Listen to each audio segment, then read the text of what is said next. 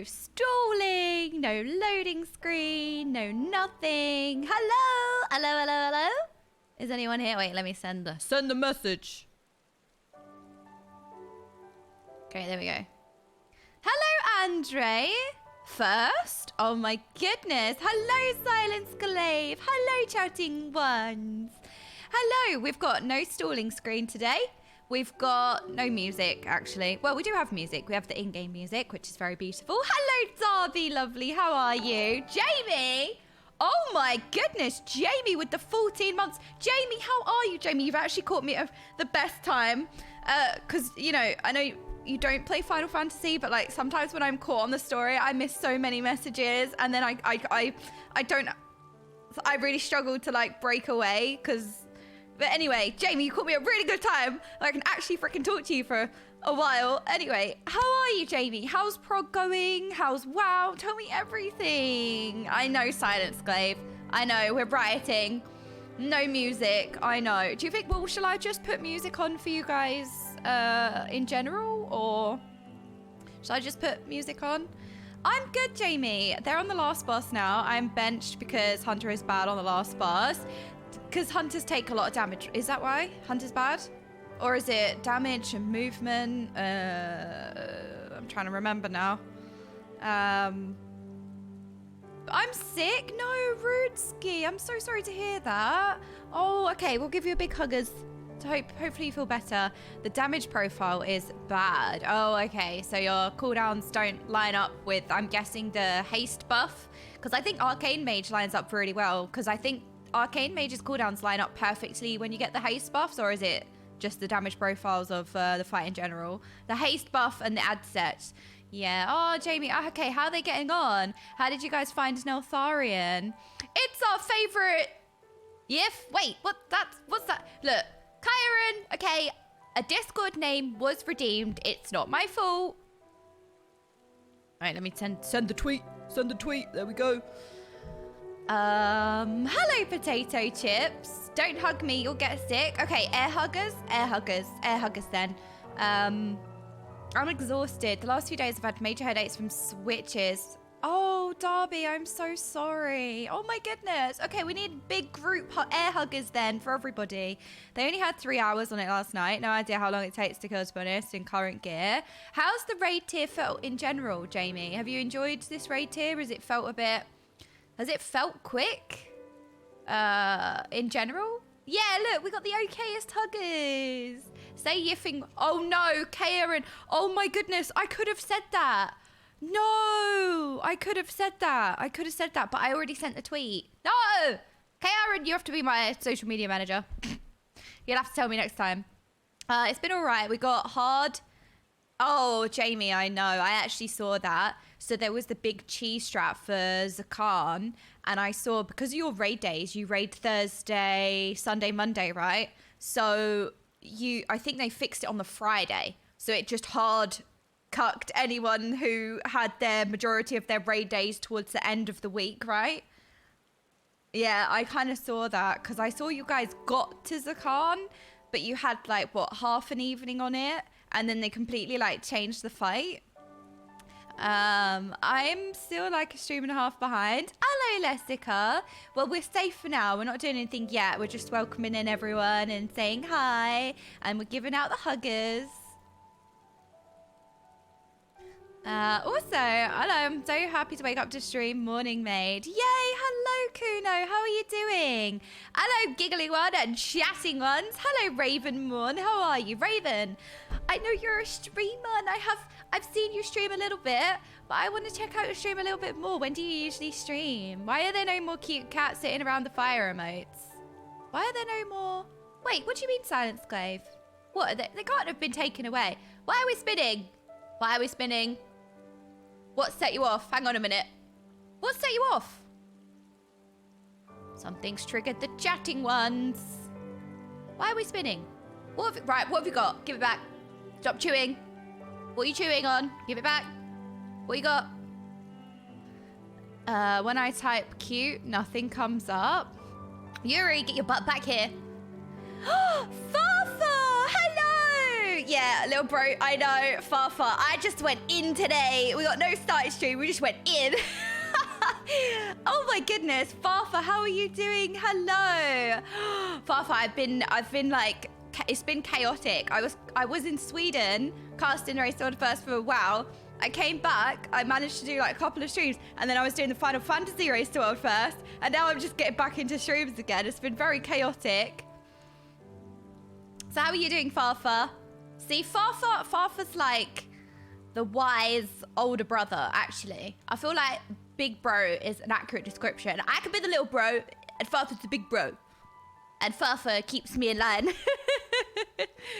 But a mad lad, well in son. Yeah, let's go. We're just going in today. We don't need no loading screen. We don't need no stalling. We just go straight in. Dang, straight into it there. Hey, didn't tune in right away because I'm so used to intro. I know, I'm just causing chaos today. I am causing chaos today. I just was like, no loading screen. I'm ready for once. I've only just started and we're already ceiling spinning. Yeah, I know. We're already spinning. Hello, Neentog. How are you? Hello, Presea. Presea's here as well. Yeah, we do have all the cute cats cuddling around the fire. Cuddling around the fire? Yeah, we can do that as well. It doesn't start with Q. Okay, silence go. We found the cats. Doing well, thank you. As for that, I sadly don't really have a schedule. I'm kind of going with the flow. When I find a window in time, I'm pretty far from a pro stream. What do you mean, Ravenborn? I was going to say Ravenborn. Ravenborn? What do you mean? You are a pro streamer. Streaming is enough. Streaming is enough. And it's mostly MSQ and Final Fantasy 14 or Mythic Raid Progging. Wow. How's your Raid Prog going? How's your Raid Prog going? Wait, did Jamie say anything else? Jamie. Oh, okay, no, good. JB, I get really worried that I miss your messages because, like, obviously, I really appreciate all of our lovely community, but I always appreciate those who have been here since WoW as well. And I never want to neglect you because I know I've changed games and it might be a bit more difficult to watch because you're not used to Final Fantasy story or you might have missed some streams and you don't know what's going on. So I always like to take this time to, you know, make sure I appreciate those of you who still come in. Jamie, for example, thank you so much for the 14 months, Jamie. I really appreciate that. Yes. The note, oh, Farfa, did you know that the great yiffening happened yesterday? And it killed my stream. Not too bad, could have been better. I'm 4 out of 9 personally. Gildo's 6 out of 9. Going for 7 out of 9 tonight on Mythic Magmarax. Oh, good luck, Ravenmorn. Look, Ravenmorn, streaming whenever you can is important, all right? I'm more of a scaly myself. Well, I learned all about the chatting ones yesterday, okay? The great yiffening. These lot love yiffing, apparently. I was caught out. I actually didn't know what it meant. I had a really stupid moment because we were talking about different pronunciations in different dialects. And I was saying how in Swedish, sometimes they pronounce the J's as Y's. So, for example, Andrea, my friend, who also streams Final Fantasy, she calls me Jordan instead of Jordan. Or they say Yump and Jordan and stuff like that. So we was talking about the different, you know, dialects. And then a chatting one thought they were really funny. And they were saying, oh, do you pronounce GIF as Yiff? So I thought that was really cute. I was like, Yiff, that's adorable. Yiff it, Yiff. I love Yiff. And I didn't know what it meant, all right? I was being set up, and I did not know that I was being set up, okay? The chatting ones are too clever, all right? I got outsmarted. Pervy Sage, thank you so much for the 5 gifted subs. Thank you so much. Yeah, I didn't know what yiffing meant. I just thought that's a really cute way of saying GIF. Like yiff. I was like, I love yiff. That's so cute. Yiff, yiff, yiff. And everyone was like, oh no, concern, despair. So I was like, I'm lacking critical information again. So I got set up. I got baited, all right? I got outplayed by the chat. I got outplayed by the chatting ones who were chatting yesterday. Yeah? And I learned, and the thing is that everyone was like, don't Google it, don't Google it. And I thought it was a cute word. But no, we can't have cute words here. They have some sneaky meaning, okay? No cute words allowed. So I was linked to definition. I put the definition on screen and it completely froze my stream. My stream completely broke. I had to restart my PC and it was just perfect. So the great yiffening happened yesterday. It completely broke my stream. As soon as I put the definition on screen, my whole PC crashed, my stream crashed. So yeah, that was the great yiffening yesterday. Well played, chat. Again. Got him. Yeah, the stream got cancelled. And I had no idea. Okay? Unbelievable. So I had to restart my PC. I had to restart the stream. So now we refer to it as the Great Yiffening. And my Discord name is now called the Yiffing one. I still think yiffing is a cute word, but you've all ruined it with your sexual definitions. Yes, exactly. That's a classic Madge clap. Well played. Yeah, well played. Very funny. Yes, very funny chatting ones. But now you've learnt a new word. That's very true. That's very true. I have learnt a new word. I'm broadening my vocabulary. Lots of words are cute, but horrible meanings. I know. Yes, exactly, Pervy Sage. The Great Yiffing. The day that Jordan yiffed all of chat. I don't think that's what happened. We are degenerate pervs. It's true. Yeah, I'm learning that. No. We are 10 minutes into the stream. You're not allowed to have a chatting ones meeting where the streamer isn't allowed. No, I'll put my foot down. No meetings. Okay? No. No more meetings. No more meetings for the chatting ones. You're all banned from meetings because I'm not allowed in the meeting and I get FOMO. The day... No! I don't like this. Stop having a meeting. Yiffing on a daily basis is good for your health. Well, if we sniff minty air, it seems to do the chatting ones good. Hello there, Daniel. Copperhawk, thank you so much for the 4 months. I really appreciate that. That is very kind of you. Next expansion, Shadow Yiffers, Spiss. Okay, all right, fine. The chatting ones having their own private meeting. Me. We get to have a meeting without the streamer. See, look, you lot having your private meeting. I'm just gonna back at you. Exactly. You have FOMO and you play Genshin, your bank account must be dry. Well, okay, Genshin, I've actually only spent, I think, like £14, and I've played for like 2 years, but I've realized me playing. Silence Glaive, thank you so much for the gifted sub. That is really kind of you. Thank you very much. Pearl chocolate. Ooh, oh my gosh, cute. You really are treating me today. Here, have some cheese. Thank you, cute. Thank you for the ball of chocolate.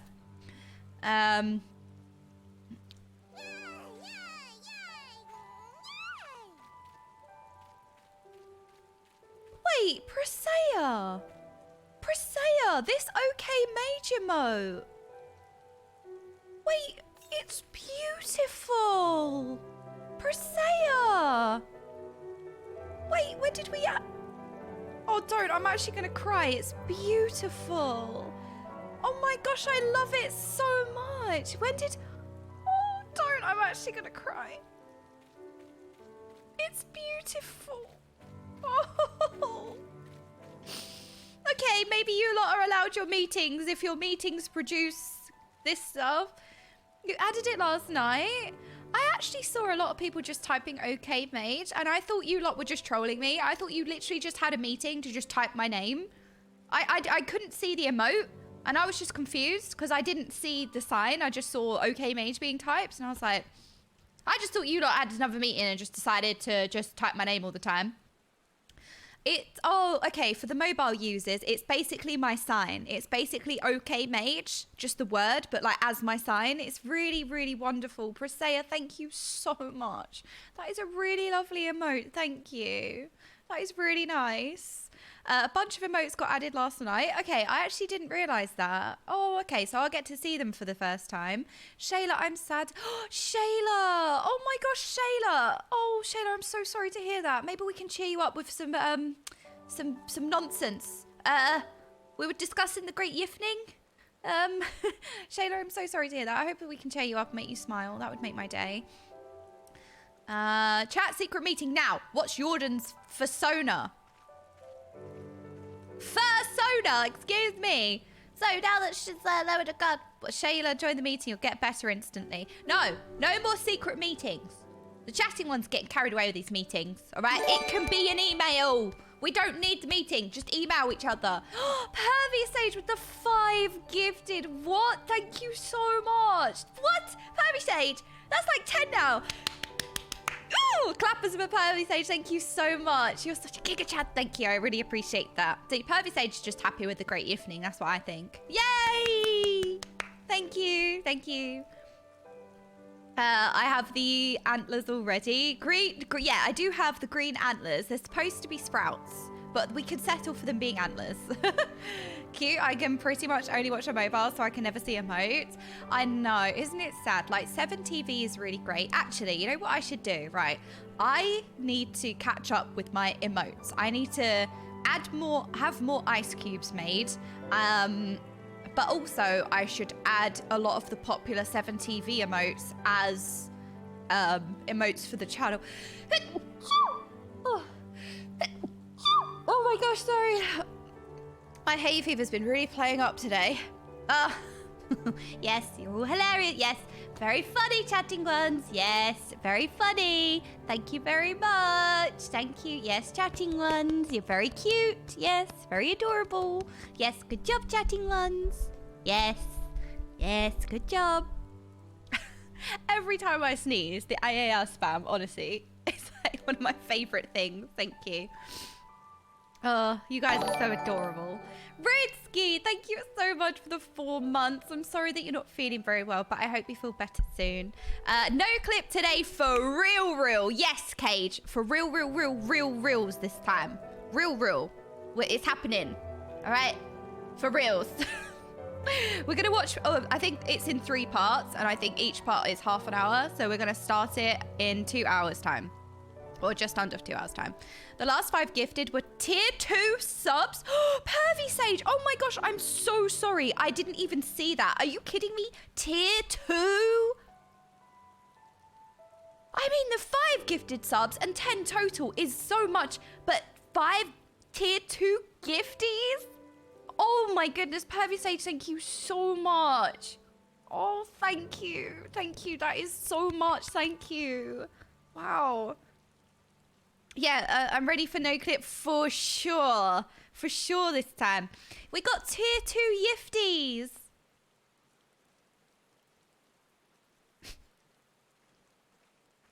Yeah.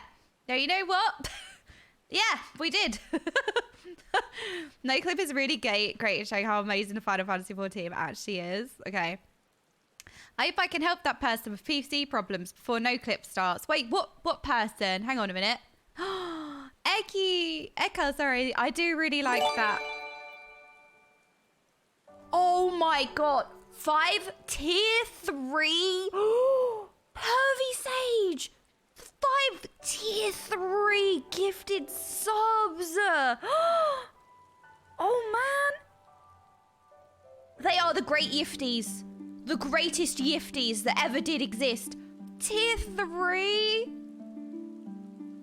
Thank you so much, Pervy Sage. Oh my goodness. The biggest giga chat of the stream. Thank you. That is really kind. Thank you so much. Thank you. The music is also saying thank you. We got some wee wah woo. Oh my goodness.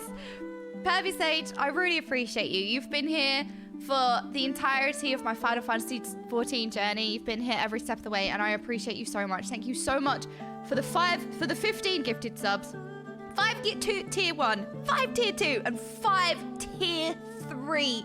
You're amazing. Thank you so much. Big clappers to Pervy Sage. Yes, okay, well, we would get clappers in, but it seems like the chatting ones are being set off by the music. It's the great yiffening. Pervy Sage coming in with the Yifties. Giga sub since the biggest giga chat is currently standing on screen. Raymu. See, I recognize Raymu. Is this you, Pervy Sage? Raymu, I recognize you. You gave me a gift. You gifted me, was it Chocobo pajama bottoms? No. But you did give me a gift. You gifted me... I swear you gifted me the Chocobo pajama bottoms or something, right? But thank you, Ramu. Thank you for coming to hang out with me. I really appreciate you. The plain pajamas. Thank you. I knew it was something. Darken, thank you so much for the gifted sub. Wait, we're on a level 8 hype train. Hang on a minute. Level 8? I swear to God, before I played Final Fantasy, like my biggest hype train was level 6 and it was such a big event. It was such a big deal. And the fact that we're just casually on a freaking level 8 hype train is insane.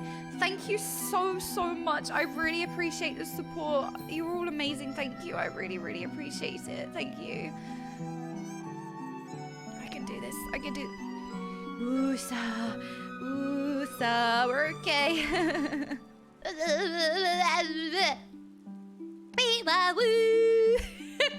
Sorry. You lot have a lot of things that you do that brings a lot of joy to my day. And the fact that I'm standing in this zone and you lot are just like... just... And every time I sneeze... Oh, I just hit my finger on the desk. Alicia... Did I say that? Alicia? I'm so sorry if I pronounced that wrong, but thank you so much for the 4 months. I really appreciate that. More hype. Thank you so much for contributing. I really appreciate it. And hello to the both of you. Look at the gaming ones. You have such a beautiful aura. I love your outfit. Hello. We're getting a bit soggy, aren't we? In the rain, in our jammies. We got our jammies on. Awawa! Wait, is Awawa here? Awawa! Hello, Awawa. How are you doing? Soggy. Awawa's here. Awawa, hello. Oh my gosh. Let me tell you, Awawa sent me the best thing today. Ever. Awawa, can I show stream? Say, actually, I should message you and say that because I'm not putting you in a position where you can say no. But she sent me the best thing. Of course, okay. She sent me the best thing ever, and I'm really tempted to get them. Right, let me see. Let me see if this is gonna break the stream. Let's see if it's the great yiffening part 2. No, she didn't send me yiff. No, she didn't send me that. She sent me this. Look at the Sprout bookmarks. Look how cute these are. Look at the Sprout bookmarks. I really want to buy them and just decorate my stream. I want to buy them and like, I want to decorate my setup with like these tiny little sprouts. They're so adorable, aren't they? They're so adorable. Hello, Holly. Holly, how are you? Hello. Hello, Rain as well. Hello, Rain. How are you guys doing? Oh my goodness, making me so happy seeing your names come into the stream. How are you guys doing? So yeah, Awawa sent me these little Sprout bookmarks yesterday and they are adorable. I really want them. So I feel like I could just put them like in my microphone and like, I don't know, just decorate my stream with them in general. They're adorable, right? Hello, nerdy bits as well. Lady Jana Proudmore. Hello, how are you doing? Many of the chatters don't have children of their own. So the fact that they can come here and cheer up the toddler streamers makes everyone feel better. Exactly. There you go. I actually said to Dad yesterday, I said, okay, I'm going back to the... Wait. Alencia, here, look, have some chocolate. Shh, don't. This is a undercover trade window. I actually said to Dad, right, I'm going back to the daycare now, but I don't know if I'm the daycare or you're the daycare. We haven't established that bit yet. I feel like we share the brain cell in that. Sometimes you're the daycare, sometimes I'm the daycare. Oh, Guy from ancient Greece, you're Alencia. Well, thank you so much for the trade. No one else saw it though, so it's fine. Hello, Red Neighbor. Red Neighbor, that's nerdy bits, right? Ooh, what a lovely cup of tea. Thank you very much. Tazai to Vunu. Thank you very much. That's very nice of you. Thank you. Equitable care relationship. I feel like we're all in the daycare together. We're all in this together and we shall lick glue and there's nothing you can do. Yeah, that checks out. Yeah, we're all in a daycare and there's no adult supervision. We're all sticky. That's why everyone's on the ceiling. No! No dying of cringe. We're 24 minutes in and we're dying of cringe already. Just being here watching Jordan stumble over herself is bound to make me feel better sooner or later. Thank you. Life is difficult. Why are we licking the mods? Okay. All right, fine. You know what? Okay. All right. We're just licking mods. That's fine. Ooh, it's foggy. Wait, I actually genuinely didn't even mean to do it that time.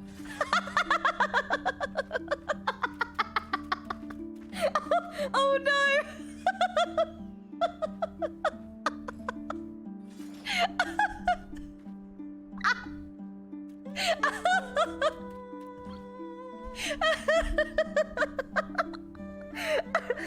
Everything now, everything that rhymes is just gonna be said like that, isn't it?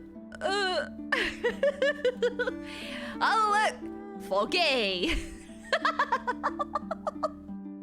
I didn't even mean to do that. It just came out like that. It's canon now. Everything that rhymes with sloppy has to just be said like that. No, stop giggling. Stop. Jodders, I don't think we want to say that. Jodders, excuse me. No yiff. Bad yiff. Bad Jodders. Okay, well, I guess we'll look at the mods as well. I mean, we could say it like that. What a cute doggy.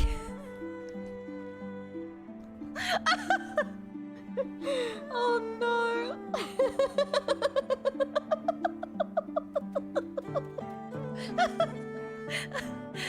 I'm hanging out in a swamp. It's kind of boggy. It's raining. We got a soggy doggy. I hate myself. I'm killing the joke now. I killed the joke. It was me. I killed it. Yeah, back at you, Rodrigo. Yeah. Wee wah woo. There you go. Hope you got sleep so you're not groggy. Oh no, it's perfect, Jonas. It's so good. You didn't kill it. You gave it a new life. Oh my gosh, that's it. Every time there's a rhyming word, it has to be said like that, okay? These are the rules. You lot having your secret meetings, okay, with no streamer allowed while you're having your meetings. Go discuss that in your meeting. How about that? Everything that rhymes with soggy has to be said like that. Wee wah woo. Noxie, so how are you today? It's so wonderful to see you. Noxie, how are we? Somebody stop her. You can try. Go have a meeting about that. I can't wait to her to get confused IRL.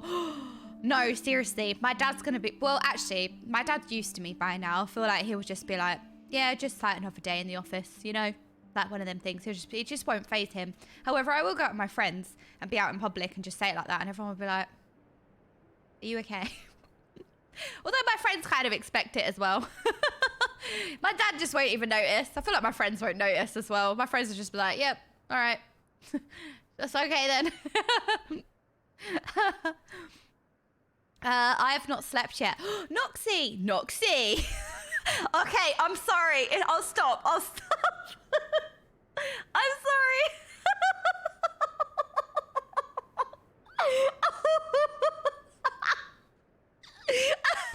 We've got a Wawa and we've got Noxie. This is out of control. I'm sorry. I'm sorry. Noxie, I'm sorry. Why are all the I meant mods. I meant why are all the mods getting renamed? I said something else, but it's okay. No one noticed. We still got your other mods left. I know, right? Right, we'll rename them all. Hello, Pajama Graham. How are you?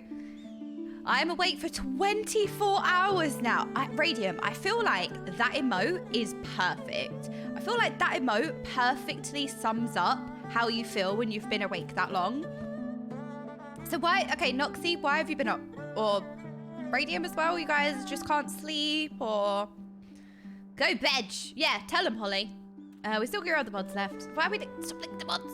They're all gonna be covered in dribble. Wee wah woo. So cute. You look so adorable. You're so adorable. You're so cute. Oh, you're so adorable. Sorry. Sometimes you just really get me. Needtog, you're so adorable. Oh, you're so cute. Yes, we are. Yes, you are. I just haven't felt tired, I guess, because it's too hot. Oh, God, that is the worst. When you're just too hot and you can't sleep. Hate that. Oh, no.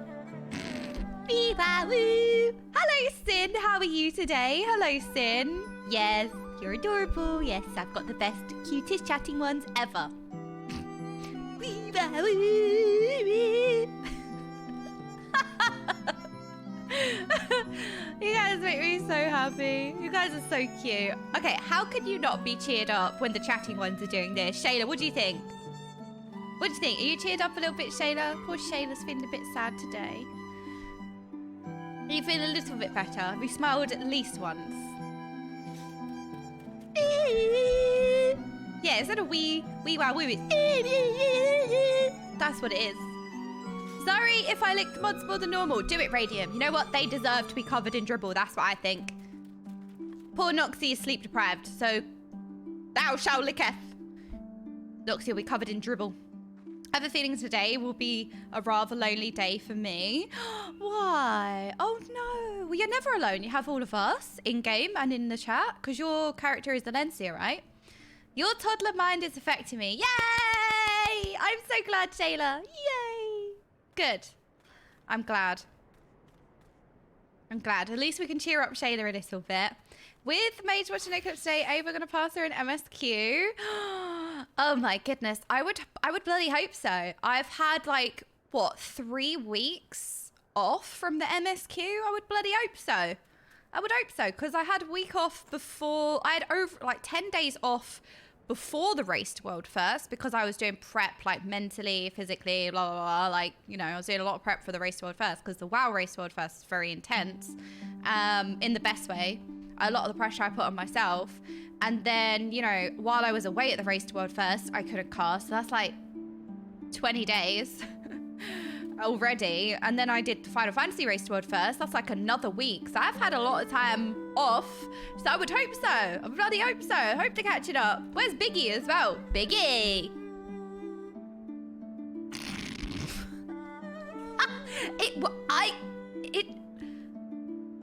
I can't stop. I can't stop. I can't stop. I actually can't stop. I have not hydrated Guy from Ancient Greece, but I will hydrate just for you. Meiji. Okay, Meiji. Ass toast. Asian toast, sorry. Okay, we'll hydrate for some Asian toast. Daisy! What? It fits everyone. It actually fits everyone. Mizu! Hello, Mizu. How are you doing? You might require therapy. Oh, no. This is cursed. This is actually cursed. Why have we done this? I say we, okay? I am aware I started this, but you're all going down with me, okay? There's no I in team, so anything I do is you. And as you lot always say, chat reflects the streamer, so you're all coming down with me, all right? I'm dragging you all down with me, okay? This is everyone's fault. There is a me in team. Damn it! No NT matter. No. Bad NT matter. Yeah, we're really all in this together. We really are. I'm gonna tell Preachy. The preaching one will hate that. I don't know which one the preaching one will hate more. Being called the preaching one or Preachy. Which one do you think he's gonna hate more? Mikey! Oh no, I hate it. I hate it here. I hate it. I need to stop. Stop doing that. Stop, stop, stop, stop. Oh no, shame my character is too poor to get PJs for NOCLIP watching time. Wait, what do you mean? You guys don't have to be in PJs. You could make, you know, you could makeshift some PJs as well. Preachy, the preaching one. Gingy. Oh no. George. Oh no, I need to stop. I need to stop. I'm getting out of control. I'm getting out of control. I'm being annoying again. My existence is annoyance. I just have new robes because new, oh, okay, that's fine. That's fine. I'm sad I'm at work. I can't join in game. That's fine. No. If you can't join us in game to watch NOCLIP, we will be going to an in-game cinema. The mods have pointed me towards the cinema, so they'll pin a message of where the cinema is because I don't know where it is. I think it's the Walkers. I think it's the Walkers Free Company House, and I think it's a room in the Free Company House that's the cinema, I think, if I'm right. Nerdy Bits, you've been stuck in a loop for quite some time now, have I? Oh, I've stalled myself. I've tripped myself up. We actually do have loop. For anybody that wants to ride the roller coaster, I know most of you probably don't make the height restrictions because we're all toddlers, but we have a toddler. We do have a toddler roller coaster for you lot. I would be very happy to join the no streamer allowed secret meeting. Shayla! No meeting. No meetings. Yeah, I think it's loop. Is it loop? Is it loop? Do we have a roller coaster? Do we? We do. Look, we have a roller coaster. Look, for the chatting ones. Look, we've got a roller coaster ride for you lot. Look at that. Look, you can ride a roller coaster. Yes, who's good, chatting ones? Who's good? We got a roller coaster. There you go. There you go, chatting ones. Yes, very good. You all make the height restrictions because it's a toddler coaster. Rio's spinning already. I missed a message. Yeah, sorry, Immortal Cheesecake, you're still involved because you're still in the stream. So you still will be with us, you know, all of you who are going to be watching through the stream. You're going to be with us in spirit as well. Ava stream watched NOCLIP there the other day. We formally apologise for any stains you found on the seats. I know, I saw it. Let's go. No, excuse me. You're having secret meetings without me. You're riding the roller coaster without me. Oh, Bogadank, you are adorable. Bogadank is so cute. You're so cute. Whee! You're so cute. What kind of stains? Like, you know when you get nachos and then it's like the cheese sauce and then you drop it and then that's the stains, right? The stains of time. Have we banned the cursed word from yesterday? No, that's now my name in Discord, actually, Kelsia. So not only is it not banned, I am now called the yiffing one in Discord. So, you know, the cute must be squeezed. Swashpa. Oh, you're so adorable, Swashpa. Oh my god, that is so cute. That's like 2 of my favorite emotes. Ooh. Stop licking the roller coaster. No, leaky poo. Stop licking the roller coaster. Okay, you might. That's not good. Radium. I first saw the roller coaster. I didn't know the meme, but I was in Zeem's stream a little while ago, and I tuned into his stream, and all I saw was the roller coaster and like the spinning cute Pepe sit. Like it's Pepe sit, but it's spinning. I don't know if we have that. If we don't have that, could we add it? Sorry, I'm putting pressure on the modding ones, but all I saw was that, and I had no idea of the context. I didn't know what it meant, so it kind of just looked like everyone was being a toddler on a roller coaster, and I sat there and I was filled with so much joy just watching that. And I was explained the context when I brought this up for the first time. It was that it's a loop, so it's when the streamer is like looping a point or something like that, or we're going round in a loop or something. But in my head, it's actually you just riding a roller coaster, and it's just really cute. Wee-ba-woo! Exactly. He's just adorable. It's so fun. I unironically cannot eat cheese. Envy those that can. The Dark Man. Yo, no clip today. Hope you're having a good day, Miss Maid. Oh, the Dark Man. I'm having a wonderful day. We've only just really gone live, but I'm having a wonderful day already. Okay, Presea is riding the roller coaster upside down. I feel like that's just adding a different dimension to it. But yeah, Dark Man, I hope you're having a good day as well. Welcome on in. But yeah, Ryo, can you not eat cheese because of like vegan, or you're lactose intolerant, or is there any reason? When Zeems is ranting about the same stuff over and over. Okay, there's the context. But to me, when I didn't know that, I was just watching everyone ride a roller coaster, and it was just really cute. It was really adorable. It just made me happy. So I was like, yeah, Presea! Oh my god, Presea, thank you so much. That's exactly the emote. It's so adorable. It's so... That's exactly what it is. Wee woo. Oh my god, it's so cute. I can't. That emote is so cute. You lot. You're so adorable. You're so cute. You're so adorable. Oh, you're so cute. Oh. Roll the derby. Look, you actually are rolling. See, look. So, you know, again, without the context, now I'm looping. I'm actually looping. But without the context, I just kind of saw everyone just riding a roller coaster, and it was just so funny in my little toddler brain. Yes, you're adorable. I still don't get what up enter means in Xeno's chat. Dasher Pepper, that was explained to me. I think yesterday or the day before. So apparently, if you're in Twitch chat, if you press up, it will put your last sent message in the chat window, and then if you press enter, it will send it. So if you press up in the chat window, it will bring up your last sent message. So I guess it has something to do with that. I don't know. Astrum, thank you so much for the 3 months. I am a sturgeon. Ooh, all right then. Chief Sturgeon. You're going to set the chatting ones off spinning now. Astrum, thank you so much for the 3 months. Teaching her chat how to spam repeat messages is a bold move. Well, you know, you lot are cute, okay? I don't know what up and... I guess... okay, you know what? Fine. We'll just up and enter. It has to be an in-joke. Yeah, I think so. If you want to spam, you hold control. Okay.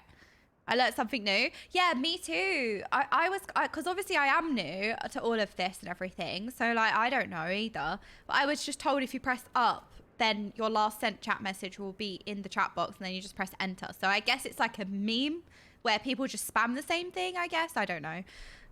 When I rebranded, the reason I came up with Roll the Derby was because I had the thought of the Wii Sport bowling meme, but it's also like rolling a dice, roll the dice. I get it, Roll the Derby. I get it. That's good. Okay, we're just spinning. Okay. All right, we're just spinning now. Why are we spinning? What have you got? Stop chewing. Give it back. What you got? Why are you spinning? There is nothing on screen. You've not been fed any sludge. What are you distributing amongst yourself? No, get your butt back here. Yuri. Yuri's always sus. Yuri is the first to scatter every time. Why are we spinning? He keeps iterating the same point. He does up enter IRL. Okay, so that... Okay, so... Oh, right. That makes sense. Okay. You know what? It's actually reassuring to know that. It is actually really reassuring to know, because I feel like I do that as well. And like, I always just hate myself. And these kind of things are not normalized to me because I don't watch other streamers. Like even before I started streaming, I don't watch live streams. The only time I watch live streams is if I want to support a friend. You know, I keep people's streams open in a browser so that I'm not helping the viewership, but you know what I mean? I like to support people. So I will sit in friend streams and stuff like that, but I don't really watch live streams. I watch YouTube. So I watch, you know, streamers for YouTube most of the time.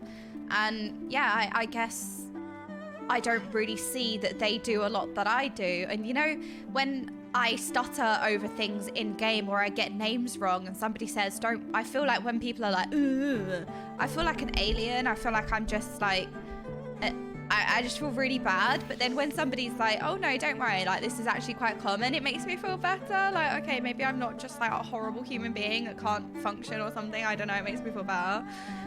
So, you know, when other people like go on a loop, I think I do that. I think because I'm trying to get my thoughts together and I'm trying to articulate my point and I'm trying to like understand of what I'm trying to say, and then you can kind of like conclude and say the same point. So I kind of get it. But yeah, it's good to know. It's good to know that other people actually do that as well.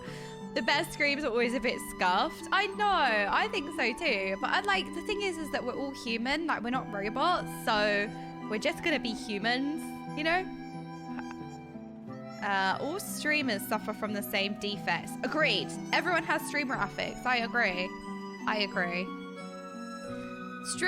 Excuse me? Streamer-free roller coaster meetings?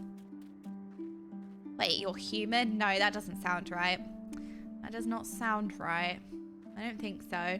Speak for yourself, beep boop. Oh, sorry. I apologize, Master. Yes, we are all humans. Oh, SpongeBob, you're so adorable. The human debuff, I know. But yeah. It's comforting to know, like, these small things are good, you know? Hello, fellow humans. Hello, Spectre. How are you doing today? I think I'm -7 stress. Time math is hard. It's actually really difficult dealing with time zones. I have to agree. I'm just glad that there's a Discord. I don't know how to say how it's like a code message, like Hackman's message, where it shows everybody the time zone that they're in.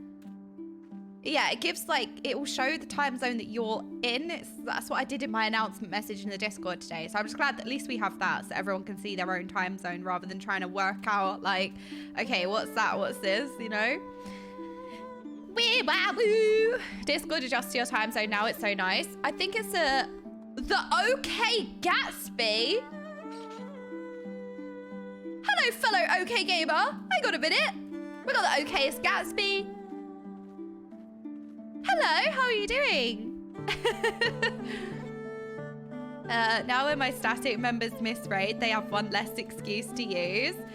Yeah, it doesn't naturally, either you have like a bot or you use the code thing that I have a website for that I just put in the time and then I copy and then I paste it and then that'll show the time for everyone in their own time zones. So I don't think it's a default Discord thing. I think you have to actually implement that, but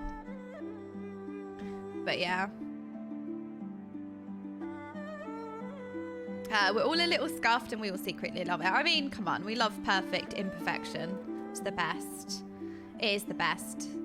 But yeah, I don't think it's a default, like, setting.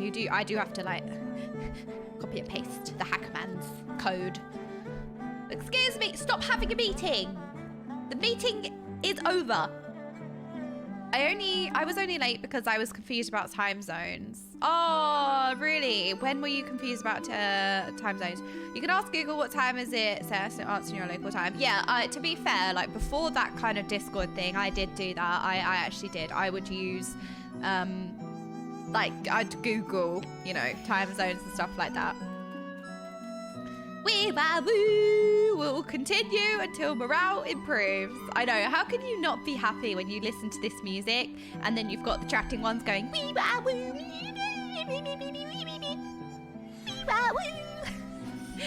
How can that not put a smile on everyone's face? I have to look that stuff up for live lists as start times. Yeah. There's still a lot of things that, you know, there are a lot of things that you still have to look up. I haven't played 14 since Stormblood. How are you liking it? So I am very freshly into Stormblood. I am really enjoying it. It's really difficult because after Heaven's Ward, I was like, I don't understand how things can get better because the music is so dramatic in Heaven's Ward. Everything is so just overwhelmingly epic, I guess. And it's like, how does it get better? But then going into Stormblood, like the characters just are way more immersive. I'm genuinely scared of some of the characters and they have so many epic moments where they say a line, like their voice actor delivers a line and it's not only written beautifully and extremely powerful, but it's said powerfully. And then you have the music that's really setting the tone in the background. And I feel like Stormblood has completely different music style, but it's equally as good. It's not as dramatic as some of the Heaven's Ward music was, but it's equally as amazing. It's just a different genre, I guess. But yeah, I don't know. It's really difficult to be like, oh, it gets better because you can't imagine better because you're already like, you think you're already at like the limit of what you know is best. And it keeps pushing that up. It gets better partially because the characters you interact with gain more history over time. That makes sense. Like, you become more and more invested in the characters, you know? You spend a lot of time with them. You go through all of their hardships. You go through their character growth and their character development. And you just feel way more attached, right? Only Soken can imagine better. The rest of us are stuck with already published works. I know, Soken, unbelievably talented. Oh no, what is this? Oh no, what is this? No context. Oh no, I'm scared. Oh God. What is this? Hang on a minute. Oh no. Okay, let's have a look.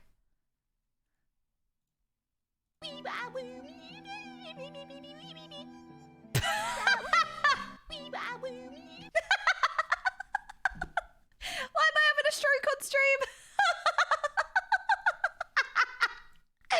Oh no, hang on, I need to turn this up for myself. Is it loud enough for you lot?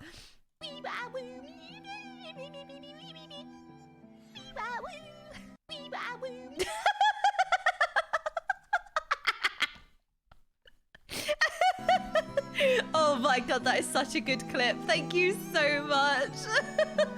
It's perfect. I love it. Thank you. That is such a good clip. Holy moly. Okay, wait, let me just link the clip. But this is me being you lot, alright? Yeah, I'm blaming you. Yeah. Yeah, I'm blaming you lot. Yeah, there you go. I'm just living my best chatting one life.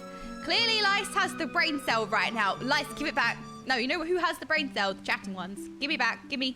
Give me, give me. The AI is malfunctioning again. Oh no. I stopped working. That was so bad, actually. I just hate myself. I'm just going to die cringe IRL.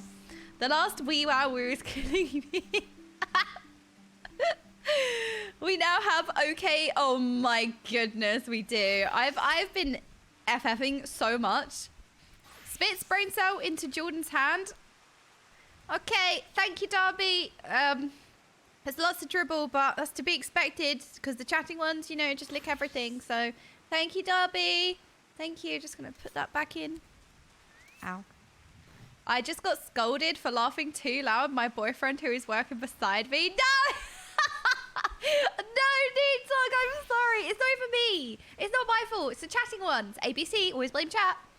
I believe from ARR to Endwalker was 10 years. So all throughout those years, you really become attached to all the characters. Yeah, that makes sense. That's a small one. That makes sense because then you just progressively it gets better because you progressively just grow more attached to the characters, right?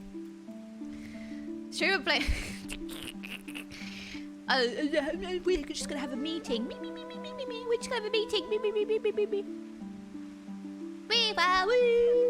Okay, I'm gonna stop now.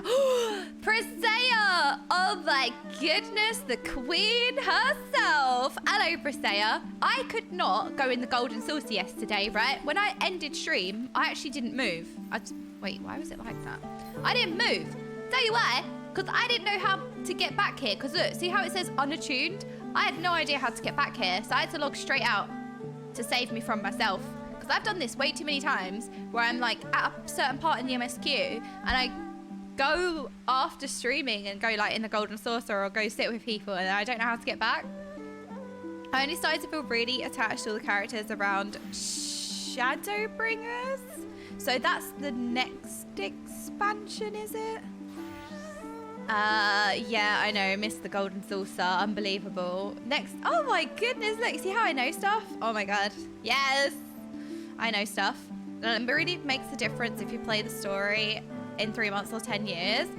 Yeah, I actually really understand that because I spoke about this a little while ago, but it's kind of like, do you remember when you used to watch series like when you were younger or like years ago and you'd get like one episode a week? So the way that we used to consume series, there was a concept of time. So you'd watch an episode and then like a whole week would go by before you see the next one. And it changed a lot compared to now when you get all of the episodes and you just binge watch them. There's no concept of time, you know? So for example, I recently rewatched a series. I think it was The Hills, actually. It's like the first ever reality show. And back then, I really thought the two main characters were like best friends because there was a concept of time. Whereas now, when I was binge watching the episodes, they're friends for like 2 episodes. And you don't really grasp that length of time that they're friends for because there's 6 seasons and you're watching all these episodes and it feels like they're actually friends for such a tiny smidgen portion of that. But when I was a kid, I knew that they were best friends and it was shocked, like, you know, as the plot line develops and people fall out or they don't fall out, like there's that attachment that you get that comes with time. So I can imagine it's the same with, say, Final Fantasy. Say like with Moonbreeder in ARR. Moonbreeder is ARR, isn't she? So like for me, we spent a smaller time with her because we didn't have the gap between patches, you know? We didn't have that time. We just kind of played it, you know? So it's different compared to people who played it at the time. When you're having gaps between the patches, you spend more time with them, even though you don't, but you do. Does that make sense? It's true. It's like the Moon Breeder example that I gave. We knew her for a bit. Like, yeah, sorry. Oh, Pasea, look, we're sharing the brain cell, me and you, Pasea. I think streamers get more attached in general because you guys are kind of forced to pay attention to every word, and chat is always wanting your reaction, so you put your feelings into words. Regular people skim over a lot and miss many nuances. I suppose so, yeah. I mean, immediately, I think streamers, I feel like we should just say, I don't know. I get your point, actually, Phobius. See, that's why it's important to read the whole thing, because immediately I was like, well, I'm just a person. I'm not a streamer. I'm a human. I'm a person. But reading your whole message, I get your point. Because, I mean, actually, I don't know, because I would be the same on or offline. Like, I don't know if it's because I'm not obsessive, but I love the details. I love the small details, and I love really absorbing everything. I love sinking my teeth really into something. So I feel like even if I wasn't streaming, I would still pay attention to that level of detail. However, I suppose there's that element of you would be thinking things in your head, whereas when you're streaming, you're saying those thoughts out loud. So maybe it makes it sink in more. So there's an element of, because you're saying it out loud and because you're trying to articulate your feelings, it makes it sink in more. So I suppose that's the point. I think whether you play it over 10 years or 3 months, I think the content and writing is what makes you connect to characters, especially if you're rating on certain characters. Yeah, I agree. Like, you still care about it just as much, even if it's not been 10 years or it's been 3 months. You still have the same level of care, 100%. I don't like when games or stories give 16-year-old adult traits that they just wouldn't have. It's basically a college graduate people look up to as a leader, but you're just a child, and I find that annoying. You guys are having a private conversation without me. I feel like I'm interrupting your private conversation. Sorry, you guys are having a meeting. I don't have the attention span to care about anything other than the MSQ and raid story. There are some people that know every character and every side quest. That's too much for me. Yeah, I think that's very true as well. We were talking about Alpha. Sorry, Dash Pepper. You lot were having a private meeting. You're having private conversations without me, and I'm interrupting. I apologize. The voice acting in this game also elevates it just above every other game too. Oh my goodness, the voice acting quality is amazing. I feel like I always point out of some of the line delivery is just unbelievably powerful, and I always say, oh my god, voice acting, and I feel very annoying for saying that all the time, but it blows me away. Like, it blows my mind because, again, I've never played an RPG. I've never played something for story. I've never played a story game. I've never cared about anything in a game. So, like, this is a fresh experience for me in all aspects. And I'm like, damn, the voice acting. And to be fair, obviously I've played games with voice acting, you know, and I appreciate voice acting. You know, like the BlizzCon voice actor panel is probably the only thing that I watch from previous BlizzCons, because I really enjoy, you know, listening to, say, Laura Bailey delivering her Lady Jaina voice lines, and Patty also delivering her Sylvanas voice lines. I find that fascinating, and I really love voice acting. So, you know, it's not that I'm new to voice acting, but I just have a very I don't know, I'm more drawn to voice acting. I really appreciate it. Laura Bailey is amazing, my favorite voice actress. I agree, she is incredible. She absolutely is incredible. I think the writing makes it easier for the voice actors to deliver emotions as well. That is something that's like, what you have to bear in mind is that when you're acting, you have actions, you have facial expressions, you have so many tools at your disposal for portraying moments. But voice actors, all they have is their voice. So you're trying to portray all of those things that actors would use everything for, but you only have your voice to portray it, and it just makes me appreciate the talent all the more, you know? Because there is overacting always, and again, some of the line delivery is so powerful. Not only is it written beautifully, you know, there have been some lines where I read it out again because I'm like, this line is beautiful, like poetic, deep, you know, and I like to read the line again because I'm like, damn, that is really well written. And there are also times when the voice actor just delivers a line that is just unbelievable, and I stutter over it again. And I do hope that it doesn't get annoying when I do appreciate the little things, and I feel like I just make dumb comments of like, oh my god, the voice acting, but I do like to show my appreciation because it's in my head. That's what I'm thinking. I'm like, oh my god, this line. So I like to say it. Hello, Judge Siwi. Good morning. Good morning. They get British theatre actors for this game, which is why it's so good too.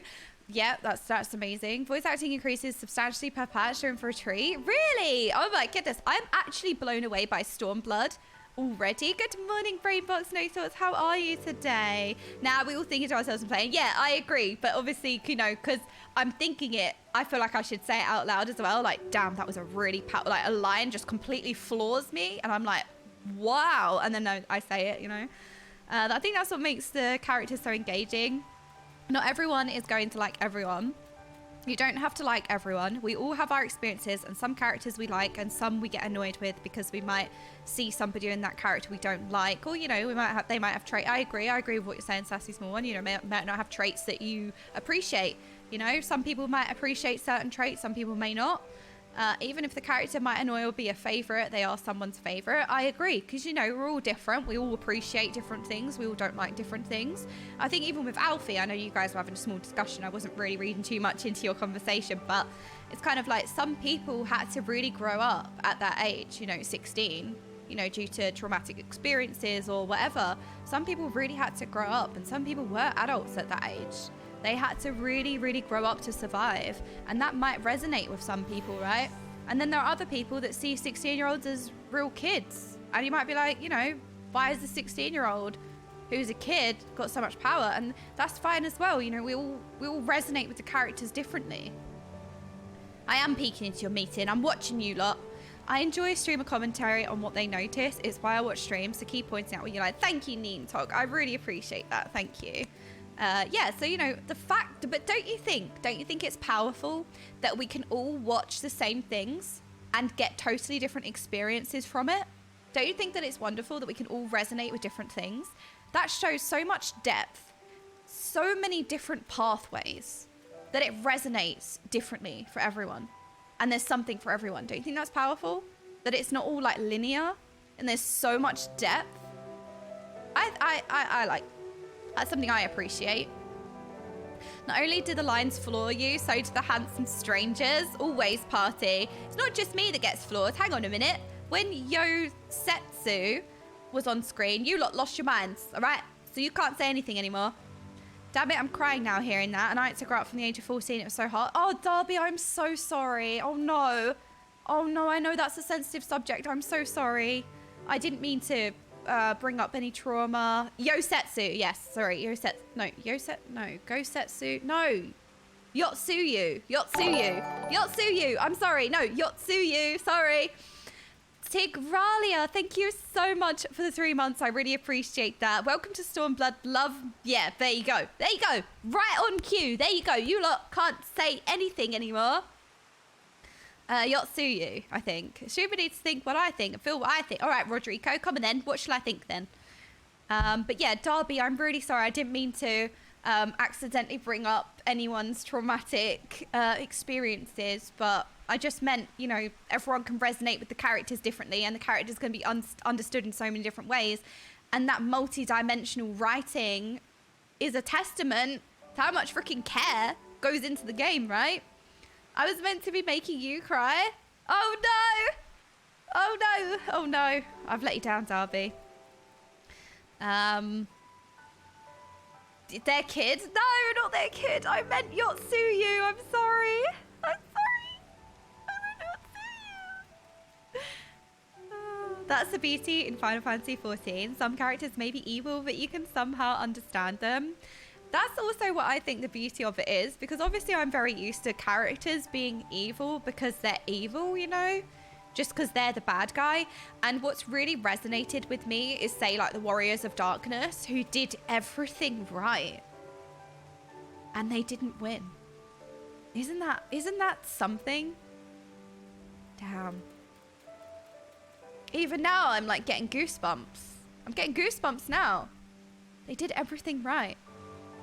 And they still lost. You know? It's like... And they kind of presented as the bad guys to us. You know? They're kind of like presented as the bad guys. How dare you get the Queen's name? Sorry, Rio. I appreciate that. Sorry, I don't appreciate that. I appreciate her. And I shouldn't get her name wrong. That's what I meant. Sorry, I just went into a soundboard moment. I am the true evil character of Final Fantasy. I deny Q-Pops as the healer. I feel like that's really bad. Right, that's it. We're lighting our pitchforks now. We're lighting our pitchforks now. That line has stayed with me since 2016. I feel like that line will stay with me for a while as well. Like, it was very powerful. That line cut me deep. Same. And that lasting impact just goes to show the power, right? We did everything right and still it wasn't enough. It's something I really relate to. Again, not to go down, you know, or bring up anyone's trauma, but that's something I really relate to as well. And I'm sure a lot of people can relate to that. And that is a really powerful sentiment, that it kind of hits those things that aren't always spoken about, you know. History is written from the viewpoint of the victors. If you lose, you're the villain. That reminds me of Hamilton. It's not quite the same, but there's an overarching sort of plot line that's similar to that. Just the first thing I thought of was the Hamilton show. I can relate. I too always do everything right. But that's why you own. There you go. That's why this guy owns, because you do everything right. I don't do anything right, so, you know. Albert, voice actor. So good also. Okay, Albert. Who's Albert? Oh, no. By the way, did you see Asmon's post? I did not. What post? It's comforting in a way. Remember to take care of yourself, chatting ones. Hydrate, take your medicine, eat, and be kind to yourself. Sassy small one, that's really kind. Thank you very much. That's very sweet. Huggers for sassy one. No Googling. Oh, Albert, Warriors of... Oh, okay. Should I know that's his name? Have I been told that's his name? Oh. Okay. Oh, you only get it once? Oh, okay. All right. Okay, okay. I'm like... Okay, cool. Okay. Say is it once. I just feel like the game never showed that name, you know? But the game never showed that as his name, so, you know? Like, the game always told you it was the Warrior of Darkness, right? If you're asking, then no, you shouldn't know. Okay. All right, be careful, chatting ones. Remember, you guys have been through everything. You guys have context. And these little things. Just be careful. But yeah. The yiffing one, better find that aether out before NOCLIP sound should be lost forever. Oh my god, I know. I really, you know what? You're right, you're right. We do have NOCLIP. I always like sitting and chatting with you guys because I miss you. But yes, you are right. You're right. We got NOCLIP today. So, Pajama Graham, I appreciate that. That is a nice way of reminding. Okay. We do have an aether out that needs licking. So let's go on with this because at the last... Okay, how did we leave this? How did we leave this? Hang on. We are going to take back Doma. The time has come for Lord Hien to return to Doma. We're at a really epic point, so let's just get on with it. I have not used this road before, but I recognize this place. The House of the Fear should lie somewhere to the south. I will go on ahead and inform the sentries of our master's return.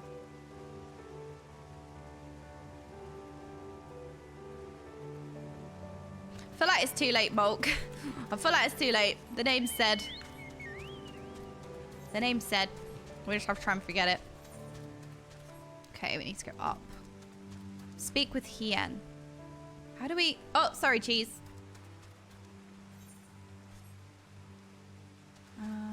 I can do this. I can do this. I can navigate. I can do... Oh, no! I failed. Wait, why is there a hole in the bridge? What kind of bridge are you? Unsafe. Where's my health and safety? I failed already. Well, there's so many crystals here. Contain yourselves, chatting ones. Contain yourselves.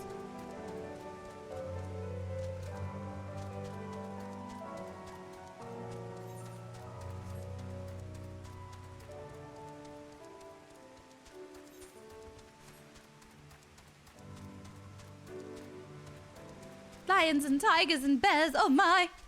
Okay, I think we're going the right way.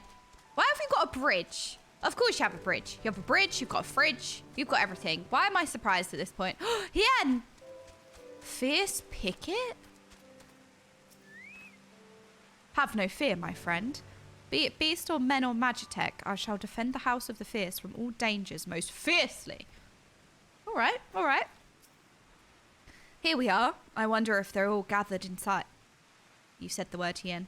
Waiting, perhaps, expecting a speech or some such. Well, no matter. I shall have to do what I shall have to do.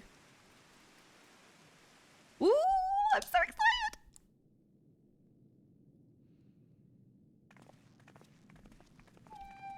Jammies. Brothers and sisters, pray forgive me my absence. It has been far too long. Again, voice acting. Holy. Lord Hien. Aw, because Yugiri was his retainer or his dad's retainer? She was someone's retainer.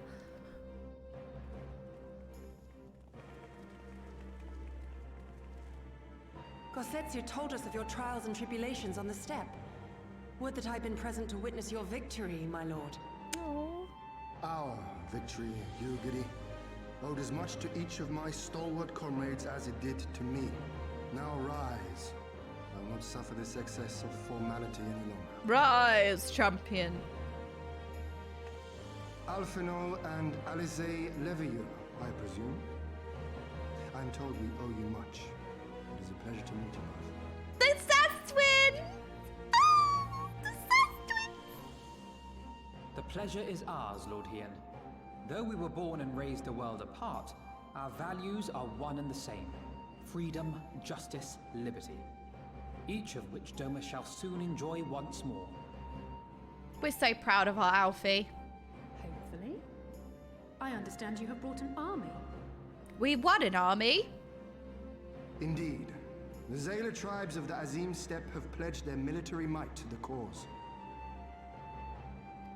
Good. We, meanwhile, have secured the support of the Confederacy and a not insignificant number of your countrymen. The Blue Kojin, too, have expressed a willingness to join the fight, provided you agree to certain trade agreements following the liberation of Doma. Don't know why I'm sitting here with a big grin on my face. I just feel such happiness. Sorry. Just sitting here like, do whatever they can. However, Suino Sato refused to answer our call. No matter. What forces we have amassed far exceed my original expectations. You have my thanks. Jammies! You should know that Xenos departed Doma not long after you left to find Lord Hien. We know not the reason why, but it would seem he was eager to return to Gir Abania. What? Have you heard anything from the Resistance? There hasn't been another attack, has there? How's your Stola doing as well? Tataru assures me they are quite well. You need not worry. If anything, this turn of events would seem to be to our advantage. How's your Stola and Krill? But there the good news ends. Yotsuyu retains her position as acting viceroy, and we have reports that the garrison at Doma Castle is preparing for a massive operation. Yotsuyu. We suspect that the Empire's attempt to eliminate you on the steppe may have been a prelude to a larger effort to purge the remaining pockets of resistance within Doma.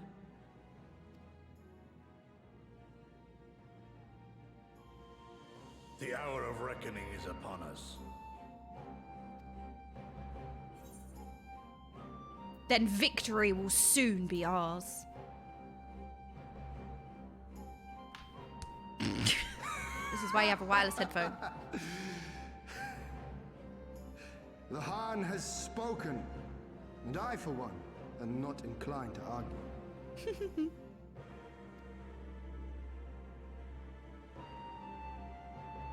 In this place, in this moment, I call upon you all. 25 years of oppression, of tyranny, of shame. It ends with us. We will prevail. Yes!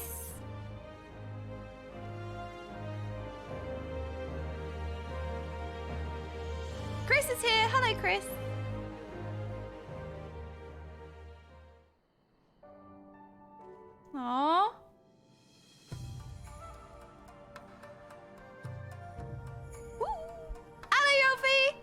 missed you, Alfie. Once more, welcome back. It's good to see you again.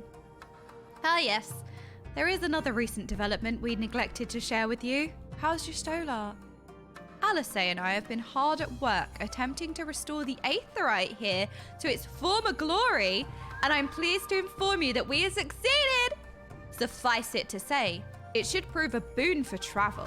Well, for those replete with anima like you at least. They fixed the crystal! We are feasting today! Alfredor has devised a cunning strategy to reclaim Doma Castle. I imagine you are eager to hear the particulars of our plan. Allow me a moment to gather everyone's attention.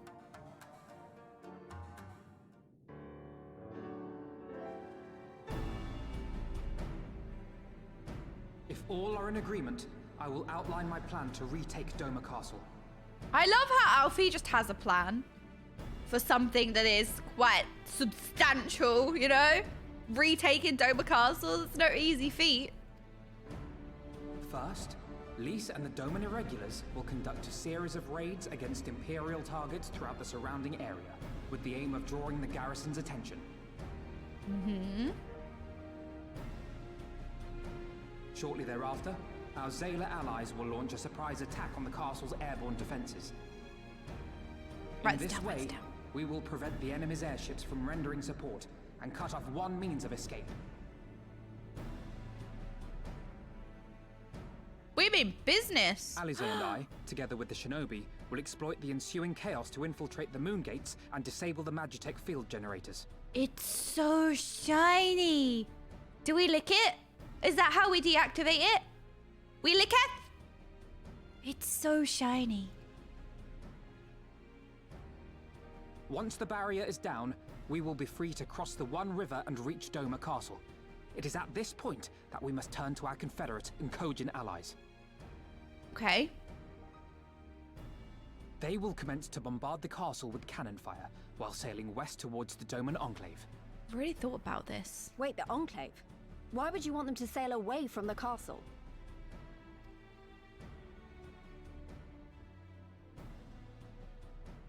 Because the Enclave is home to countless civilians. Okay. Once pressed, the Imperials may well think to take them hostage, and I would fain forestall any such attempt.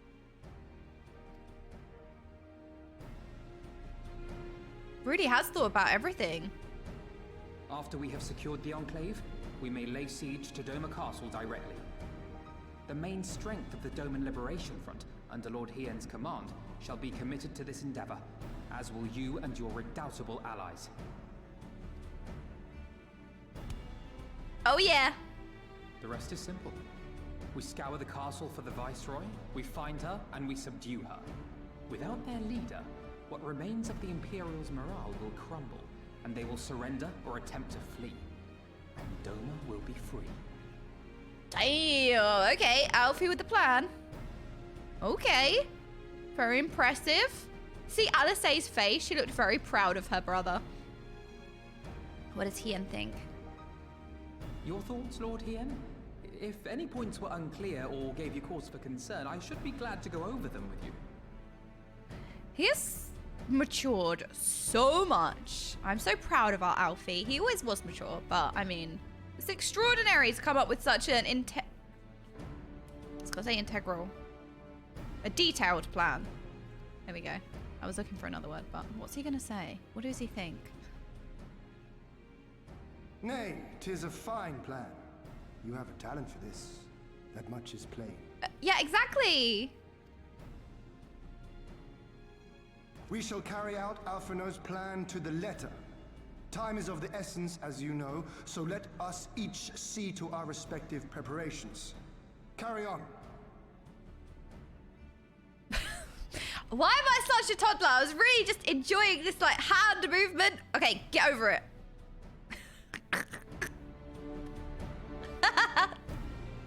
It looks cool. Da da da. La la la. La la la. La la la.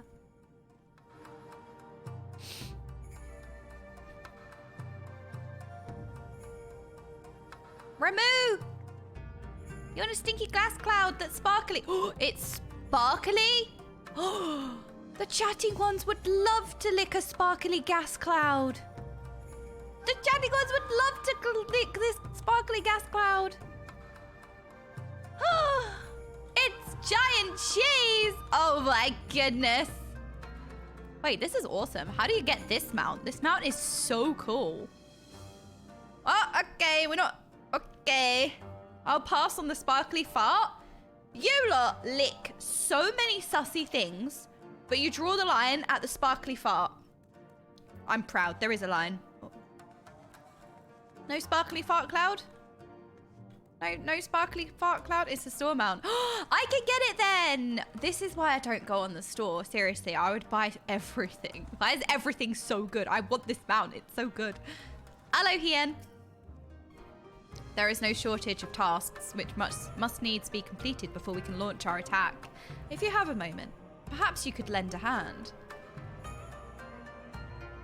That said, I've only just returned. It would be better for you to speak with Alfie to find out how you might be of service. What do you want the main character to do?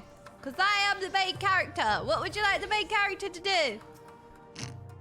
Trying to keep busy? Full glad I am to hear it. There is one task which comes to my mind. The most important task, right? As I explained during my briefing, Alice and I will need to infiltrate the moon gates to disable the Magitech field generators. Okay, with the chatting ones, they're gonna lick the field generators. So we got this. They're gonna lick the gigantic shiny door. Hello, Nanan. Kelsia, I actually... Oh my goodness. I never look at the quest names, but I should. I need to read the quest names. The room where it happened. Sorry, I just got choked up. I love Hamilton with a passion. And that is one of my favorite songs on the album. And the detail in this game, seriously? Seriously? Like, it's the little things. It's the small details. Oh, that is amazing. Yeah, I see. The room where it happened. Oh. Just got a bit choked up then. Thank you so much for sharing that, because I forget to read the quest name text. You know, there's a lot that goes on. Sometimes I miss something, so I appreciate you telling me that. Though I pride myself on my knowledge of various subjects, I must confess I lack confidence in my knowledge of this particular one, which is why I turned to an expert. I have been conversing with Sid via Tataru. Oh my god, we haven't seen Sid and Tataru in such a long time, if not in Shadowbringers, not Shadowbringers, in Stormblood. Attempting to ascertain the design of the generators based on our limited intelligence. Most recently, he sent a parcel with some documents which he believes may be of use.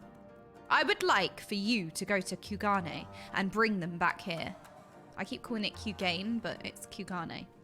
In the meantime, I will continue to work with our shinobi allies to plot a path into the gates. Safe travels, and thank you again.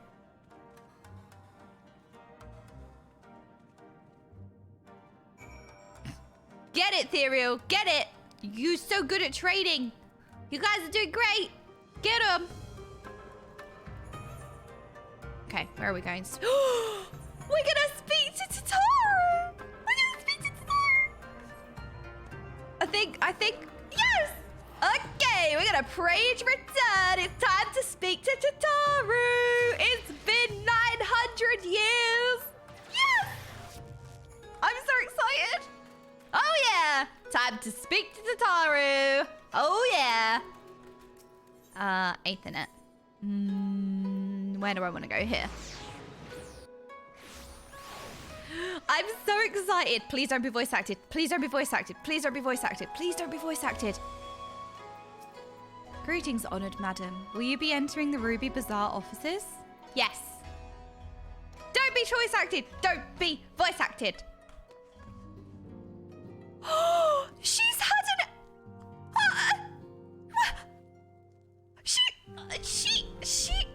she's had a whole outfit change. Wait.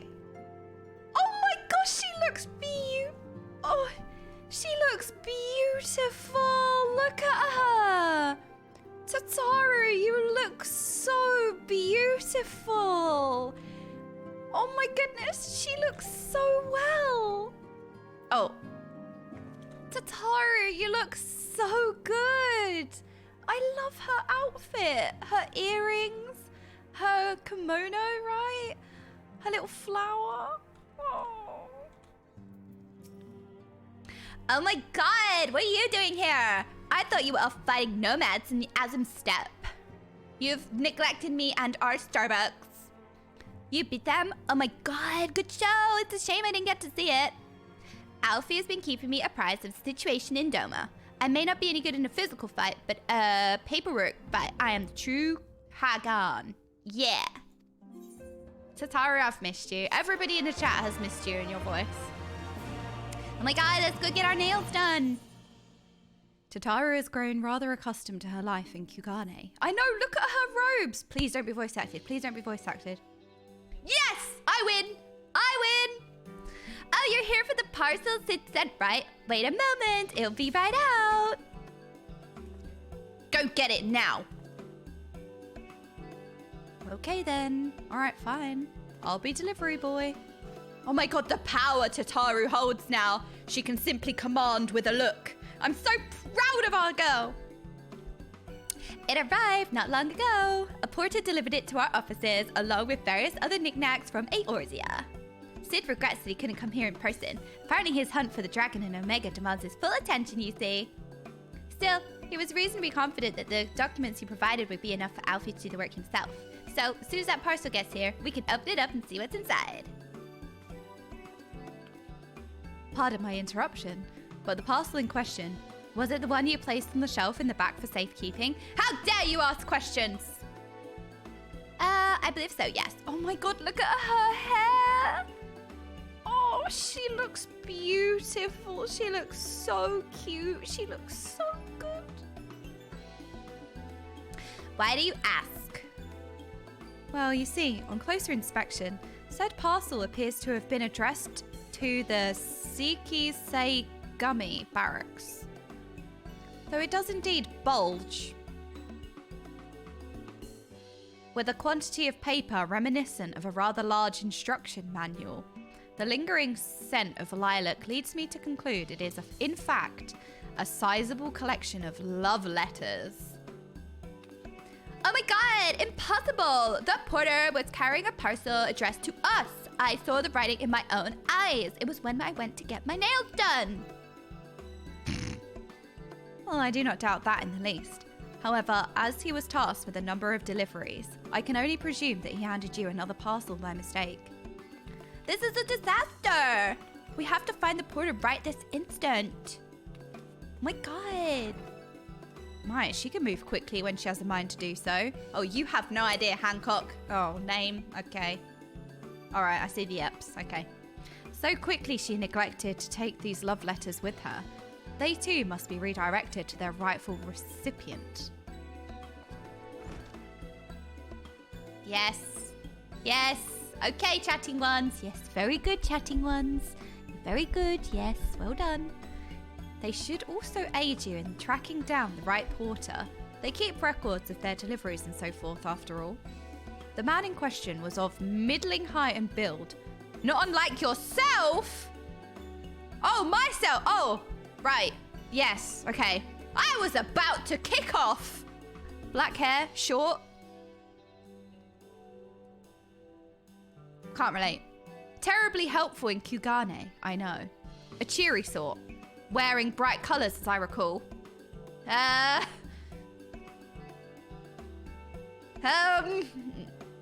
Black hair, short, bright colours. Can't relate.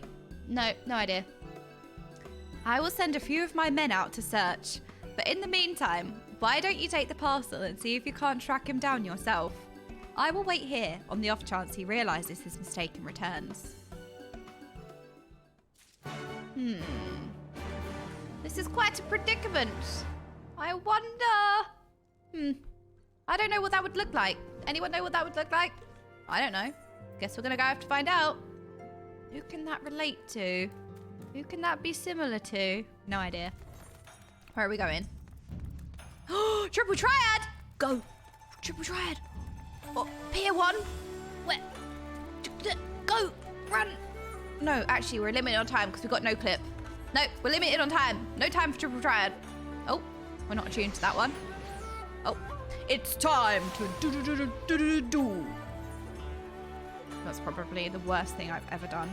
I have watched so many Yu-Gi-Oh! Haha! Yeah, idiot fence, idiot! I win this round! Aha! And I win this round as well. Stupid fences. That's 2-0 to me. Hello, adult assistant. Oh dear, oh dear. I misplaced some most important documents. And if I do not find them quickly, there will be dire repercussions. Lilac-scented love letter. Letter is perhaps a charitable description, as the weight of this parcel rather suggests a lengthy treatise on why a certain Seki Sagami ought to accept the undying affections of a certain admirer. There we go. No, it's nothing so scandalous and based. Ha, you're so cool, an adult assistant. My lord is a man with singular dietary restrictions, which I've detailed in my notebook. I cannot purchase produce without it. Sorry, I changed the... Search the Kugane for the overworked porter. Wait.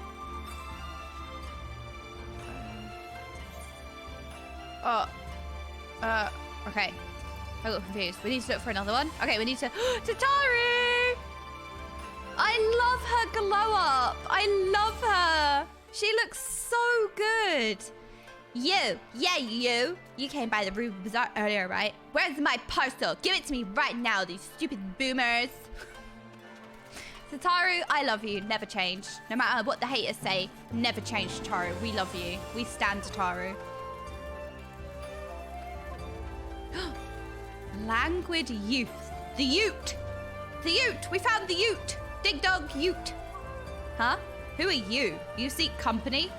For an hour or an evening? Huh? Do you know what this is? How it reeks of perfume and desperation! I know naught of it, nor do I wish to know. Okay. Okay, the youth of today are rude, that's all I'm saying. Rude! The youth have no respect, okay? These Zoomers, no respect. They don't have to go through anything. Wait, we have a crystal to eat.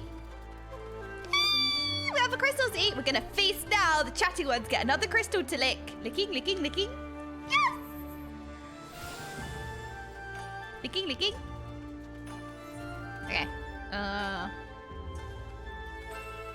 la, la, la. Where else can I go?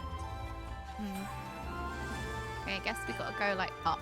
Can I go in any of these buildings? Maybe we go up there.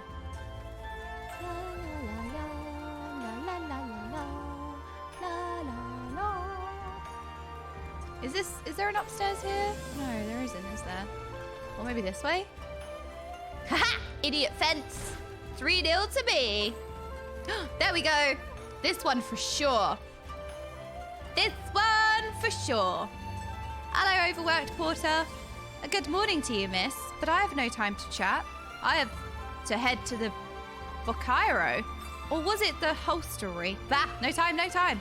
No, you will have time. Look, sniff this. Huh? Oh, I recognize that parcel. I delivered it to the Ruby Bazaar not long ago. What of it?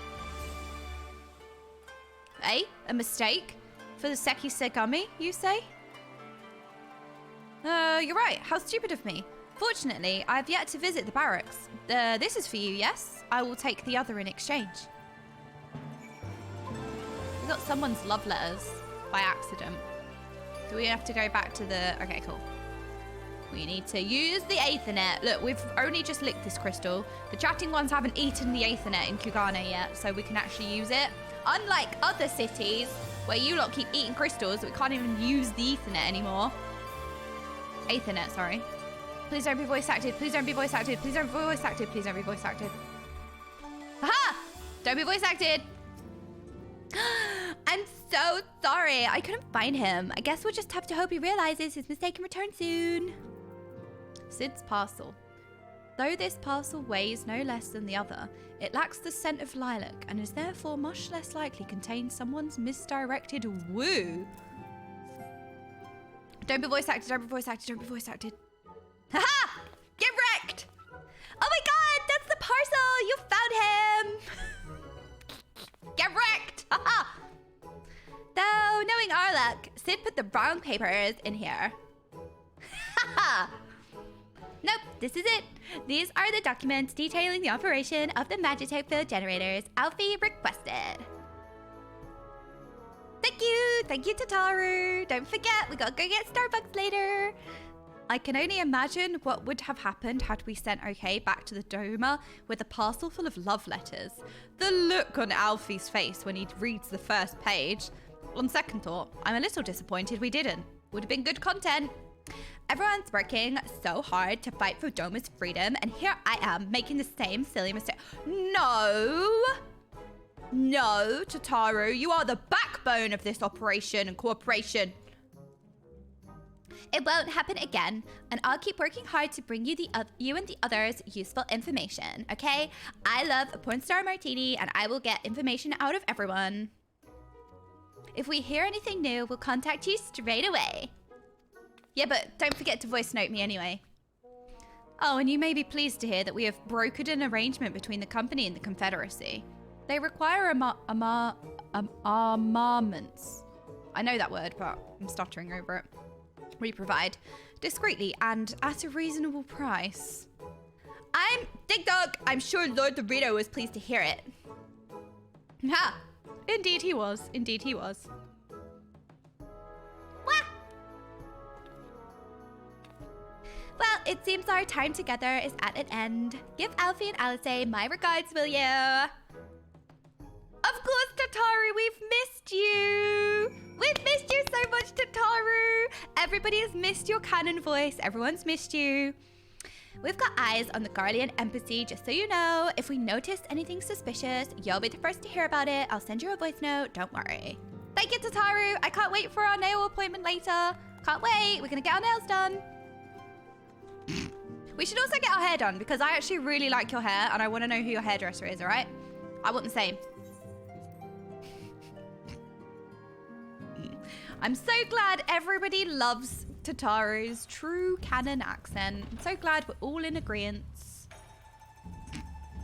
House of the Fierce. Oh no, I forgot to lick the crystal. No, how do I? Oh no. I think we can swim. I remember swimming. No, we forgot to eat the crystal. Oh no. How do I get back there? I think we swim under the cave. I think. Oh my god, please be right. Please be right. Please be right. Please say this memory is right. There is a pool. There is a pool that you can dive and you can swim through. Please, please, please be right. Please be right. Please be right. Please be right. Please be right. Please be a pool. Please be a pool. I might be right. Ah! Sorry. Just yelling at everyone. Don't mind me. Right. Control space. Dive, dive, dive. Guess my... fishies. Hello, fishies. How are you doing today? Hello, fishies. Oh, they're so cute. I love them. You make my day. They're so adorable. Yes, the chatting ones are spinning. Yes, good job, chatting ones. Good job. Wee wah woo. Good job, chatting ones. Very good spinners, aren't you? Wee wah woo wah wee wah wah. Okay, rise. Rise, champion. Okay. Excuse me, sentry. Let me in. Let me in. Yes. Yes. Hello, VXT. Oh my goodness, how are you? It's really good to see you in here. Have you ever played Final Fantasy? How's WoW doing? Okay, time to lick a crystal now. Licking, licking, licking. Yes! We did it. No, stop dying of cringe. Ding dong, no dying of cringe. No, we love Tataru. How dare you? Where are we going? Where is it? Where are we going? Where are we? This way? Is it this way? It's this way. Hello, Alfie. Oh, it seems just like yesterday you were here. Our plans proceed apace. Do you have the documents? Mm-hmm. Let me tell you, we went through a lot to get these. Excellent. This looks to be exactly what we need. Assuming our shinobi escort can see us safely inside the moon gates, I should have no trouble deactivating the barrier. Good, good. That is one less thing to worry about. Oh, Alfie's come so far, hasn't he? Yeah, well, look. The documents will be waterlogged, right? Regardless of if we went in the water. Because we all know you lot would lick the documents, okay? So they're going to be covered in either slobber or water. Jordan, either way, where they're going to do I be even soaking. begin? Getting to know you over the last 4 months has been such an honor, and now moving over to EU to be a part of your FFXIV adventures. I have felt so welcomed by you and yours. TBC. Oh, Darby. Darby, thank you so much for the tip. That is really lovely. Thank you.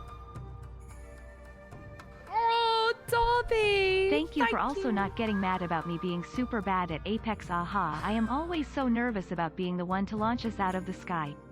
You have 100% saved me these last few weeks from bad thoughts, and you get me through my day. TBC.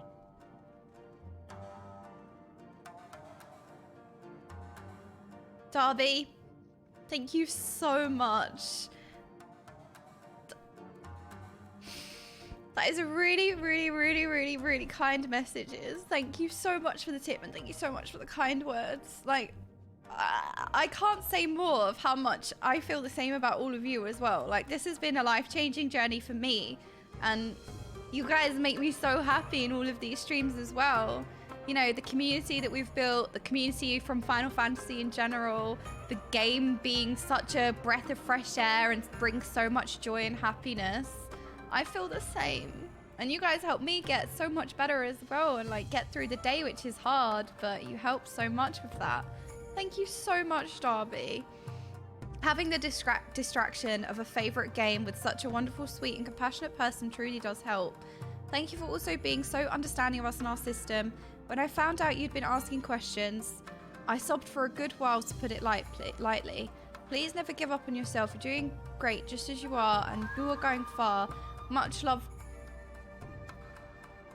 Darby. Thank you so much, Darby. That is really kind. That is really sweet. Thank you. Thank you so much, Darby. I feel so much. I feel the same, honestly. Like, you guys, it really brings me so much joy. You're not bad at Apex either. You've never played a battle royale, all right? You're way better than most. The fact that you actually jump is a testament to your strength. There you go. You know how many people are like, no, Jump Master is scary, I'm not jumping. It's been an honor to play Apex with you. Thank you so much. I mean, it doesn't matter how good or bad we are. It's about enjoying playing together, right? It doesn't matter if you win, lose. It's the time that you spend together that's important. The jump tower is so loving this season of Apex. Yeah. Oh, Darby, no, you've brought a lot of joy to so many people as well. Like, how you feel and how what you're saying in your messages is exactly how a lot of people feel about you. It's an absolute honor to have you in the community and to have gotten to know you as well. I'm gonna give you the biggest hug at TwitchCon. I really am. I can't wait to meet you. Thank you so much. Yeah, big hug, big hugs.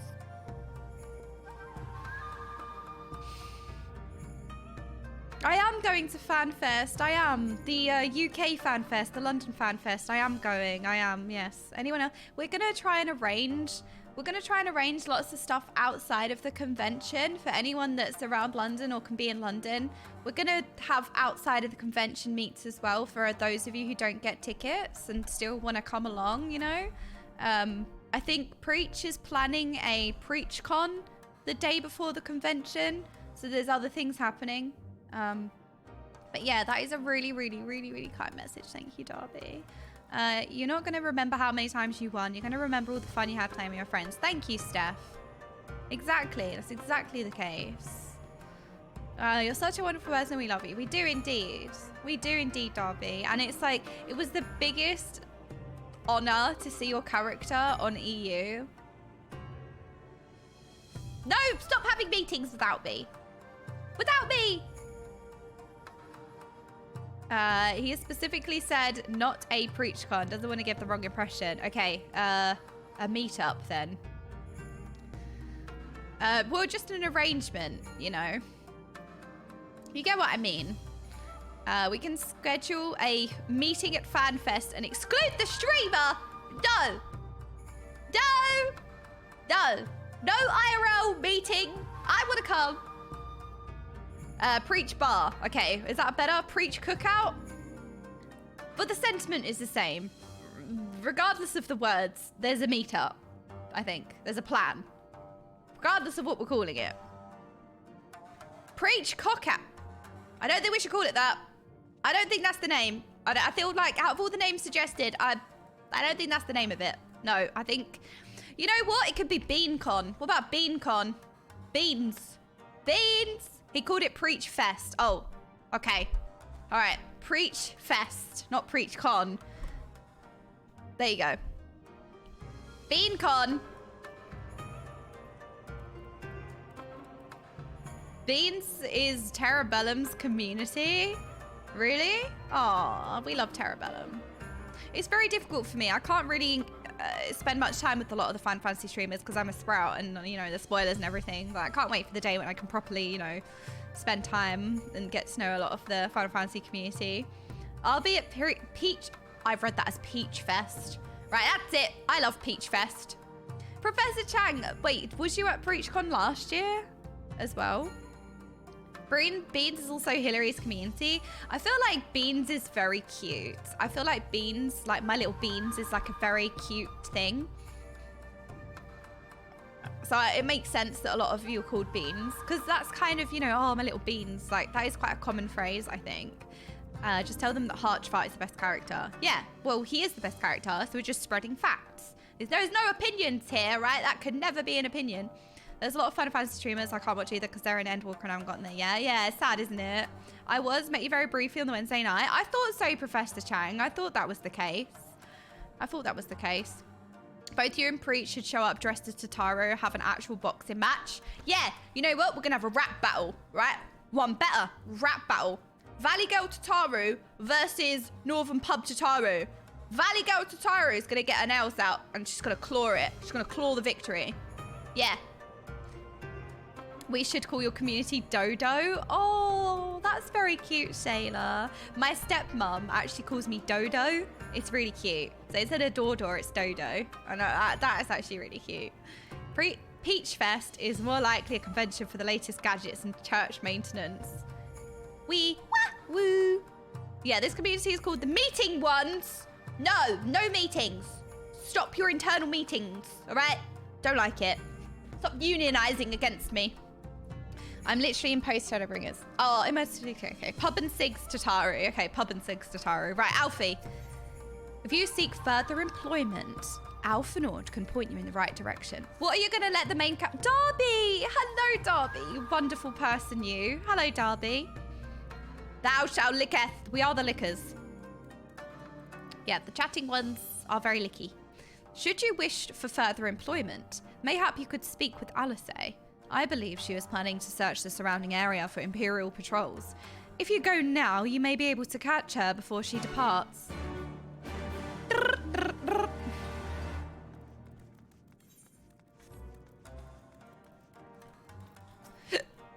This may be our final chance to win Doma her freedom. We dare not take any chances, for if we fail... No, not even worth thinking about. Oh, it's raining inside? Oh, there's a roof. Oh, okay. Okay, I just thought it was raining inside. No, my bad. I just thought, oh my god, there's rain in a cave. It's raining inside. Alphanor told you about my plans, and you wish to come with me? Well, far be it for me to refuse you. Truth be told, I'm not entirely sure what I expect to find. In the wake of your failed assassination attempt, the Imperials demonstrated uncharacteristic restraint. There were no public executions, and not a single village was put to the torch. But as I mentioned earlier, our latest intelligence does suggest a purge is imminent. For all we know, they could be out in the field even as we speak, surveilling their targets and making plans.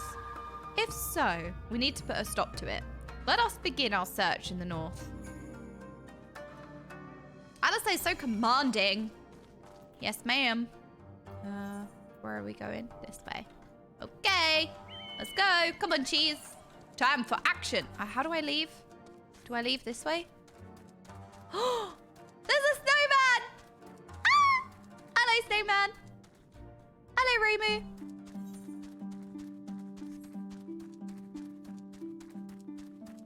Look how many crystals there are.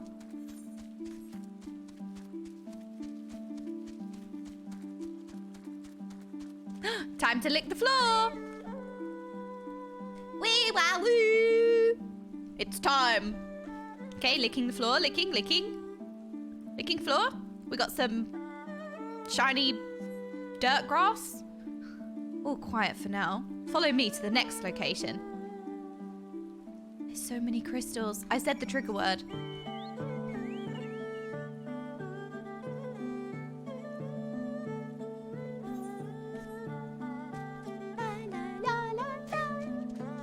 Wee-wah woo.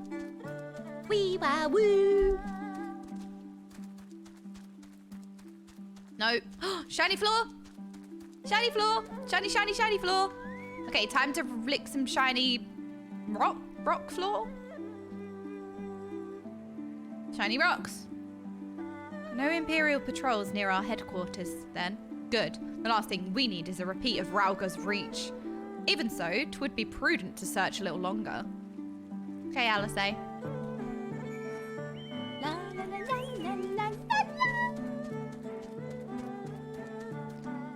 Excuse me, Chris. Chris, one of your children has escaped. Excuse me. Fix it.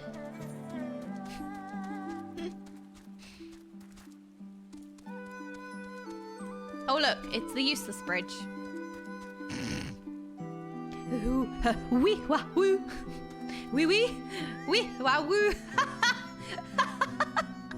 That's even better. How does it keep getting better? Not exactly the enemy I was worried about. Damn it all. I can't just leave the carcass lying in the middle of the road. Get on with it then. You've gotten stronger. Next to you, I feel like a child playing at swords and sorcery, though mayhap it suits me better than books. I owe much to a Mikuti I met on my travels. He was a master of these techniques and kindly agreed to teach me the fundamentals. But I could never warm to common rapiers. I vastly preferred using a blade of my own creation, despite the toll it took on me. Uriange's gift was a godsend, to be honest. Anyway, we're falling behind. We should split up, try and recoup some lost time. We've heard rumours of Imperial soldiers skulking about disguised as villagers. One was supposedly spotted near the ribbons to the south of here. Go and see if there's anything out of the ordinary. Okay. Okay.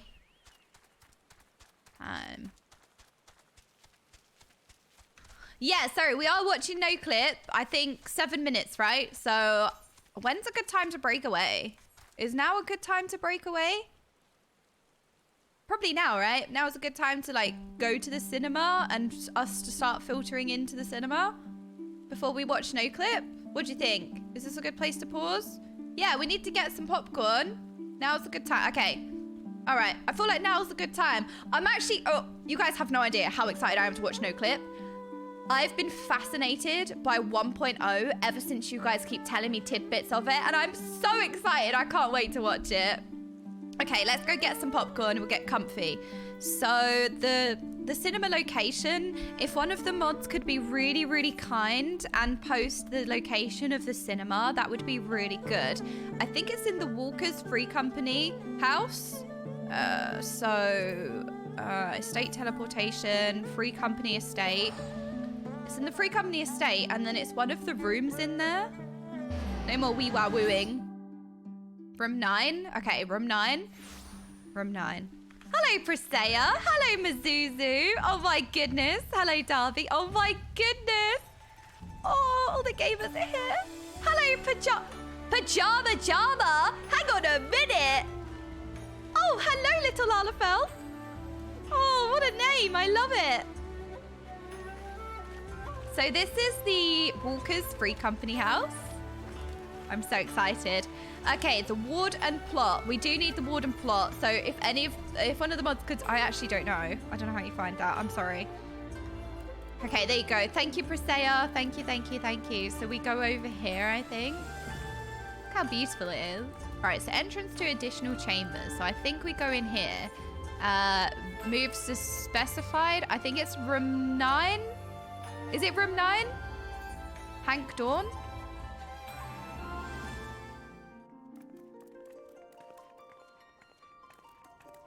Oh my goodness, it actually looks like a cinema. What? This is awesome. Okay, there's lots of space. We can sit on the floor. We can lean on the walls. We can do all the things. For anyone who would like to come in game, please come and join us. EU, Sagittarius. Yeah, I'm excited. I don't know how many people. There's even stairs to the side. This is awesome. Oh, sorry. No, I broke it. I think. How do I get higher? I think I'm being stupid. Okay, there we go. Where shall I sit? Shall I just sit here? Then I can see everybody. So if I sit here, then I've got a good view of the whole room for everybody who wants to join us. I'm so excited. So there's 3 parts to this. It is Sagittarius, Shirogane, Ward 11, Plot 60, Room 9. Pinned message. Okay, I feel like this is a good spot. You can also spend a day to watch the Speakers Network series on 1.0. It has much more detail on the gameplay itself. I would love to watch that as well. I would. It's a chunky doc. Really amazing to meet all the people involved. I am honestly so excited. So I need to line up the kind of screen with the... Okay, let me get the...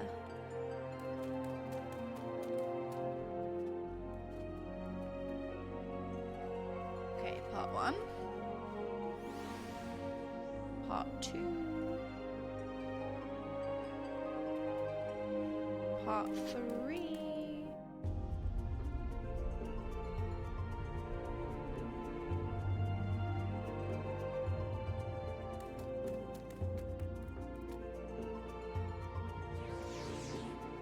I'm so excited!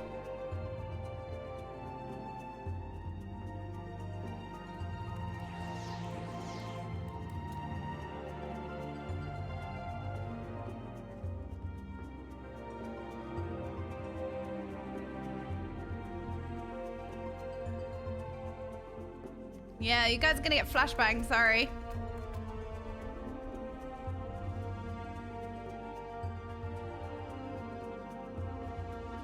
Let's try and move this so it's like in the screen. Is it too small now? Is it too small now to put it on like it's... Look, it kind of looks like it's on the screen, right? Is it too small though?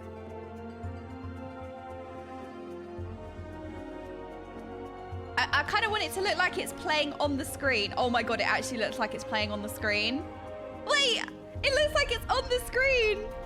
Look, it looks like it's actually playing. Okay, maybe we need to make it a bigger. You can first person. Okay, hang on. Okay. Okay, make it bigger.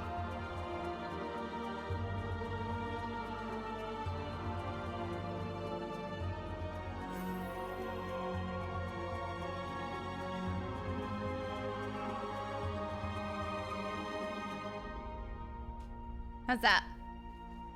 Was that good?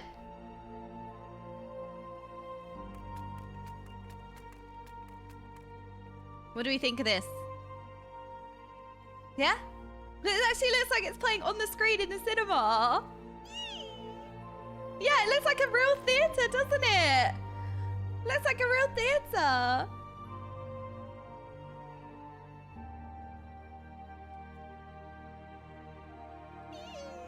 Yeah, it looks like we're kind of watching this really on thing.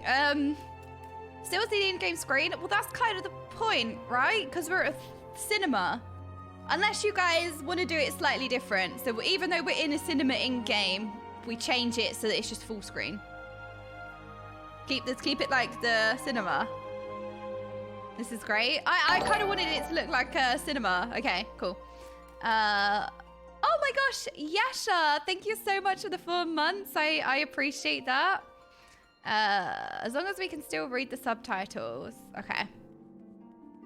Okay. Because it kind of looks like we are in the... So if you're in the room, please remove your minions and pets. They take 1 player spot each. Oh god, I have to actually do that. Hang on, I think I am a culprit. Hang on. I think that I am the problem again. Whoop. Okay, how do I dismiss the minion?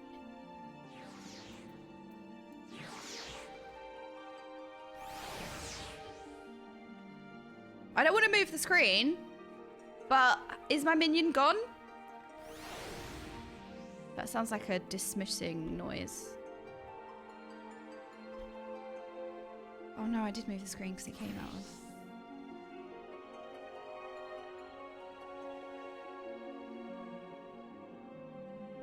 of... Okay, never mind. I moved the screen anyway. Kestrel V, thank you so much for the 3 months. Okay, Frank is still here, I see. There we go. Frank is gone. Frank is gone.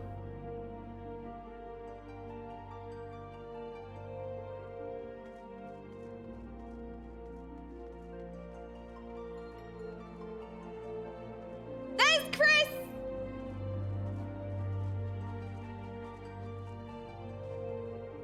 Yeah, nice try, Frank. Frank's trying to be the main character again. Dig dog. Okay, so the right side of the screen's you can kind of see. So if you guys want to sit or lean or whatever you guys want to do. It's like we're in a real cinema. This is so cute. Okay, does everything look fine? It kind of looks like it's being projected on the cinema, right? I will mute the music. Hold on. There we go. I just didn't do it yet. So there we go. We'll mute the system sounds. So if you guys want to join us, the pinned message is where we are. We're in an in-game cinema if you'd like to join us. There we go. Does this look good? Does the setup look good? It's like we're in a real cinema.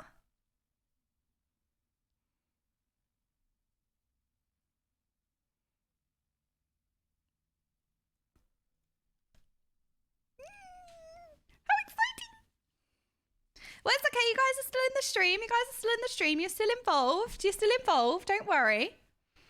Okay. So let's just test this. Test the sound levels. Please.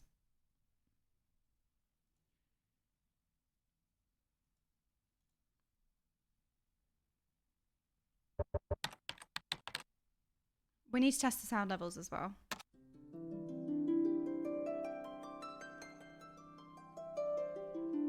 Square is buried deep into the culture of Japan. Originally a spin-off from Masafumi Miyamoto's father's Powerline construction firm, for over 30 years its games have helped power the rise of Japanese games development. There are no shortage of games that live under the Square Enix banner, but none as big as Final Fantasy.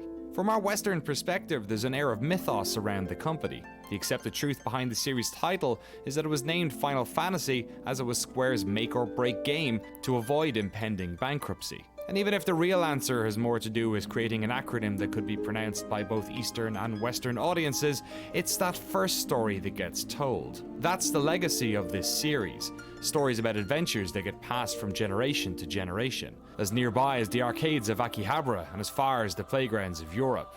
As the Final Fantasy series has moved from numeral to numeral, there have been high points and low, but with each new game comes the promise of a new story, a new myth. The story of what happened with Final Fantasy XIV is one such myth. What we know about it comes from old reviews, archived message board threads, and through conversations with those who were there. The reason for this is that the original version of Final Fantasy XIV doesn't exist anymore. Unlike the vast majority of other old games, there is no way of playing it.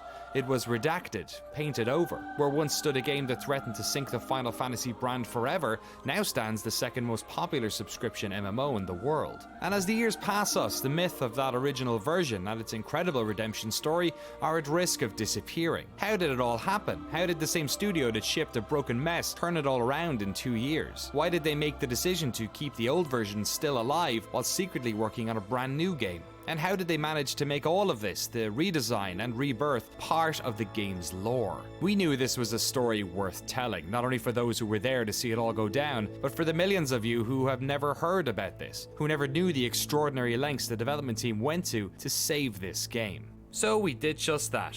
Pack your bags, friends. NOCLIP is heading to Tokyo. Oh my god, it's happening, it's happening, it's happening. I'm not going to pause it anymore, but I just got really excited. I didn't want to talk over it. How exciting is this?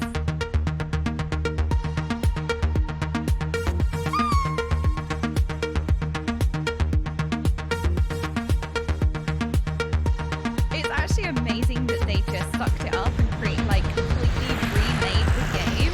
Also, I wonder if it's the second most subscribed to MMO now.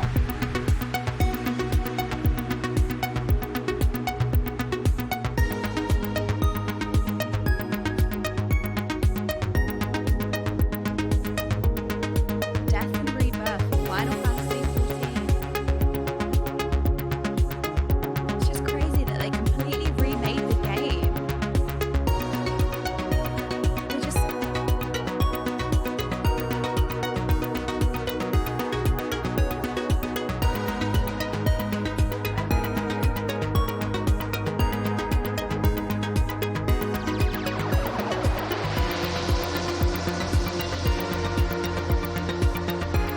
Oh, it's because I was facing away from my mic, sorry. Also, it's very loud. Is it too loud, actually? I'm looking at the sound levels on Discord on OBS. Is it like a fraction too loud?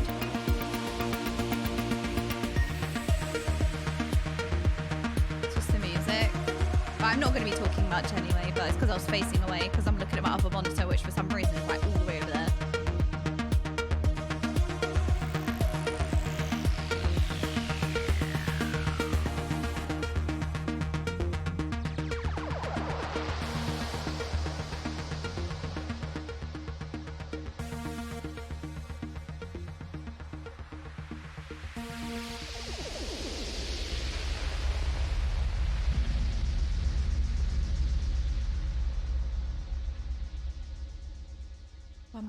Hello and welcome to Shinjuku, Tokyo, home of Godzilla, restaurants full of dancing robots, and Square Enix, one of the most prolific video game companies in the world.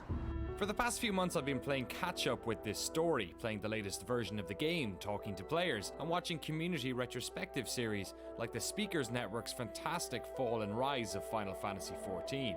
My goal, to make sure we asked the right questions when we sat down with the team. During our time here in Shinjuku, we're going to talk to everyone from the engineers who worked on the original game, to localization leads, community managers, and even the CEO of the company. All to allow them the opportunity to tell their side of this fascinating story. The Fall and Rise of Final Fantasy XIV happened in real time in front of millions of people around the world. But we wanted to know about this story from an entirely new perspective, from inside the corporate machine that made it happen, that led to its terrible launch and ultimately its incredible rebirth. My name is Michael Christopher Koji Fonks. I am the English localization lead for Final Fantasy XIV. My middle name being Koji. It's not something I gave myself. It's a name my father gave me. My father was stationed in Japan for 2 years in the Navy when he was young. Went back to the States. My mom had me. They wanted to give me a Japanese name. The family was having none of that, so they kind of snuck it in the middle name. But then they always called me Koji, and so I guess the joke was on the rest of the family. My dad, being in the Navy, didn't really learn a lot about Japan, other than he really liked Japan, but didn't learn any of the language. So I always knew that My name was Japanese, but beyond that, I really didn't know anything about Japan. But there was always that little seed in there. And then when I got into high school, there's a Japanese class, and I like games. Oh, they make games in Japan. Hey, let me study Japanese. If I study Japanese, I can play all those cool Japanese games that never come out over in America. And it kind of just snowballed from there. When I graduated from high school, I took a trip to Japan for 3 weeks, homestay type of thing, and I fell in love with it. And during that period, I got to visit a lot of schools and a lot of English classes in those schools. And I thought, wow, I could probably I know English, I could do this, will be easy. It wasn't as easy as I thought it was going to be, but I studied a couple years at a university in America, then transferred over to Japan, started over 4 years at a university in Japan. Wow. Got my teaching license, and yeah. It's hard work being a teacher. Yes, I mean, I loved it, but I mean, it was very draining. And that's why pretty much after you'd go to school, 6 in the morning for morning basketball practice, because I was the basketball coach, because as my principal said, hey, you're tall, you're the basketball coach. Then you'd get into classes. Can't relate. I'd have my homeroom class, then I'd have, 6 or 7 other classes teaching. Then you'd have after school, all of a sudden it's, oh, there's after school basketball, and then you'd get home and you'd correct. So I was really, always at school every day. It was very draining, and I would go home and I would play FF11. It was how I was able to relax, and being able to go into my little room and turn off the lights and put on my headphones and, get into that world of Vana'diel was something that helped me escape from the stress. And then it just happened to be, one day I was online, checking for 11 related information, and I saw that Square Enix was hiring, looking for a translator, and it just kind of, wow, that would be really cool. I love the backstory to the devs. I love this. Koji wasn't alone. Final Fantasy XIV was launched in 2010, but the story of this game starts 8 years earlier with the launch of Final Fantasy XI, Square's first MMO, the early days of online. Many of the team who worked on 14 started on 11. One of those was Kasuga-san, who joined the company in 1999 to build a network infrastructure for this fledgling MMO. 自分はネットワークとサーバー担当で入っていて、なので一番最初にやっていたのが、当時プレイステーション2で初めて、厳密にはドリームキャストがその前にあるんですけれども、プレイステーションプラットフォームとしてはオンライン要素が入った初めての時期だったので、プレイステーション2でネットワークを作るために、TCP/IP のドライバーを作ったりとか、まだ当時モデム通信の時代だったんで、PPP 通信とか、あと ADSL がちょうど普及し始めた時期だったんで、ADSL の認証として使われた PPP とかっていう、その本当にネットワークの下の部分、今だとあんまし誰も書かないようなところを書くっていう担当で入社してました。F に関して言うとね、スクエアエニックスって言いますか、スクエアが初めて、オンラインのあれだけの規模の、MMORPG 日本でやるってのはもう本当初めてだったんで、いやもう正直いろんなことがありましたよ当時ね。こんな言っちゃっていいのかな？言っちゃっていいの？OK なの？いいんだ。まずね、どういうことがあったかというと、あの時はMMO とかね、海外例えばウルティマとかそういった先行時代、基本的に PC ですよね。で俺らが今週末期でやるなんてもう無謀の極みだとかってね、もうたくさんそういうふうに言われました。 That's what I thought, almost impossible. That's why I'm like, this must have been really difficult to work on for the first time. ハードディスク、BB キットなんかもですね、もう何台出すんだとか、そういうのを吸ったもんだして、いろんなことがありましたんで、ほとんど不可能だとかでよく言われてました。 That's what I was thinking. 成功なんて。 It must have been really difficult. 11 was my first MMO. I hadn't played one before. I remember purchasing the PlayStation 2 broadband unit because they were all sold out. I ended up paying double on like some Yahoo auction or something like that. Ridiculous, but I had to play it. We got a new internet connection. We were on a regular modem at that time, but because we needed a new modem, we had to upgrade to ISDN 128. But yeah, it was definitely worth it. It was something that was completely new to me, but fascinating.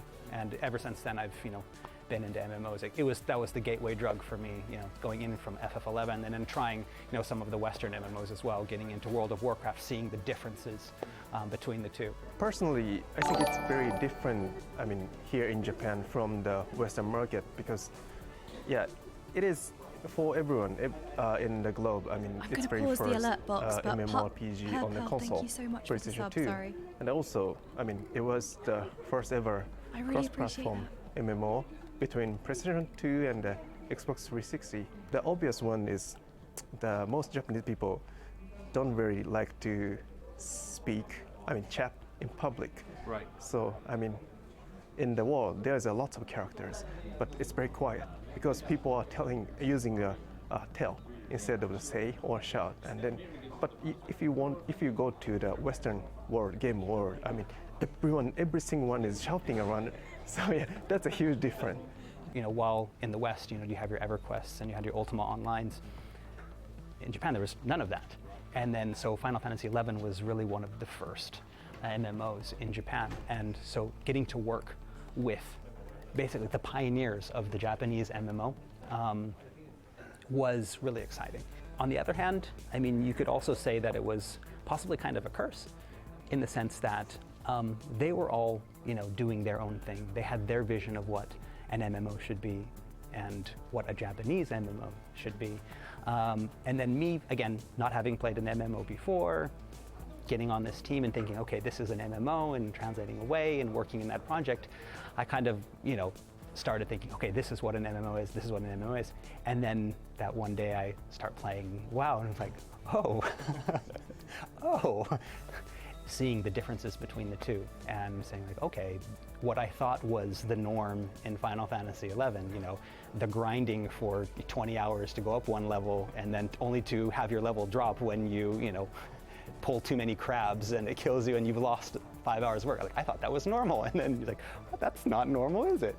The Japanese base game, Final Fantasy XI, had already released, and they were working on the first expansion pack, Rise of the Zalart. I was part of the team that was working to get the base game and Rise of Zalart all translated before the Japanese Rise of Zalart was finished, so we could all release at the same time. Right. Did you get it on time? I got it on time. I haven't missed a deadline yet. That's one thing I'm proud of. Final Fantasy XI was a huge success for Square Enix. It established a concurrent user base of around 250,000 players for years. It was the most profitable Final Fantasy game ever, and at one stage was the 6th most popular game on all of Xbox Live. More than that, it established the Japanese style of MMO. And when the decision was made in 2005 to start work on a sequel, the new MMO was built around things that made 11 successful, focusing, like most Final Fantasy games do, on beautiful graphics and an interesting battle system. This new game was to be directed and produced by the same duo that shipped 11, series veteran Hiromichi Tanaka and Nobuaki Komodo. Final Fantasy XIV was announced for Windows and PlayStation 3 in 2009, but behind the scenes the development team was struggling to put the pieces of its new world together. ファイナルファンタジー14のその最初のバージョンの、自分が見た時の一番大きな問題点、最終的にそれが問題だったと考えているものっていうのは、その最初のコンセプトとしてそのプランナーがスクリプトを書くことによってゲームを作っていこう。で利点としては、プランナーが考えて自分たちで実装するんで高速な開発ができる。要はそうじゃないと基本的にはプランナーさんはものを考えて開発者にエンジニアに相談してどう実装するかを決めて、でゲームデザインをする人はそのどういうパラメータをいじりたいかとかを相談しながらエンジニアと話をしてものを作っていかなきゃいけないんですけれども、そこの部分に関してスクリプトを導入すると自分で考えて自分で実現することができるようになるっていう発想でゲーム実装の大半がスクリプトで組まれてたんですね。でそのスクリプト UI の問題もそうなんですけれども、ゲームも UI も基本的にはスクリプトで書かれていて、でスクリプトを動かすエンジン側がかなり負荷が高いというかCPU をたくさん使わないと動かない状態になっているんで、ちょっとした何かをするだけでも、ゲーム内で少し何かをするだけでも非常に CPU リソースを使うことになっていて、すぐにサーバーが回るサイクルが遅くなっていくっていうことが問題として発生していました。で結果としてそのサーバーでできることはあとゲームとしてサーバーで実現できるところは少ないですし、何かしようとすると負荷が上がっちゃうんで、じゃあそれを回避するためにどうしようとかっていうことで、結果的にそのゲーム内容としてリッチなものが実現できなくなっているってことが起きてましたね。で UI もスクリプトで組まれていたので、なんかちょっと処理するだけでもすごい時間がかかるっていうような問題が発生していました。Like I mentioned before, again, localization being in a position where we get to see all the parts come together first. We were some of the first to realize that, Houston, we have a problem, that type of situation. I mean, you had the battle team, they're like, yes, we have this great battle system, with stamina and these things that you can do. And then you had the story team, like, yes, we have this story. Oh, hey, we have these guild leads and all of these parts. And everyone was really, really proud of their parts. Look at this grass, it's so beautiful. Look at this barrel, it's the most beautiful barrel ever to be, represented in graphical form. It's got as many polygons as a character. Yes, and all of those parts, all of these teams, again, very, very proud of their work. I mean, the team was, put together with some of the best minds in Square Enix. You had people that were, leads that could probably even, lead their own projects, were all come together, and it became a lot of just tiny little groups making something that was really great. But once you put it together, it was kind of a mess. And no one really knew that, except for localization and probably QA as well. And we were like, okay, we need to do something. But by then it was one of those, it's kind of too late to do anything. But for us, we would be looking at the text, and some of it, it wouldn't make sense, or it would just be very bland, and thinking, if there's any way to make this game better, what can we do? It's like, well, I can take this text and maybe add some more stuff into it, add some more flavor to it, and maybe that will distract people from the fact that the battle is not that fun. At a fundamental level, the piecemeal design of the game was causing problems. Graphics were inconsistent. While many elements of the world were copy and pasted ad nauseum, some environmental objects had as many polygons and shaders as a character model. The battle system was just confusing. The game didn't have elements fundamental to most modern MMOs, things like jumping, auto-attack, and the ability to interact with the map using a mouse. It had a system that nerfed hardcore players to make sure they didn't level up too fast. The UI was confusing, crafting was incredibly complex and took forever, and simply there just wasn't enough content. The closed beta wasn't going well. They needed more time to fix these problems, so the open beta was pushed back to within a month before launch. The team knew there were problems, and they were getting frustrated. で、今まで話していた仕事っていうのは大体その2010年の1月から、実際にリリースされる 8月ぐらいまでの間にやっていたことで、ゲームが本当に良くないっていうのがこう、みんなに認識されて自覚されていくっていうのは結局ベータが始まって製品版が始まってっていう、8月9月10月ぐらいまでの期間に起きたことなんですね。で、実際にはこうチーム内の意識としてもリリース前、そのベータが始まる前から本当にこれをリリースしていいものかどうかっていう議論はある程度そのチーム全体でオフィシャルであったわけではないですけれども、開発者の中ではやはりその世に出していいクオリティかどうかっていうところは議論がありました。When 1.0 was getting made, was the mentality that, oh, we're not like, that's like their thing and we have our very own successful thing over here, we're going to just make another one of those? Right, and that's really what it felt like, is that we're going to continue doing what we did because it succeeded before, why wouldn't it succeed again? And seeing that direction, them taking that direction, and knowing that, having worked on 11, that yes, they were very successful, seeing the success that they had with Final Fantasy XI, seeing these great creators, creating something that was, revolutionary. But then on the other hand, knowing that what they were doing was, but maybe that worked 6 or 7 years ago, but a lot of things have changed since then. And I think there was even one guy on the localization team that got to that point where he just got so frustrated that he just wrote this scathing mail and sent it out to the whole team before telling anyone else on localization he was going to write it. And then we all get it at the same time, the devs team. We're reading, it's like, wow, this is really terrible. I hope he doesn't, he sent it to the whole team. Because he just got really frustrated because he could, to him, they were being very stubborn. They weren't, they hadn't moved on. Whereas the rest of the world had moved on and adapted, with the release of WoW and what they had done.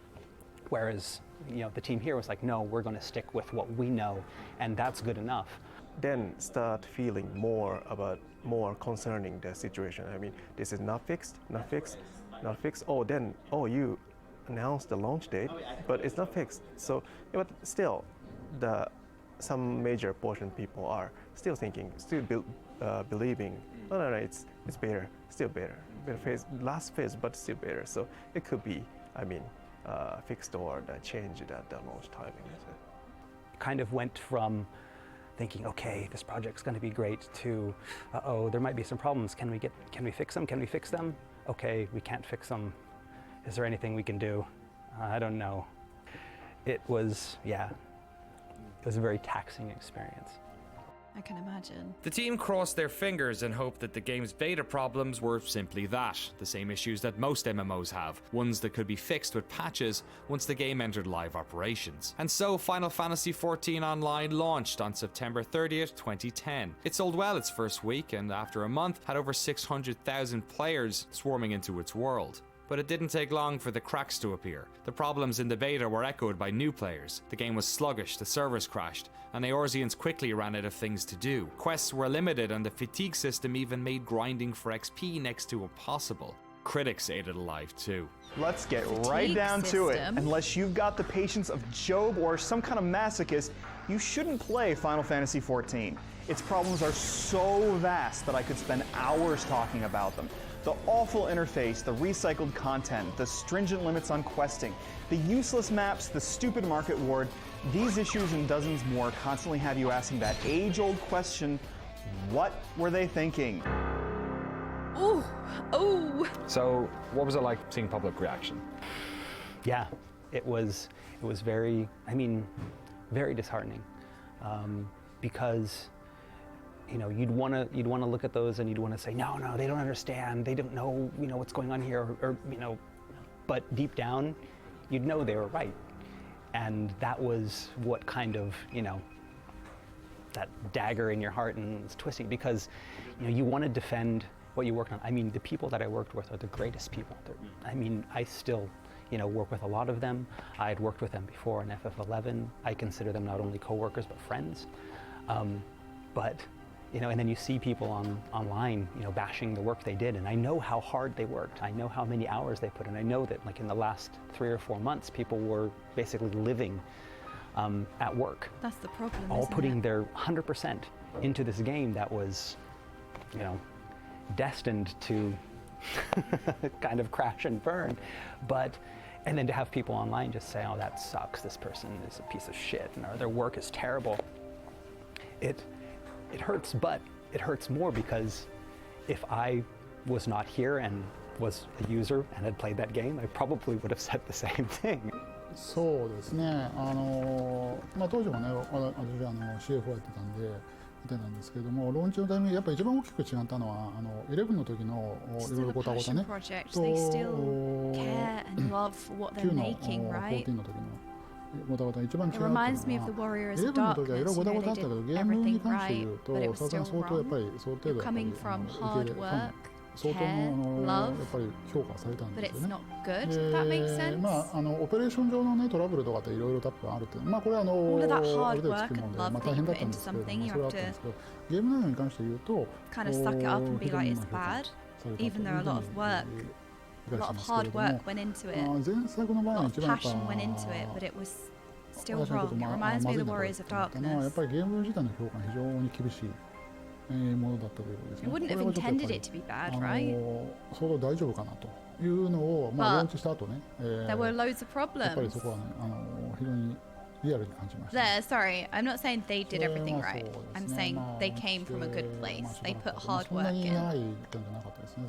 Came from a good place, that's what I mean. And it must be hard to release something that is hated and has all these the first few problems. months was just an endless stream of translating apology mails from, producers and directors. Because, they're not going to purposefully make something bad, right? They still cared and they still loved. So it's not that they did everything right because the game was bad. I mean, it came from a good place. They didn't make something to fail. They would have put their heart and souls into it, right? It just wasn't good. So it must be hard. All that hard work is just kind of slated, That's more by meaning. And, you know, it takes a lot to kind of suck it up and be like, no matter how much hard work and love we put into this, it's not good. We need to go again, you know? That stubbornness. You know? Sorry, I'm trying to avoid pausing it because I want to watch it. I apologize. And, you know, finding out, trying to figure out different ways of saying we're sorry, because the more you say it, the less weight it has. But Japan being a country where, you know, people apologize a lot, that's part of the culture. But then trying to translate that, it's like, okay, this is the 10th time I've said sorry in this one post, and then from, you know, the American myself, it's like, yeah, people are going to look at that as insincere. You know, the more you apologize, the more and then trying to explain that to the team, it's like, no, we have to apologize. It's like, yes, you have to apologize, but and it just became, we weren't talking about the game anymore. We were talking about how to translate apologies, and it seemed like that lasted for, you know, a couple months. Actually, we see a huge drop. I mean, right after the launch timing, we got good number of the subscribers. Then that fall, I mean, as you can imagine. So, I mean, it was failure, and we announced a failure, so we see lots of decline. さっきも話した通り、実際にはその開発内でもその今リリースすべきかっていうかリリースできるクオリティになるかっていうのは、ベータ直前とかベータが始まってもそうなんですけど、常に疑問はあったので、リリースして実際にそのただそれまでにチーム内にあった空気はそのやはり出したら意外と受け入れられる可能性があるんじゃないかっていうその漠然としたその出せばどうにかなるのかもその自分たちが思っているほど悪くないのかもっていうその何の根拠もない希望的なものがあったんですよね。で出た結果結局そんな魔法は起きなくてやはりその自分たちが感じている通りにまだ世に出すには早いというか世に出せるクオリティに達していない商品を出してしまったっていう気持ちはみんなにあったので実際にその改善しなきゃっていうか根本的に対応しなきゃいけないっていうところはチーム内に割とすぐ広がったと思ってます。なので特にすごいそんなことはないっていう意見がすごく強くあって誰かを説得しなきゃいけないみたいなことは特になかったですね。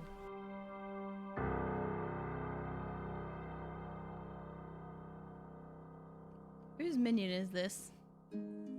Today, Square Enix is based across multiple floors in a modern office complex in Wow, Shinjuku, look at it, Tokyo. it's beautiful. It's a company that is often designing multiple projects at once. And while Final Fantasy XIV was being developed, in another part of the building, a different game was being made. Produced by a Final Fantasy fan, his name, Naoki Yoshida.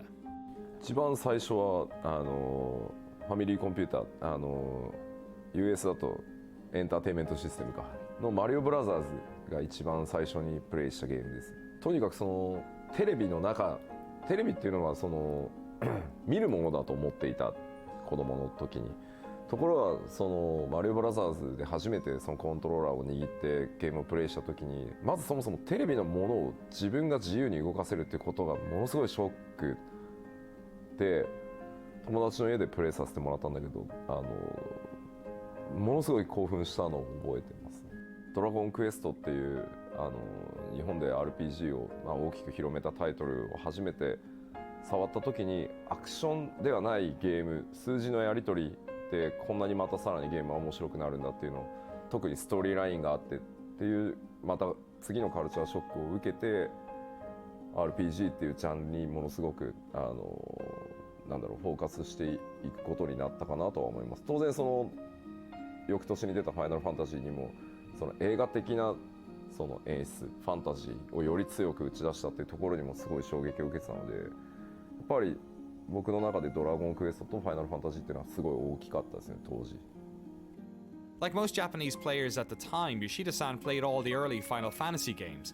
He holds them in high regard, though he still holds the bitter memory of not being able to save before the last dungeon in Final Fantasy III. But when he was 11 years old, a brand new type of gaming experience arrived at home. His uncle gave him a PC. On this PC, the young gamer learned how to program BASIC. His first video game centered around trying to break into a bank vault. But this PC also exposed him to a spectrum of gaming that eluded most Japanese players. Western role-playing games. He fell in love with games like Diablo and was stunned when he first went online and played with other players. でその翌年にウルティマオンラインをベータからプレイし、先輩にとにかくすげえゲームあるって言われて、ウルティマオンラインをベータから始めたのが初めて MMO をプレイした作品で、やっぱり同じようなその3回目の衝撃、3000人が同時に一つの世界で遊ぶっていうのがもうとてつもないまた衝撃でしたね。まあウルティマは本当に自由度の、ウルティマオンラインは特にとにかく初期は自由度がめちゃくちゃ高いゲームだったので、そのいわゆるロードの称号をつけた、そのなんて言ったらいいんだろうな、すごく紳士的なというかコミュニティリーダー的プレイをするキャラクターと、完全に悪のプレイヤーキラーをやるキャラクターを2つ作って、どっちもものすごい遊んでた。How could you? やっぱりその MMORPG っていうゲームがどう作られているのか、どういったエンジニアリングが必要なのかっていうのもものすごいそこで勉強させてもらったと思います。もうその頃からはコンソールと同じぐらいの比重で PC でゲームをかなり遊ぶようになってたので、自分で PC パーツ買ってきて組み立てたりしてたし、でやっぱりそのあたりで FPS もかなりプレイし始めてたし、特に 3DMMO のスタートであるエヴァクエスト、その後プレイをし始めて、当時エヴァクエストのパッケージを日本で手に入れるのが本当に大変で、出張で東京に来た時に秋葉原をね、時間を作ってゾンビのように店をこううろうろして、エヴァクエストってゲームないですか、エヴァクエストってないですかって。Yoshida-san would embark on a career in games that would eventually see him joining Square Enix to work on the Dragon Quest series. Though he wasn't working on the Final Fantasy team, he was part of the umbrella group that was allocating programmers to various projects. He didn't have granular visibility on FF14, but he knew the team was struggling. Is this Yoshi P? That's Yoshi P, right? He's the lead dev? The head dev? Okay, I'm learning. Okay. First time I think I've seen him. Okay, so this is like... Okay. Alright. Okay.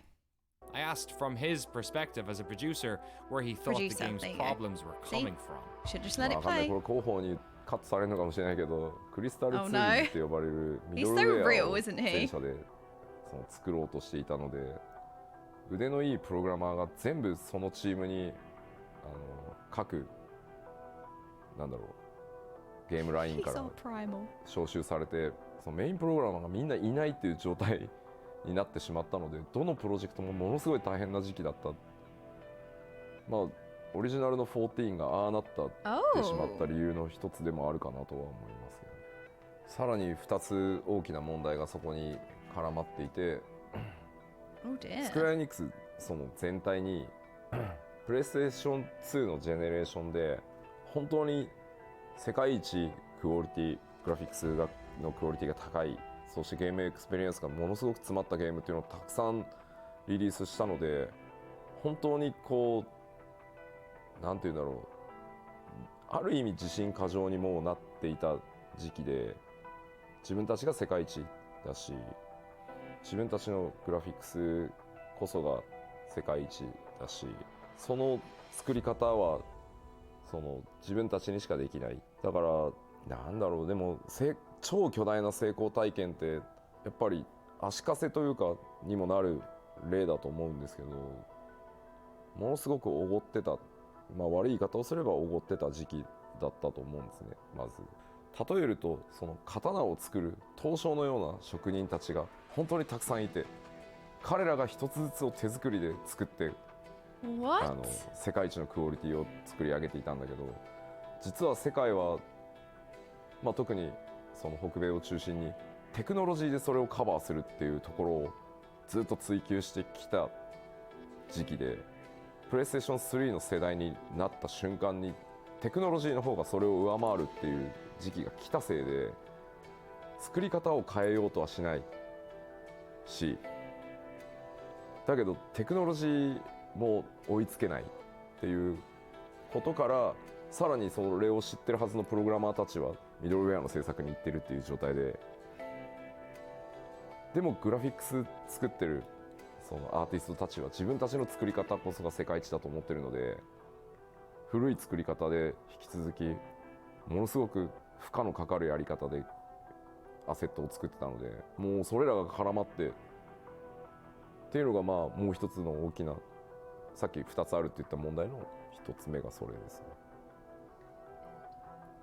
もう一つはプライドはいついかなる時でもとても大切なものだとは思うんですけど、そこにやっぱり超巨大な成功体験をしたっていうこと自体が乗っかってきちゃうと、その自分たちの作るゲームこそがベストであって他をあんまり見る必要がないっていう時期でもあったんじゃないかなと思っていて、例えば当時世界多分 MMORPG を知ってる人に世界最大の MMORPG は何ですかって言ったら100人に聞いたら100人がワールド・オブ・ウォークラフトって言ったはずなのに誰もプレイしてない開発チームが。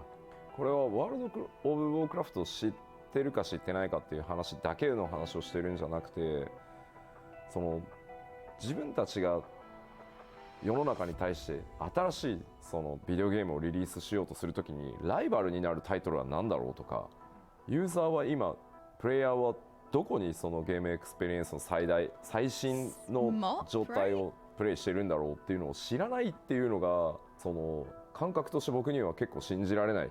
なんでもっとみんなゲームプレイしないの？ Okay, so just so that I understand the timelines. So they kind of, the latest kind of Warcraft expansion that had come out at this point was Mr. Pandaria. So that's what they was comparing it to.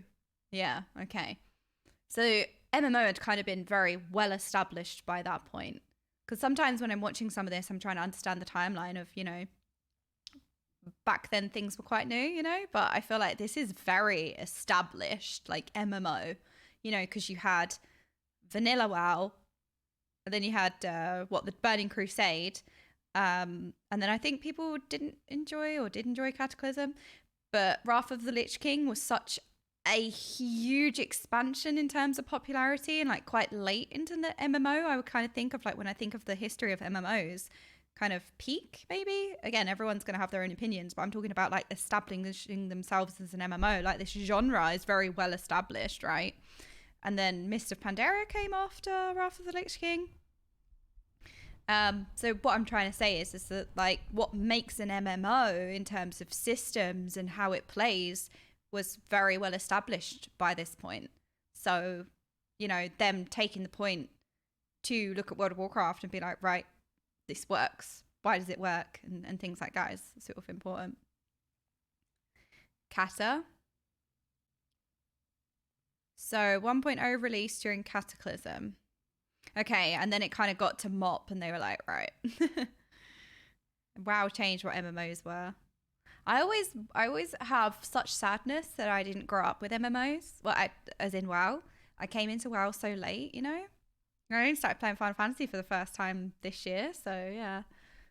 I knew about WoW, of course. Everybody knew about WoW. Everyone in the world knows World of Warcraft, whether you're a gamer or you're not. Everybody knows World of Warcraft. Okay, just so I know the timelines. So 1.0 was dev launched during Lich King, came out. Okay, so very late into MMO. Very, very late into the genre. Okay. Right, I got you. Just so I understand the timelines. Because sometimes when I kind of look at it, I think, well, you know, back then, how difficult would it have been to program an MMO for the first time with the limited technology available and stuff? Must have been really difficult. But yeah, by this point, MMO quite very well established with WoW. Okay. だって自分たちが今どの辺りにいるか分かんなくなっちゃうよっていうのがまあ言いたい。で特に14の場合に関してはもちろんファイナルファンタジー11の超巨大な成功体験っていうのが邪魔をしたっていうのもあるとは思うんだけど、あの当時はエヴァークエストを徹底的にプレイをしてだからこそ11を作ったはずなのに、新しいレストランをオープンするときに隣にあるレストランがどんなメニューを出していてどんなサービスをしてるかを知らずにレストラン作る回転させる人はいないんじゃないって。 Be arrogant not to, right? So just at the launch stage then of 1.0, what was the feeling within Square Enix? The beta was quite close to launch. Were people anticipating that there would be negative feedback, or were they less aware that that was going to happen, I guess? 僕は他のチームにいてすごくペーターの評判が悪いっていうのはネットでニュースは見てましたね。ただ多かれ少なかれ MMORPG のローンチは絶対に荒れやすい、そうサーバーがすぐ落ちるとか、ストレステストをやってるけどプレイヤーの方は遊びたいからやっぱりサーバーが落ちるとやっぱりすごく文句を言って当然だと思いますし、だから僕もやっぱり11を作ったチームだからそうは言っても11のやっぱり完成度が高いのでそこと比較をしてあの機能がないこの機能がないっていう話をしてるのかなっていうふうに思ってた。僕は僕自身の開発が忙しかったのもあって、ただそれも少しずつ収まっていくんだろうなっていうふうに僕は当時は見てた。ただ別の角度、今度はそのオリジナルの14チームの中のその視点としてはこのままだと本当にまずいもっと時間をかけて品質を上げないとっていうもちろん声を上げる人たちもいたけれど、会社って全体の判断としてはファイナルファンタジー11のスタートもそうだったと。機能たくさんなかったしものすごくネガティブなフィードバックもたくさん来たけどパッチでどんどん直していって11は完成したんだから14も大丈夫だと、最初は絶対こうなんだっていう風に判断したのでベータを終わらせてリリースへ踏み切ったっていうのが当時のジャッジだったって僕はチームに入ってからインタビューをしてそれを確認したので、チームの中ではやっぱり議論はあったそうです。あのままじゃダメ、まずいっていう話は。ただ最終的なジャッジは今お話しした通り11の時もそうだった。でも11だってずっとパッチを続けてああなったじゃないかと。Eventually, corporate realized that this wasn't usual launch problems, so they called on a few select members of the team to create a task force. This task force would research what changes the game needed and the resources the development environment would require to do the work. Members of that team would talk to Yoshida-san about their worries after hours. His thoughts were that the current organizational structure would need to be modified if the team was going to make the changes required. In October of 2010, Yoshida-san talked to the then Square Enix president Yoichi Wada and suggested they initiate a company-wide emergency to get the team the resources they needed. This is a huge thing that, not only needs... I suppose this is a massive thing to happen. Again, corporate to kind of just suck it up and produce a team that is really researching and finding out what needs to be changed, and not only doing that, but also going to implement them changes.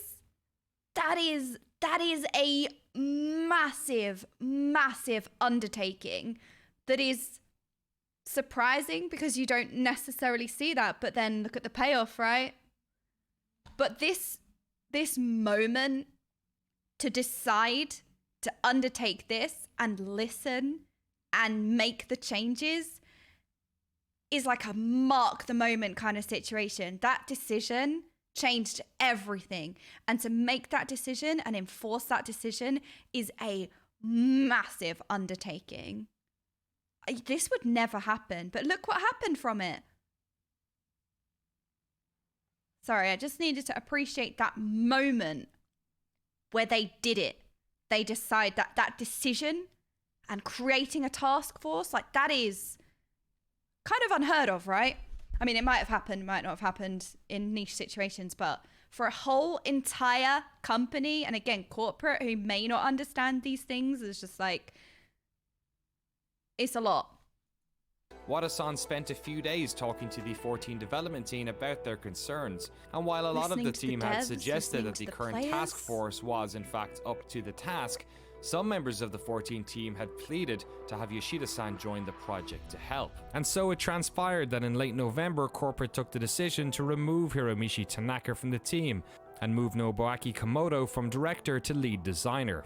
Both of their vacant positions would be filled by Yoshida-san.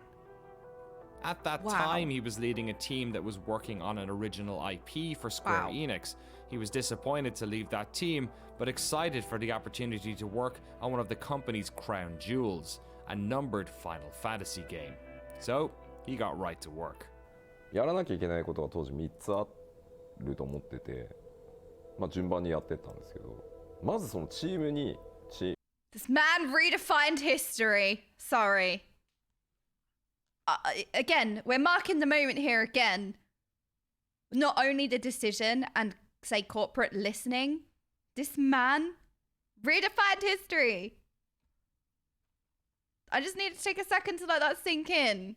Damn. オリジナルのチームにトップが変わります。で、あとそのタスクフォースメンバーもそのまま開発コアとしてリードに入りますっていう当然話をしなきゃいけない全チームに。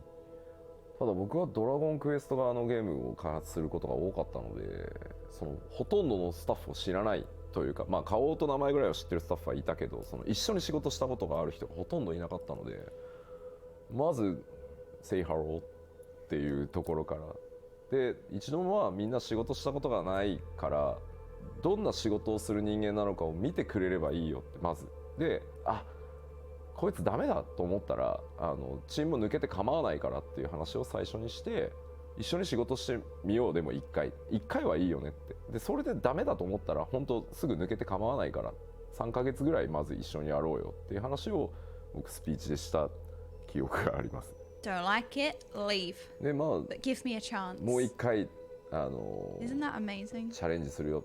当然その時申請するなんて話はまだ計画がなかったので、とにかく立て直しをやるよと、ギブアップはしないよっていう話をした時に、僕を知ってる何人かはよしやるぞっていう人たちと、もういい、もう無理だよっていう人たちと、なんだよこの急な体制変更って言って怒ってる雰囲気の人たち。 People are stubborn, right? People are stubborn, people are set in their ways, people hate change. How difficult そんな this 中で must have been. 今も14のサウンドディレクターやってる曽健が、その話をしてた時と大きなホールだったんですけど、2階のサウンドブースで僕のマイクの調整とかやってくれてて、その曽健があいつだけですよやり直すぞっていうか、そのリベンジするぞって言ったらガッツポーズしてたのはあいつだけです。今でも覚えてますよ。2階席でおっしゃーってやってたんで、あいつ。I saw both reactions. I saw the, oh my God, we just went through a year of hell and now he's asking us to go through a year and a half of hell, to this point that might, be another failure because, no one had taken a game and rebuilt it in this manner before. So basically he's saying like, yeah, you just have to trust me, and yeah, you could, waste another year and a half of your life and it could be a failure, and, but you're gonna have to believe me on this one. And so yeah, a lot of people are like, I can't do this anymore, I don't know. And I can understand that because again, it was a gamble. But then on the other hand, there were, a lot of us, myself included, but a lot of people on the team that were like, no, we worked so hard on this and we did our jobs the best that we could, but for a lot of, reasons, some circumstances that were out of our control, decisions made by higher ups, decisions made by other teams that, affected our work, and nothing that we could do about it. But we had put our all into it and we were invested in the project. We still believed in the project. To have someone from the outside come in and not just come in to say, okay, forget it, we're just going to do it my way or the highway. He's like, he asked our opinions. He laid out a roadmap.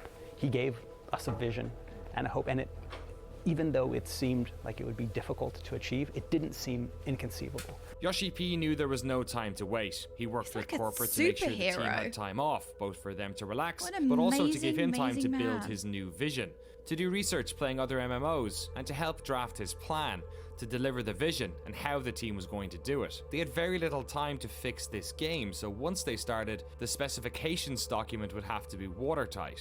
When I say what you got to lose, I was talking in terms of the game, because the game wasn't enjoyed, so it's like, it's already bad. When I'm talking about what you got to lose in terms of, well, you're not going to make it worse. You can only make it better. That's more what I meant, just to clarify. And as captain of the ship, he needed to be able to answer every question the team may have, quickly. Yoshida-san was now at the helm of his first Final Fantasy, and as an avid MMO fan, he was looking forward to getting in there and fixing it. What he couldn't have known at this stage was the scale of the job ahead of him, that no matter how much they patched Final Fantasy XIV Online, they couldn't ever fix it. What they'd have to do was something that no developer had ever done, to rebuild an entire MMO while the original version was still running.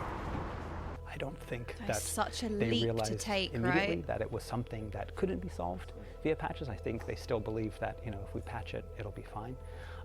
And it wasn't until they reevaluated and then brought in, you know, the new blood. Yoshida-san came in and told them, okay, yeah, this is not something that can be patched. If we want to fix this, we're going to have to take a drastic step.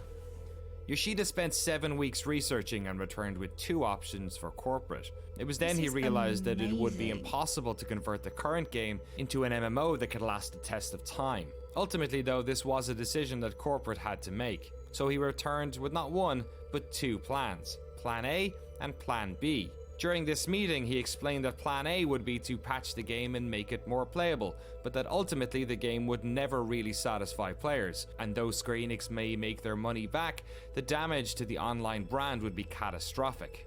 And then there was Plan B. 今のファイナルファンタジー4、当時のオリジナルのファイナルファンタジー14をパッチを当てて、そのできる限りポジティブに遊べるものにしながら、裏で全く新しいそのファイナルファンタジー14をもう一度作り直すっていうのがプラン B で、まあその話だけを聞くと、まあそんなバカなってなるので、当然どうやってそれを達成するか、チームを2つに分けて、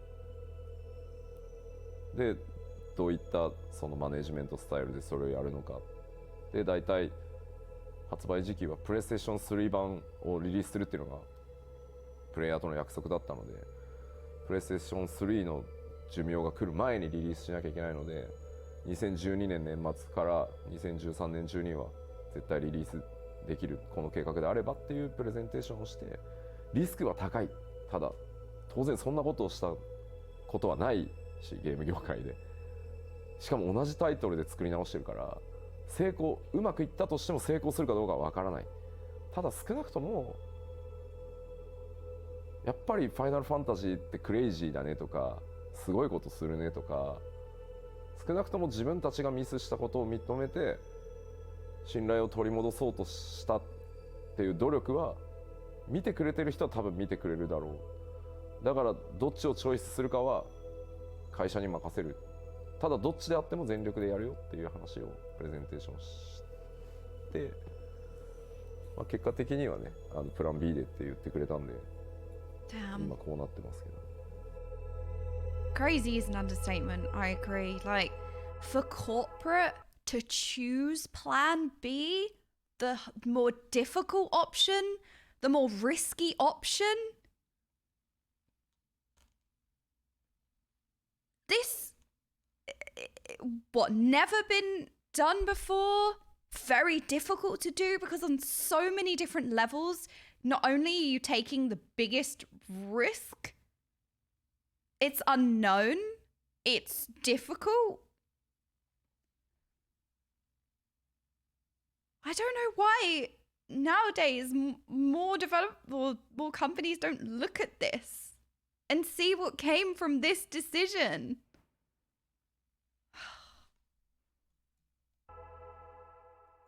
I just couldn't see that ever happening with Final Fantasy XIV 1.0 was in a state of disarray. Square Enix had decided to suspend subscriptions to help ease the negativity around the game, while the PS3 version was indefinitely postponed. For the next 2 years, Yoshida-san and his team would work tirelessly on not 1, but 2 MMOs, patching the original 1.0 to fans' expectations, while secretly working on a brand new version of Final Fantasy XIV. And the more that's being said, the more you're like, this is absolute madness. The more the decision or the plan B looks less appealing. You know, on paper, it's like, not impossible, but, you know, kind of bordering on that kind of, no, this is not feasible, this is just, it's too much. And they went for it anyway. And it was the best decision they ever made, right?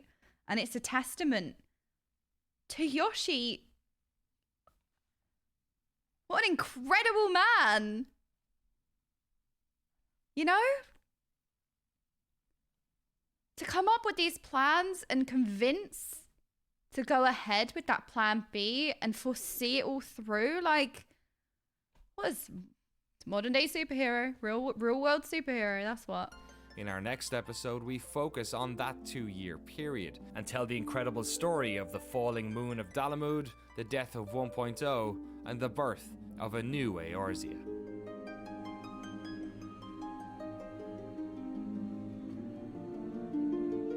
I see you, Sentiax. I see you. Hold on.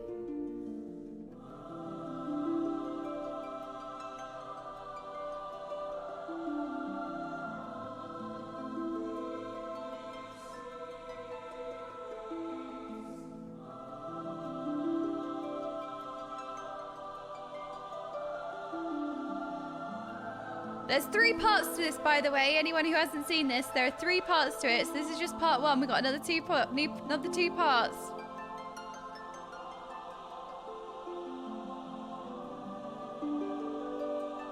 It's just crazy when you put the scope of it out like that. They had to completely, while still having the MMO live, they had to build a completely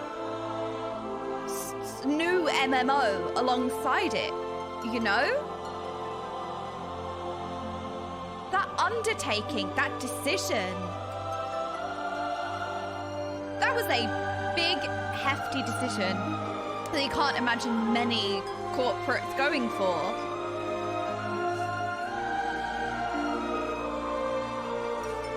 It's remarkable. It really is remarkable.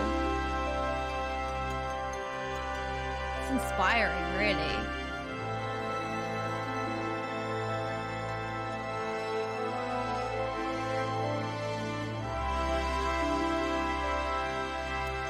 Well, that was part 1, chatting ones. That was part 1.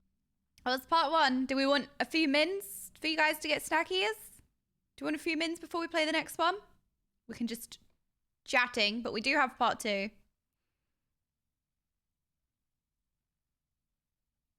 Okay, take a few mins. Take a few mins. We'll start it.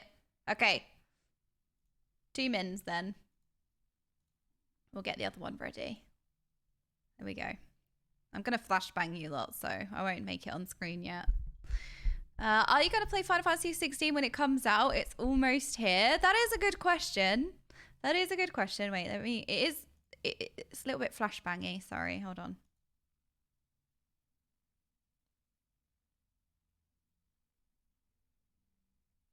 I think we have subtitles on. Okay, there we go. There we go. We'll pause it there. Yes, I want to play all the Final Fantasy games. For those of you who don't know, I've never played any Final Fantasy game. I sadly did not play any of them. So I'm very open to it, especially now that I've played Final Fantasy 14. I'm like, I want to play them all.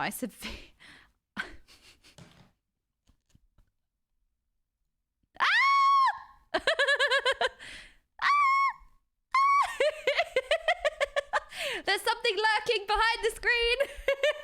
Chris! Chris!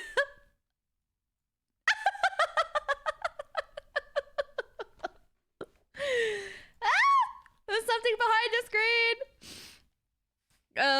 But yes, I do have every intention to play a lot of the Final Fantasy games. I'm not saying no to anything. I'm very open-minded to the different games that we play. So, yes, I will be. But it depends on where we are in Final Fantasy 14, you know, because I'm very hooked on the MSQ. I don't know if it's a good idea to play multiple story games, you know, alongside each other. Or play like one after the other type of thing. But yeah. I loved hearing about some of the key devs, their history, how they came into Final Fantasy 14 development and stuff like that. Knowing how they grew up with games, and I love that little detailing. I love that little detailing. One at a time. I think one at a time's good, yeah. There is a question that should never be asked in any capacity in Final Fantasy chat ever. That question is, which FF is the best one? Oh no, you've chosen chaos today. You've started a war. Playing multiple FF simultaneously were overwhelming. Okay. There we go. We've set off the chatting ones now. Fight, fight, fight. Ding, ding, ding. Which one's the best one? Chatting ones. Fight, fight, fight, fight.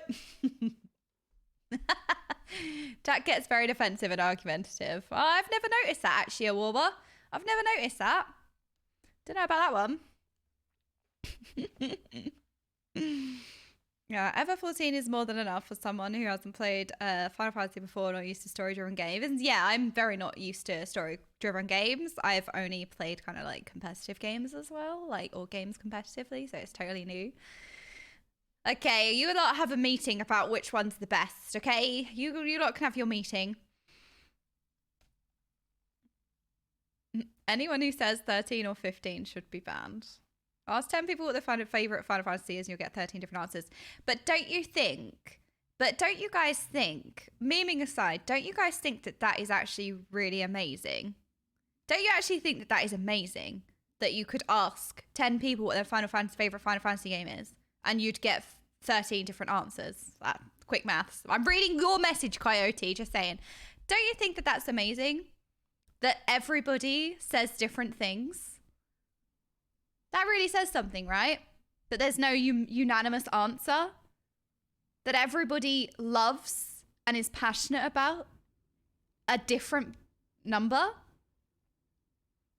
Don't you think? Don't you think that's wonderful? Like, to me, when I'm seeing such variance in answers, I'm like, damn, that's testament to a really good series, no? That's a real testament to the fact that they cater to so many different styles, so many different things, that it appeals to so many different people. That is wonderful, honestly. There's an FF for everybody, I agree.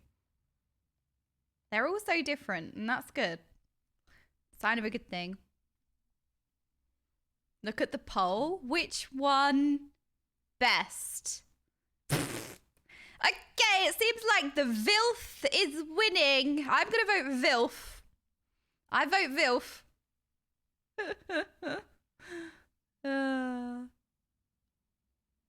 Amazing and terrible people still argue, but like, what is there to argue? It's an opinion. Everyone's going to have different opinions over which one they enjoyed more.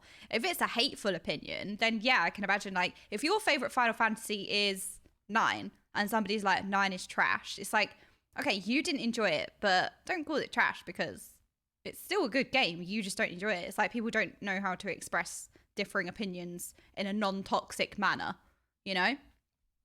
That's like, there's not really an argument. It's kind of like, I enjoy this one. And then someone saying, oh, I enjoy this one. I don't like it for those reasons. That's fine. Well, I like it for those reasons. It's just people's inability to be able to have a discussion with differing opinions. Because it's like, everyone is going to enjoy different things, right? We're all different. But, you know, that's why I always think it's interesting. Like, you know what? I didn't like that, but why did you enjoy it? That's interesting to me. I like hearing different opinions, as long as it's non-toxic. But the problem is most people don't know how to not be toxic with expressing different opinions. They just make things negative and toxic. But that's the people's fault, not the fact that they've created a series that different games draw in so many different people. So many different people love different ones, and you can appreciate different games because there's so many different appealing parts. Like, that's good. That's a good thing. People being toxic with their opinions is people's problem, not the Final Fantasy series problem. The most toxic thing there is just stating a fact. Yeah, but that's because, again, people just don't have that. I don't know. They just lack in things. Okay, your opinion about opinions is wrong. You got me, Noda. Okay, I think we had a couple of minutes for everyone to get a drink and not miss anything. With a couple of minutes for everyone to have a little quick stretch. Source, trust me, bro. Yeah. But that's why I always love, like, you know, Tifu is the best waifu. Sorry, just stated a fact. True fact. Okay. All right. Okay. All right, then. All right, I think we go on to part 2. We all ready? We all ready? Everyone comfy? Everyone keep sitting. Yay, yay, yay. We're going to part 2. I'm trying, so when I started the part 1, I really didn't want to interrupt it. I really wanted to, I felt very uncomfortable pausing it. Because nothing I have to say is more important than the documentary, but also there are some things that I really appreciate, and there are some things that I'm like, wow, and I kind of want to express that as well, because, you know, it's amazing the things that they're talking about. So yeah, I'll try not to pause it too much, but there are some things that just need a moment of appreciation as well, of like, wow. You know, like that moment the company decided to just completely remake the game. Isn't that powerful? Isn't that powerful? Yeah, but again, this is me being like kind of a new streamer. Like, this is me stumbling over like what is and isn't the norm. But you're right, I just be confident in my own decisions. I'll try my best. Right, part 2, let's play. I think the sound volume is going to be a little bit different because this was in another tab. From your perspective as CFO, to fix this problem, it's going to cost a lot of money. It's going to involve creating a new game. It's going to... For those of you subbing, I'm going to take a second after the documentary to thank you guys. So for everyone subbing, I do appreciate you. I do see you, but I'm going to go for it after, if that's okay. I think after is good. Subtitles. Oh, sorry. Yeah, I will appreciate all the subs after. I think that's a good way to do it. So the pause for now, but I'll get to you guys after. Involved keeping the other game still running. Did you think at that time that that was a solid investment, that that's what Square Enix should be doing, or did you think that it was a risky venture? What a beautiful building. 単純にそこだけ見るとね、すごくリスクの高い話、多分一般的には多分なるというふうに思うんですけれども、さすがに当初はね、ナンバリングタイトルでフラッグシップのタイトルで MMO これだけのタイトルなわけですから、それがこのままサービスが頓挫してしまうというのは、これは非常に将来的にまずいと。これはやっぱり経営上これは非常に大きなダメージを与えるということで、再度作り直しと並行してやるということの投資に関しては、これはまあはっきり言ってやっぱりやるべきっていうか、やらざるを得ないというふうな判断でしたね。ものすごい財務的なリスクがものすごく大きかったです。It was a leap in so many different ways. It was a leap from so many different places. A leap of faith. Yes, I know. I was trying to avoid that, but I did it anyway.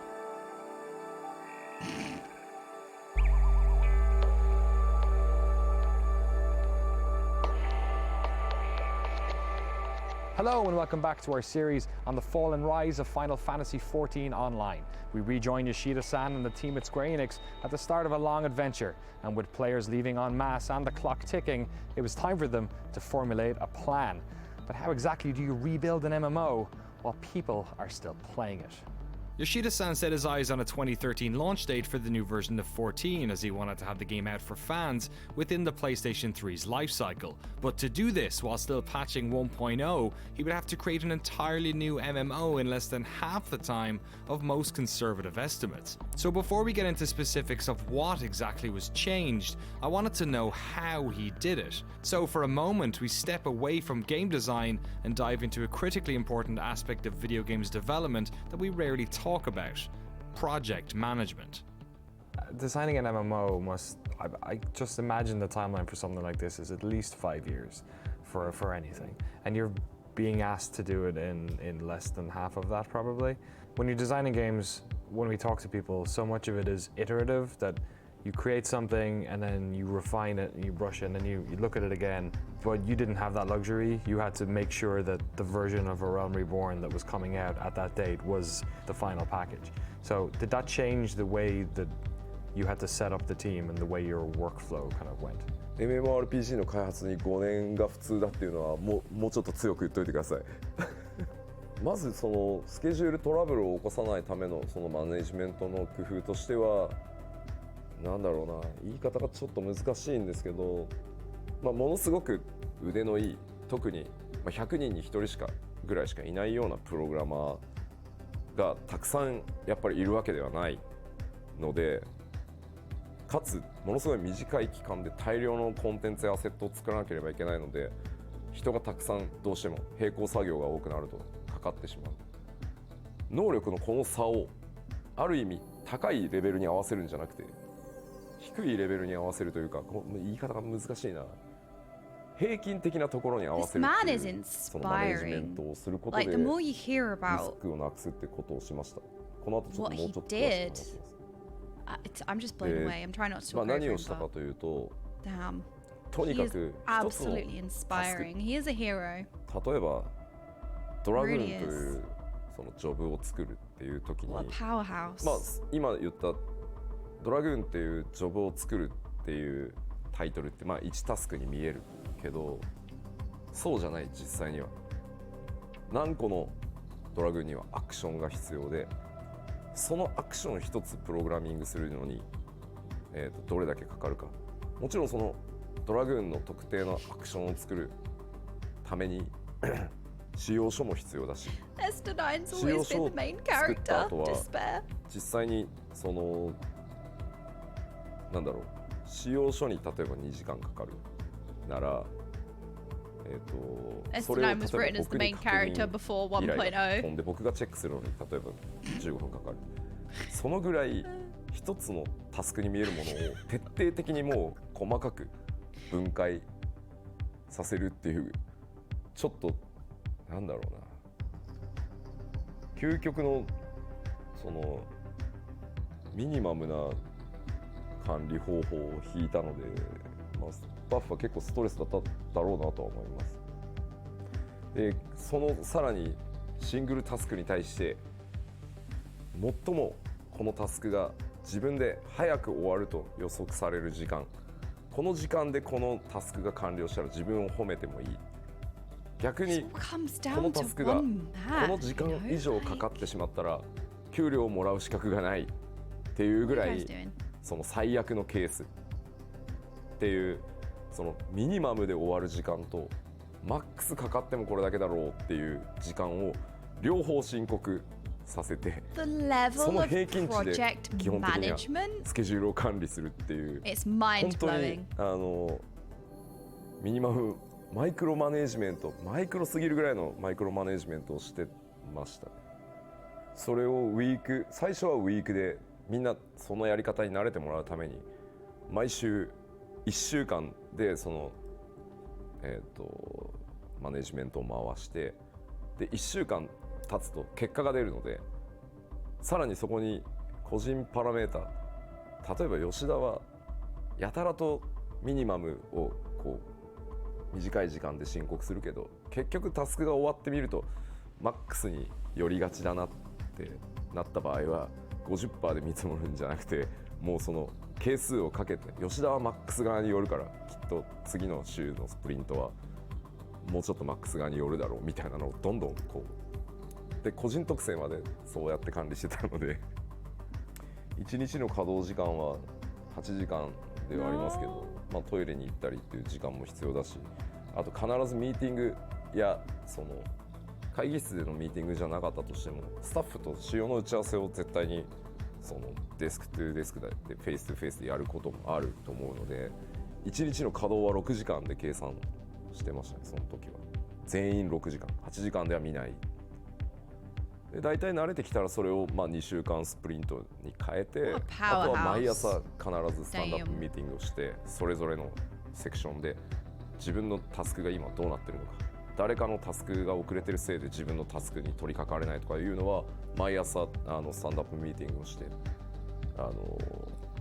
ではこのタスクを入れ替えてこっちを先にやってくれないとこの人が止まってしまうからっていうのをもう全部毎朝やってましたね。だからスクラムっていうそのマネジメント手法のちょっと変形型ですね。ただ最後に言っときますけど、このマイクロマネジメント普通じゃないのでおすすめしないですよ。まあ、2年弱で MMORPG を作る、逆に言うとスタッフにも2年かからず終わるから、このマネジメントだから今は我慢してって言ってやってもらったものなので、一般的には絶対おすすめしないです。細かすぎます。I mean, anyone can come in and say, "Oh yeah, we're gonna rebuild the game. Follow me." But he came in with, this huge Excel that had all of these lists of everything on it, what we're going to do here, what we're going to do here, this is when we're going to do them by, and this is what we're going to do here. And to see that, it's like, okay, this isn't just a stopgap type of thing where president's like, okay, crazy here, let's just change the leader and hopefully things will, get better. It was an actual, okay, this guy really wants to do this. He has this plan. Yoshida had them running like a well-oiled machine, so it was time to get to work. First thing. Not only are we just appreciating Yoshi, right, by the way, like, we are appreciating all of the devs that managed to do this in that 2 years. They kind of rebuilt the game. They worked so hard as well, just for, like, honestly, the amount of work and when it's broken down, there was so much hard work, especially in 2 years. They worked their asses off. Felt like that was very British, but it's not only the decisions from the company to undertake this risk and make these decisions and change everything, and Yoshi P implementing all of that. What a freaking machine! But it's also the devs and everybody who worked on it as well. Like, just all around such hard work.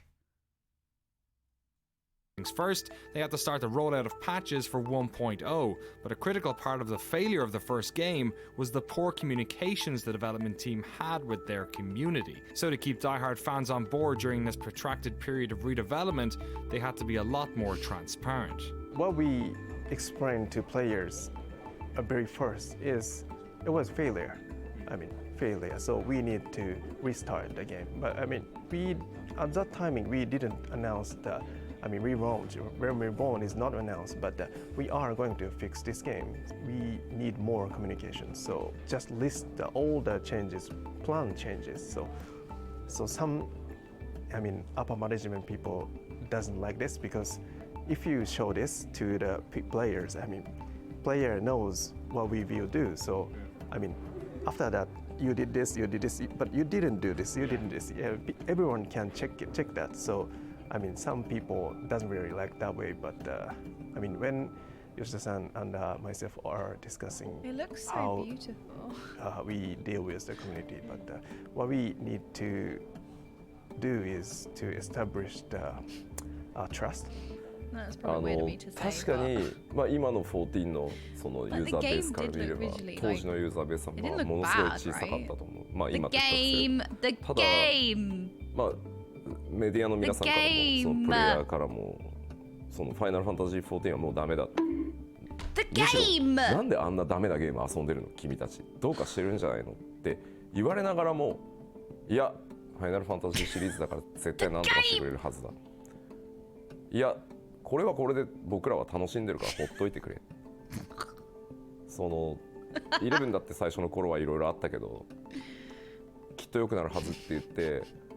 数はもちろん今と比較したらすごく小さいそのコミュニティだったかもしれないけど、誰よりもスクエアエニックスやファイナルファンタジーのことを応援してくれている人たちだったので、この人たちを無視するんだと多分この先もうファイナルファンタジーはダメだろうと思ってたので、むしろ何よりも大切にしなきゃいけない部分だったっていうのが最も大きい理由。それは何億円使おうが回収できない後でコストだと思うので、信頼ってそういうことなのかなっていうふうに会社にもプレゼンテーションしましたし、僕もそう思ってたから続け。Like what's on his middle finger あと on もう this 一つ hand? やっぱり大きなポイントは本当にファイナルファンタジー14がリバンプしてその大逆転するためには絶対に彼らの力が必要だっていうことももう一つ重要な意味を持っていると考えてました。Next, Yoshida split his team in half, some working on the new version of 14 and others working on the updates to 1.0, what he called the guts version of the game. But with so much of the game requiring fixing, where do you even start?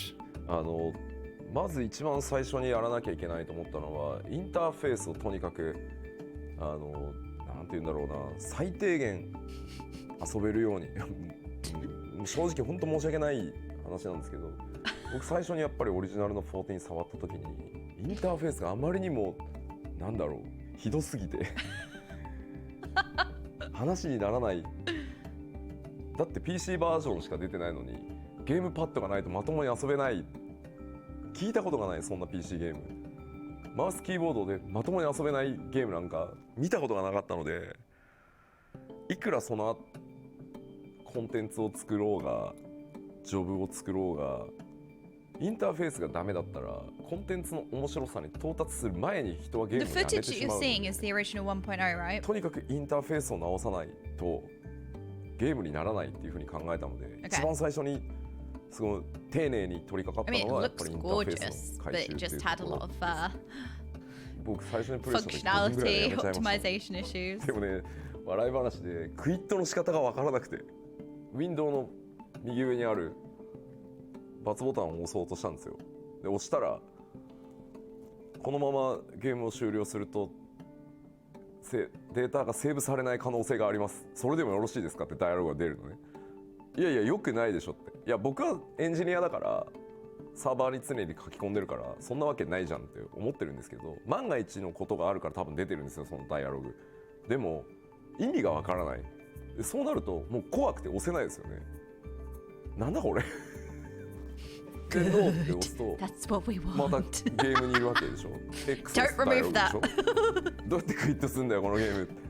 Interface isn't sexy. It's not something you tend to hear a lot about in video games coverage, because really, when it's done correctly, you're not supposed to notice No, never quit. So when the early patches for the game concentrated on interface and quality of life updates, much of the community began to get frustrated. The team needed to fix it quickly, so Yoshida employed the help of a Square veteran, one of the developers, on that original 1.0 task force. はい、皆川博と申します。ファイナルファンタジー14ではユーザーインターフェースの、設計デザインとあとアート的なビジュアルの方も担当しています。よろしくお願いします。今47歳なんですけれども、25の時に入社したのでもう22年経ちますね。当時はまだスクエアエニックスがスクエアという会社だったので、ですね、ファイナルファンタジータクティクスの、アートディレクターを担当していました。なので普段は少ない情報、なるべく少ない情報やシンプルな表示を心がけているんですけれども、今回はカスタマイズ性というかよりツール的な考え方でいろんなプレイヤーがそれぞれ自分の好きなカスタマイズができるようにっていうことを普段よりも強く意識してます。まあやはりバトルがテンポのスピーディーなテンポのゲームなので、カーソルフォーカスを十字キーで動かしながら決定するっていう、そういう操作性ではちょっとゲームにならないだろうというところがあったので、かなり最初の頃にクロスホットバーというアクションを選択するインターフェースを考えたんですけれども、ただこのインターフェース自体は割と昔から他のゲームで自分自身作ったり使ったりしていたものだったので、絶対それでいけるだろうなという思いはありました。なので実はそこはあまり苦労していなかったりします。例えば表現方法が変わると必ず僕はこっちの方が良かったっていう話は来るんですね。例えばインベントリーは以前はテキストで表示されていたんですけれども、アイコンになると当然なんか似ていてよくわからないとか、なので両方欲しいっていう話は受けて、両方作るのは大変なんだよなっていうそういうところはあります。So if he was the lead on UI, did he make the controller MMO possible, like the amount of optimization, how well the controller works? Is this あるんですけれども、2年以上経って今入るみたいな機能もたまにあったりします。でもう一つはバトルシステムをとにかく変更しないと。Can we just take a second to appreciate that? When I first started playing Final Fantasy, my mind was blown. The fact that not only could you play it on a controller and on a console, but the controller implementation and optimization was that good that it's a very regular thing to play with a controller. That was something that when I learned that's one of the most standout things for me. How well that works. I haven't had the chance to actually play on a controller yet, but it was something that absolutely blew my mind. That not only you can use the controller, but the level of optimization and how well it works to that level is just incredible. Not only does it allow more people to play, you know, it's more accessibility, but sometimes playing with a controller is comfy, right? You know, there's so many different reasons to play with a controller. And the fact that it works so well is genius. Absolute genius. And again, just wanted to take a second to appreciate that. That is amazing. コンテンツが作れない。つまりあまり良くないバトルシステムをベースにして、コンテンツを作ったとしてもコンテンツが面白くならない。だから順番としてはインターフェースを修正しながら They really rebuilt it from the ground up, didn't they? They really looked at the core integral problems and really tackled it. 当時のバトルシステムも当時は15人でパーティーが組めてあって、しかもマジックポイント MP の管理っていうものがほぼなかったので、当時のファイナルファンタジー14の中で I mean, you can see the level of detail in general in Final Fantasy XIV. And just hearing it from the dev's perspective when they rebuilt it, you can see their eye for detail. There is not a pebble unturned. You can see it in this documentary and you feel it in the game, which from the first day, I felt that level of detail and that keen eye. And this is just really nice to watch because you can really see how they do care about the fine details. コンテンツが面白くならない。だから UI を直しながらバトルシステムを変更して、でそれらの準備をしながら最も重要だと思ってたのはファイナルファンタジーエレメントっていうものをとにかく入れていくことっていうのが次のというか最も大きな課題だっていうふうに思ってました。なぜなら当時ジョブもなかった、ナイトもいない、ブラックメイジもいない、ホワイトメイジもいない。これはファイナルファンタジーなのか。 Bad game. チョコボに乗れるわけでもないし、イフリートは出てきてるけど戦えないし、一体何なんだこのゲーム。だから僕らがコンテンツとして入れていかなきゃいけなかったのはやっぱりイフリートやそのガルーダ、いわゆる召喚獣って一般的に呼ばれてるものとのボスバトルを入れていかなきゃいけないと思ったし、チョコボに乗れないなんて MMO なのに話にならないからチョコボにちゃんと乗れるようにしなきゃいけないし、何よりジョブがないのも FF じゃない。少なくとも僕は FF だと思わないので、だったらジョブをちゃんと入れていこうっていうところが、でもそれもやっぱりさっき言ったようにインターフェースとバトルシステムが直ってなければいいものにはならないので、だから回収をやりながらきちんと仕様を作ってそれを一つずつクリアしていくっていうのを中盤以降は続けて、そこからやっぱりグッドゲームの評判はやっぱり Q14 も良くなっていってプレイヤーもずっと増え続けていったので少しずつですけど、あれは僕らもすごい励まされましたね。やっぱりちゃんと面白いものを作っていけばみんなプレイをしてくれるっていうのも数字の上からもよく見えたので、当時の7つ一気にリリースされた7つのジョブ、8ナンバー忘れちゃったけど7つのジョブがいっぺんに実装されたんですけど、たった一人のゲームデザイナーが作ったんで。 No. The team had their sights set on what needed to be changed and how they were going to do it. For the first time in years, they were feeling hopeful, and even better, players were finally starting to respond with positivity. But right as they were settling into this new reality and finding their rhythm, disaster struck. Oh?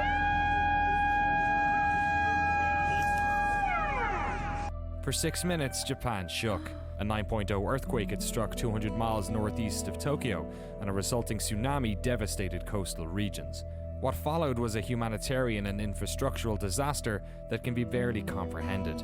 While the country rallied to help those affected, Tokyo suffered aftershocks and frequent electrical blackouts.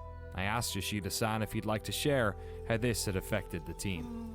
まあ東京もそうは言ってもすごい揺れたので、やっぱりまあ当日はね、会社に泊まった方が安全だって言って帰らないでずっとニュースを見てるっていう人たちもいたし、やっぱり東北に家族とかね親戚とかいるスタッフも当然いたので、まあもう正直言うともう開発どころではなかったのは確かにそうですね。で開発なんか優先すべきじゃないと思うので、やっぱりみんな開発者の前に人なので、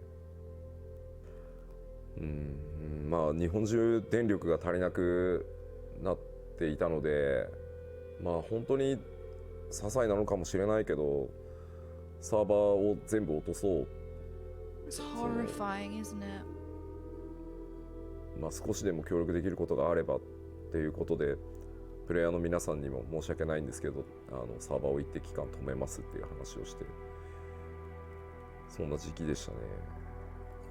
ただサーバーの稼働を再開してからプレイヤーの方からまあお手紙をいただいたりしたんですけど、エオルゼアの中で遠くにいる友達の無事が確認でき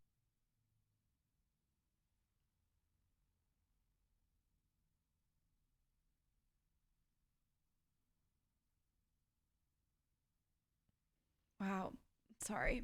きた。エオルゼアがあったから電話も通じない、連絡の手段がなかったところ、エオルゼアの中にログインしてきてくれたことで無事だったっていうのが分かった。逆にその周りの人たちの情報っていうのも分かったっていうお話をいくつかいただいて、まあ電力が足りなければね、当然そのサーバーなんて落とせばいいかなと思うんですけど、そうじゃない限りは続けるっていうことも、エオルゼアを維持しておくっていうことも一つのなんかこうサポートなのかなって思った機会でもありましたね、その時は。だから続けてくれてありがとうって言われたんですよ、ファイナルファンタジー14を。開発で、あとは最も大きかったのは、実はイフリートの次に戦うボスはリヴァイアさんの予定で、リヴァイアさんをかなりの速度で作ってたんですけど、とてもじゃないけどリリースなんかできないっていう話で、だからイフリートの後モーグリが実装されているのはそれが理由ですね。急いでモーグリを作り直したというか企画し直したので、いやそんなことはなかったですよ。みんなやっぱりそれぞれのあの時期会社に来れない人たちも何日か会社も休みにしてるんで、ただどっちかっていうと自分たちにできることをやろうっていうみんな感じだった。じゃあ全員で福島に行って何か僕らが活動することって意味があるのか、あれだけたくさんの人たちが押しかけてる中で、だったら僕らは彼らが落ち着いた時にゲームを楽しく遊べるように、僕らは結局ゲーム作るしか脳がないので、ゲームを作り続けるのが結局何よりなのかもっていう、こういう話はしなかったですけど、みんなそういう感じで復帰してきてましたよ、仕事に。It just makes it even more remarkable that they pulled this off, right? It's remarkable anyway, but over the coming months, the team would release patch after patch for 1.0. 1.17 introduced 8-player parties and more stable network infrastructure. 1.18 dropped in June 2011 and was a huge patch that made the game much more playable. Level caps lowered for story quests. It added grand companies, class adjustments, instance dungeons, and auto-attack. Yes, would you believe this game still didn't have auto-attack? It featured a more user-friendly map interface and also scrapped the controversial fatigue system. And so we need to take this concept that Yoshida-san has created, smack 'em, make it fit with the current world, write stories around it, make the transition seem seamless, and then in the new world, make it so that there's still some connection with that old world that will be understood by those core players, but won't alienate new players. It won't be something like, oh, you didn't play that old, the stuff in 1.0, so you're going to be completely lost, because we don't want to do that either. We want to get new players to come that didn't play the original one. Not only did all this happen, they incorporated it into the game's lore. That's the part you forget as well. The fact that this amazing thing happened, this amount of work that went into it, the changes that needed to happen, the decisions, the risk. Not only that, they managed to write it into the game's lore. While paying respect to those who played in 1.0, they managed to include everybody who didn't play in 1.0. The whole thing is just incredible. It really is. We don't want to have them have to play the original to understand this one. And they did a really good job with that as well, I have to say. It was challenging, Didn't but it was they a do lot a of fun. good job with that? We got to try a lot of things. We had a lot of freedom, then especially on the 1.x stuff, because in a sense, it would only be released, seen for a few months, and then it would be gone forever. And so, on one hand, that's really exciting because we can do whatever we want. We can create these crazy stories, have these crazy characters, all of these crazy, in all these crazy situations, and go, you know, balls to the wall. But on the other hand, we're working day and night on something that only a few thousand people are going to see and will be gone in 6 months. I really think, I mean, I look back at it now, I think we did a lot of our best work during that one point. And it's sad that no one is ever going to see that. Maybe, you know, there's some videos up on YouTube where people can still go back and check them out. But a lot of, you know, some of the best stories, some of the most crazy stuff went on during that 1.x period because it was pretty much no holds barred. Anything can happen. We had like crazy cults, and you had like, you know, people from the Garlean Empire. There was like propaganda, giant dragons and machines, and it was just anything goes in a type of situation there, and it was just really a lot of fun. 1.19 signified the 1-year anniversary. Players finally got personal chocobos, and in the distance, one light in the night sky burnt slightly brighter, a sign of things to come. At the very first subtlety. time, it was just some rumor between players. Oh, is it getting bigger? No, it isn't. Isn't that awesome? That they put some kind of subtle hint into the game that people would see and be like, huh. Isn't that awesome? It's so good. Yeah.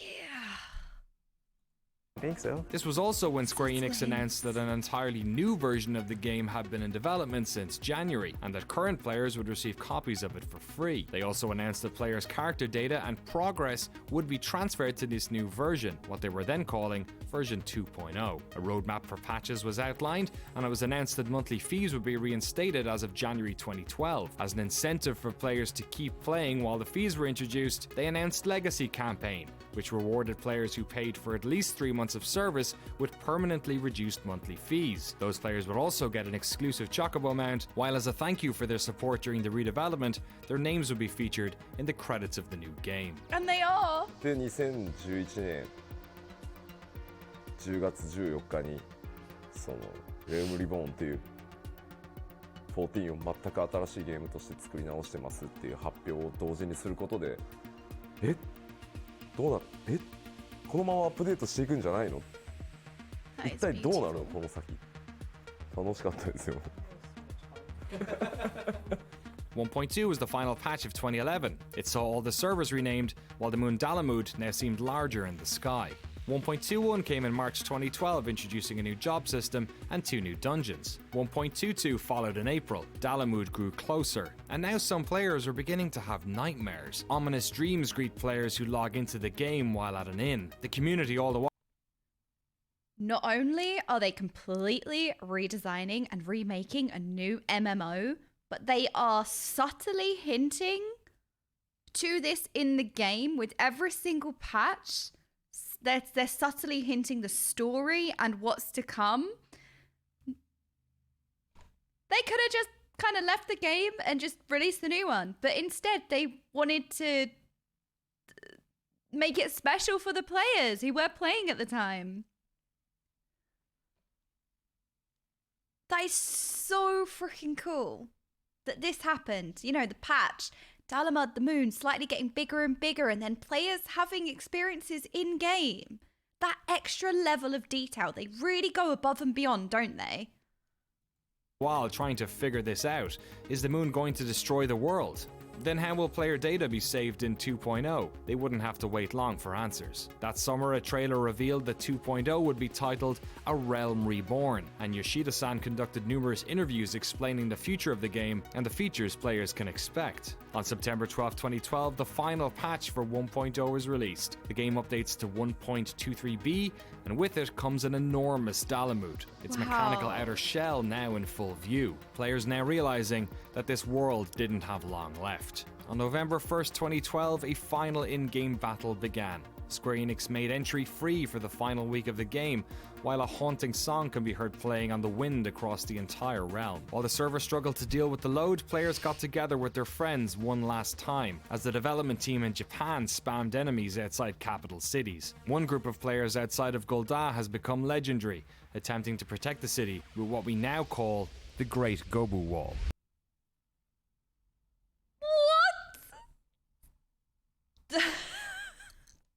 Everybody was adorable from the beginning. They tried to help by making a wall. That is so adorable. That is the best. Like, why do I feel nostalgic? I feel so emotional. This is just wonderful from so many different aspects, from the devs to the players. It's beautiful. They built a wall. Right before Dalamud hit Elzir, we had to do some chaotic situation to the existing world. So what we decided to do is to spawn the strong enemies at the near the main cities. Even when I popped the very strong, Manticore or the mobile or the giant monsters, players kill instantly. Right. Yeah, instantly. Yeah, just snap. So, oh Jesus! So you killed my monster again. So what we can do is just keep spawning the lots of monsters, and then in very late night when I was doing, keep spawning the monsters. The one programmer I've never talked to him before, but just coming down to my desk and then just give me a bit of paper with some numbers. Which numbers I can understand. This is the number of the certain monster. Okay. I can type in so that I can spawn a very new, stronger monsters. Right. Oh, thank you very much. It's the programmer. So that was a very fun moment. You're like playing God. At first, I felt like God. Wall. Hey, players, can you beat my monsters? But no. I was very weak God. They were God. Yeah, they were God. So it was then, on Sunday, November 11th, 2012, just over a year after Final Fantasy XIV was originally launched, with Dalamud hanging in the sky, that the servers were finally turned off. And as they did, a trailer dropped, showing players what was to become of their old home. Was this an epic moment? I suppose there wasn't that many players then, but can you imagine being part of this?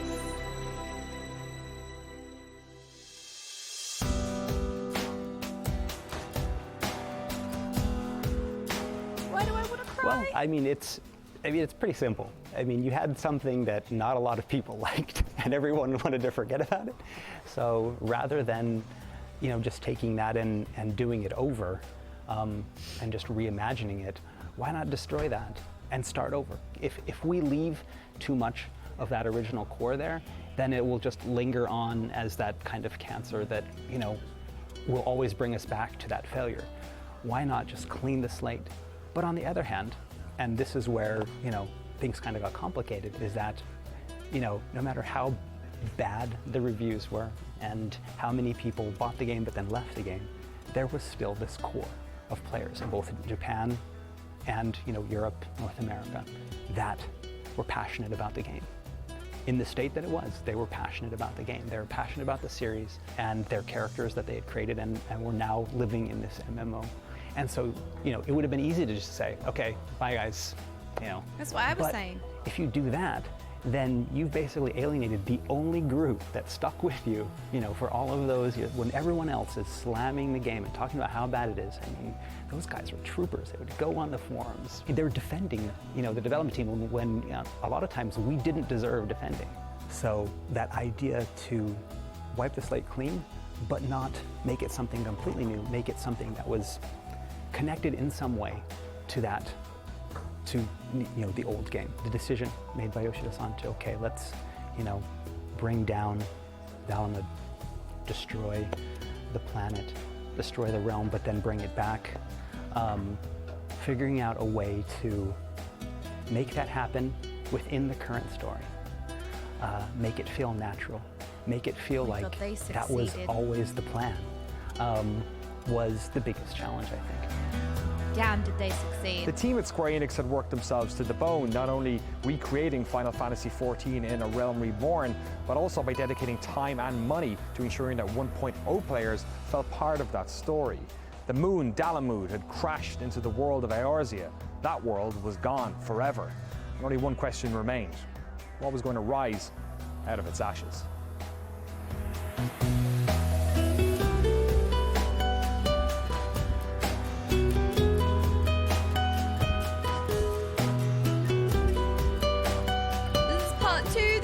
Parts. There's one part to go if you haven't seen this before.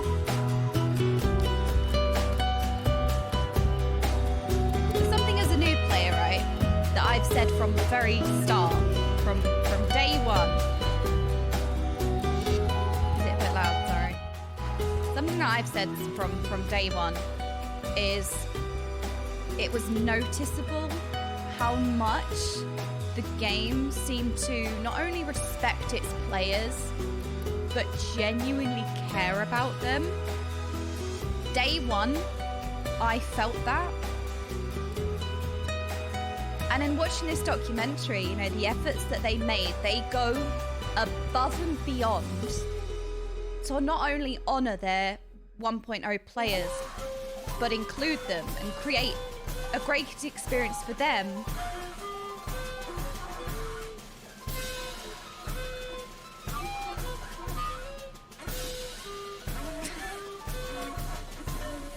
What is this? Who's playing the flute? Who is it? Who's playing? I was like, is this me playing the flute? Oh. This is me if I play the flute. This is XFFing playing the flute. I agree. Yeah, there you go. There you go. That's exactly what it is. What was I saying? Nobody cares. Nobody cares what I was saying. No, I just, you can really feel how much they genuinely do care about the players, and they go above and beyond. And not only did they kind of suck it up and completely remake the game, you know, that is a lot of stubbornness to overcome. That is a lot of ego to overcome. And it's hard to say, you know what, all my hard work kind of, it was wrong, or I was wrong, or this isn't good. And it's hard to overcome that. And then also you've got the side of like the company itself took that leap of remaking the game as well, which to me is just the most surprising thing. But look at where we are because of it. And yeah, they paid so much care to their 1.0 players to the point that somebody who started in 2023 feels the honor that they placed upon those 1.0 players. You know, somebody who plays the game for the first time in 2023, I feel the respect for the 1.0 players, which is beautiful, right? Okay, we have the last part, part 3. Part 3 of the documentary. Are we ready? Part 3, the final part. Do we need a couple of mins? We need a couple of mins? Couple of mins? Couple of mins? Okay, we'll take like 2 minutes for anyone who wants to get a drink. I should probably stretch, really. Okay, but I should probably stretch. Okay, I will stretch because it's been 4 hours, so I will stretch. Hang on, let's put this back on the screen. You're all gonna get flashbang. Sorry. There we go.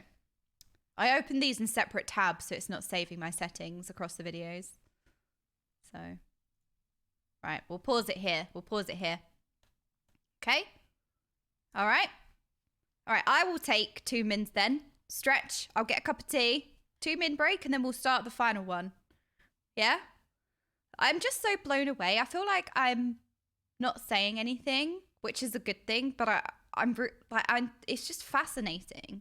It's just wonderful. It's beautiful, and I'm so absorbed in the documentary, and I just feel like I'm sitting here watching it, and I'm like, should I say something? I don't know.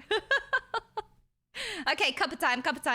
Cup of tea, mate. All right. Well, you know what? I'm going to take this off the screen, and the gaming ones can have a little bit of ICAM.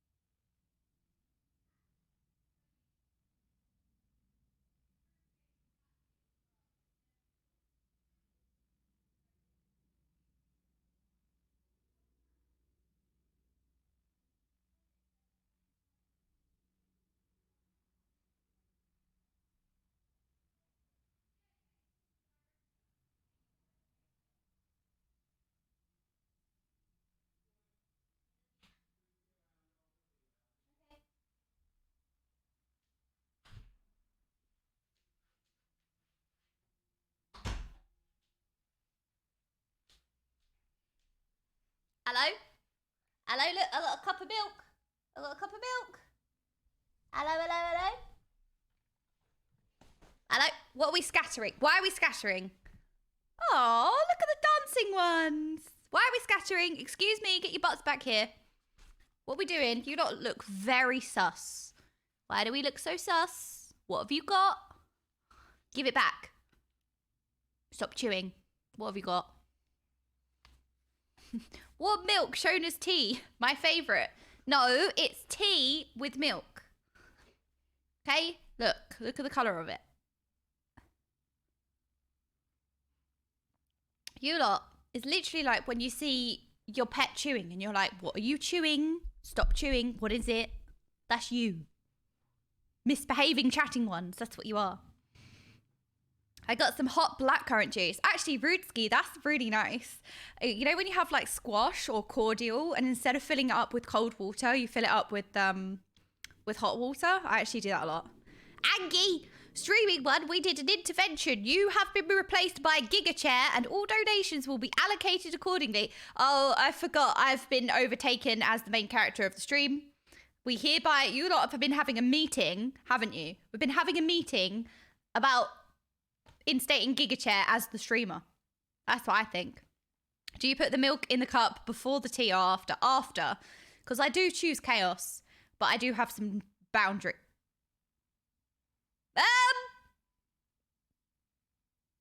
Do have some, but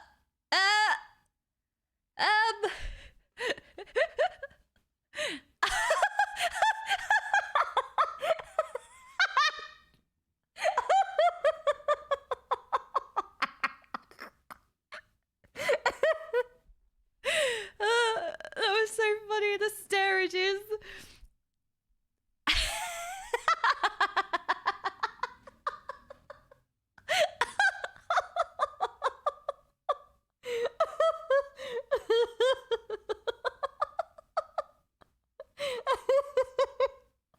Well played, Chris. Well played. Yeah, well played.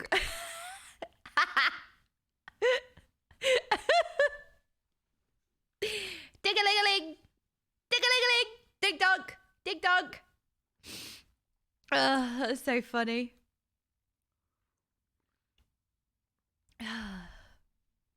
Dig-dog.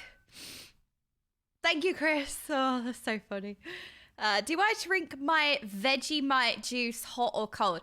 You lot keep calling it Vegemite, but it's, what is Vegemite? Marmite? Is it Marmite? Vegemite equals Marmite? I don't know if we should have Marmite juice. I do enjoy Marmite on toast. I don't know if I would enjoy Marmite juice. Vegemite is Australian, Marmite slightly different. Oh, it's slightly different. So what's Vegemite then? Isn't Vegemite a butter substitute? Oh, is it? I don't know. Oh, maybe I'm lacking critical information. It's the vegetarian version of Marmite. Okay, the Aussie Marmite, which is vegetarian. Okay, makes sense. Makes sense. Makes sense. All right. Marmite might want to be one of the most spicy food I've ever tasted. Well, they do say you either love or you hate Marmite. You either love or you hate Marmite. I do like Marmite, but there are those of you who don't like it, which is fine. I do like Marmite on toast. I agree. I do like Marmite. Never tasted it. I guess it's got quite a strong taste. And I think anything with a strong taste is kind of like, ooh. Differing opinions. Excuse me. We don't do that here. No, we're not allowed differing opinions. No, not allowed. No. Tsk. I actually can't see your emotes because I don't have my browser open. So I see your 7TV emotes as a mobile user would, which is just words. Yeah. Tsk. No. Excuse me. One thing Marmite is amazing for is in beef dishes. Like, yeah, that's very true. You know, like Worcester sauce as well. Like putting Worcester sauce sometimes in spaghetti bolognese is really nice. Yes. Okay. Cat sitting very comfortable around a campfire with its friends. Yes. I see you. What is this one? Cat sitting very comfortable around a campfire with its friends. Oh my. Okay. All right. Yes. Well done, chatting ones. You're all hilarious. Yes. I am a mobile user right now. All right. You know what? Mobile users unite. Okay. We're gonna defeat the evil 70 TV emote users. Okay? Bad. So campfire with friends, singing songs and toasting marshmallows. Joel teaching his son Joel how to spin while Wide Boris passes by. Oh, Twitch just gutted streamer ads. Is that breaking news? No more ads on Twitch? Or am I lacking critical information? Is it news just in?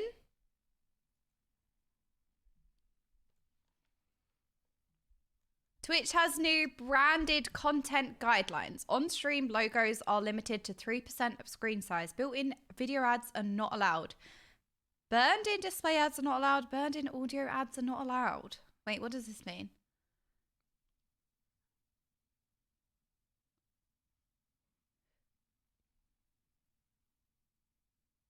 Wait, hang on a minute.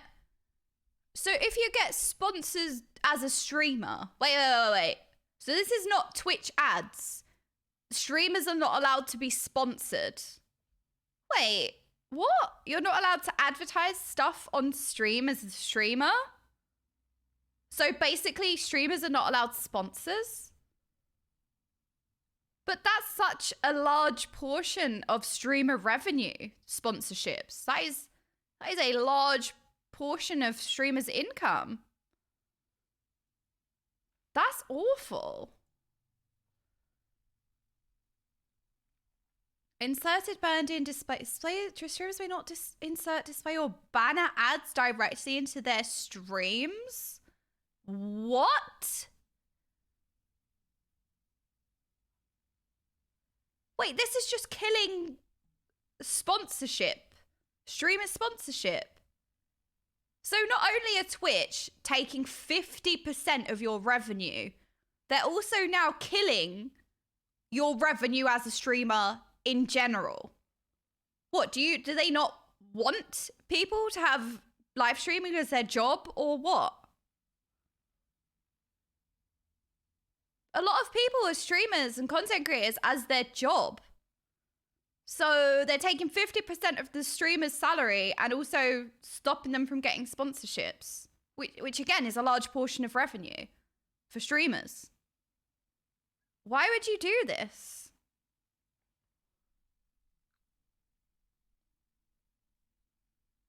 I feel like, hang on, there's a part 2. What is allowed is channel page panel ads, okay? Products in the background of your stream. Links in the chat, discussing/unboxing products, playing sponsored games. Right, so branded panel showcasing products in the background of your stream. Links, discussing, playing.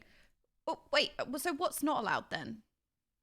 So you're not allowed basically on-screen banners. Overlays. So the actual product has to be in real life, not as like a stream overlay. You're not allowed. So basically what's happening is you're just not allowed overlays. So instead of just having banners, you have to have the product in person, I guess, is what I'm kind of understanding. But at the same time, that's very difficult for a lot of companies, really, because overlays are accessible to all brands, all products. But having products physically on show on the camera is not always possible, you know? Like sometimes you get games reaching out like, hey, can I sponsor a stream? But you can kind of sometimes work out a deal where you kind of show the game on screen, which is more accessible because then you can play the game that you would usually play. You don't have to int your viewership so much because let's be real, a lot of people tune out sometimes when streamers are playing a sponsored game. So it's basically just killing a lot of streamers being sponsored. while also taking 50% of your revenue. So it's like, okay, do you want us to make a living using your website or not? What is this, supposed to be a part-time job or what? This is, yeah, I'm also thinking about broadcast productions. For example, the Race World First in World of Warcraft. You know, I cast for Echo, and the Echo broadcast, you know, okay, hold on a minute. These massive productions would not be possible without the sponsorship. And let's be real, these productions bring in a large viewership. So it's really good for Twitch. It does a lot for Twitch. So you're kind of cutting that revenue. Like, what? Because the problem here is you're allowed to have the physical product, right? You're allowed to have the chatbot. You're allowed to have the banners. They're just restricting the overlays on screen from what I can work out. But that is such a powerful and effective way to advertise products and be sponsored. So when you have these shows and you have these broadcasts, you have these productions, that is significant. That is very impactful. And I don't understand why this is happening. Well, they're greedy. That's why. They want to push their own ads. Exactly. That's really what it is. Greed. Well, because then they can advertise their own ads, you know? They can put their own ads on there. So basically, they're kind of taking that advertising money from you.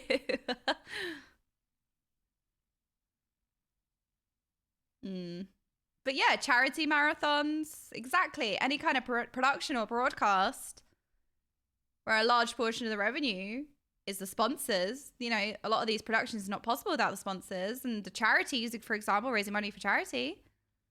The overlays are a really effective way.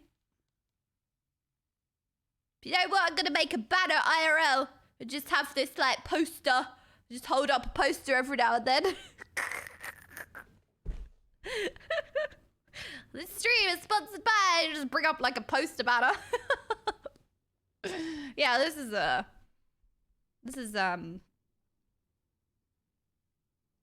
is awful. Why? Why would you do it?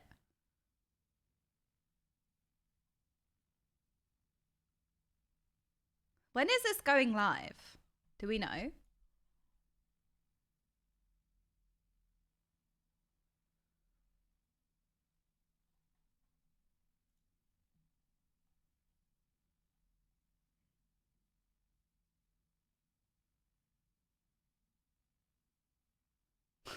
Whoa, if this goes through, OTK Network will be leaving Twitch. This is a direct attack on our business staff and all of the hard work we've put into our organization.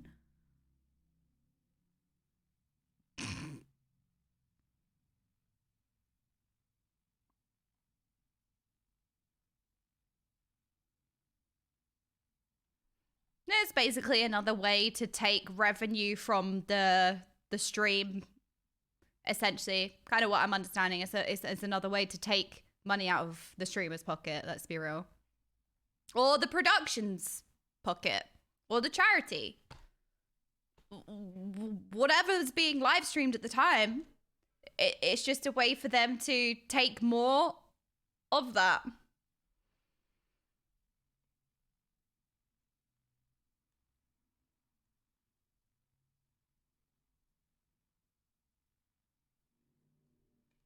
Because they've been implementing their own sponsorship. Kind of, Twitch have recently implemented a sponsorship sort of program where through Twitch you can get sponsored by brands, right? But they take a ridiculous amount of that money. So instead of, you know, talking to the brand directly and getting sponsored by the brand and, you know, putting overlays onto your stream and doing stuff like that, they're basically making it very difficult for you to do that yourself. And they're kind of forcing you to, I'm guessing, go through Twitch's form of sponsorship because, well, Twitch will, if you go through Twitch's sponsorship brands, well, that's fine. Then I'm guessing there'll be an overlay and it will work and it'll be fine. So that's anyone asking, like, well, why does that put money in Twitch's pocket? It's probably why, because they already have this kind of system that they are implementing of sponsorships. So it's kind of like, and they take a large portion of that. I can't remember the exact statistic. I just know that it's a significant amount of your sponsorship money, which, you know, right now you could talk to a brand or something to discuss that and be like, you would take that cut, whereas Twitch is taking a cut of your cut, you know? So that's kind of how I interpret it. It's basically like, again, them trying to put more money, take more money from the streamers, I guess. Well, that's an interesting turn of events, isn't it? Yeah, I suppose I'm just going to makeshift my own banner. Like, just make a poster. Homemade poster. And go, like, right here, IRL. My dad can come and change the page when the next brand needs to be advertised. Quick, Dad, change the flipboard. Quick, next brand. Hold on, guys, I need to change the flipboard. Hang on, next brand. Oh yeah, you could get like a small screen that can just kind of play on a loop. Next slide, please. Get like a slideshow PowerPoint presentation of the screen behind me. Like, quick, change the slide, change the slide.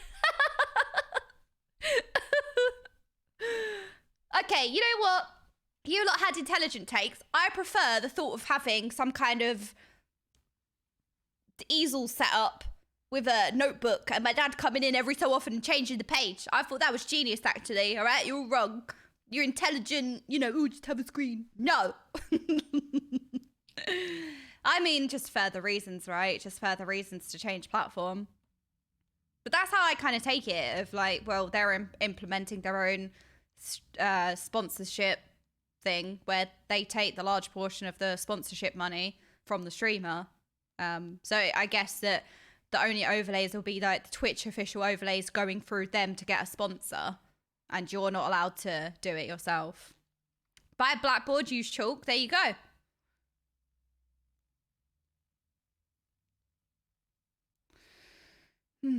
Wow, interesting. So, having gone over that, should we go on with part 3 of a company that cares about its users?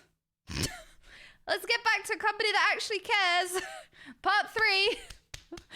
Company that actually cares about its viewers, its user base. Anyway. Back to a company that cares. Anyway, yes, this is the final part of the NOCLIP documentary. Part 3 of rebuilding Final Fantasy XIV. Back to people who give a shit. Let's go. On a less depressing note. Yeah, right. We're ready? Are we ready? Are we all snuggly? All snuggled in? Are we ready? Tea time? Raise your chalky? Okay, let's go.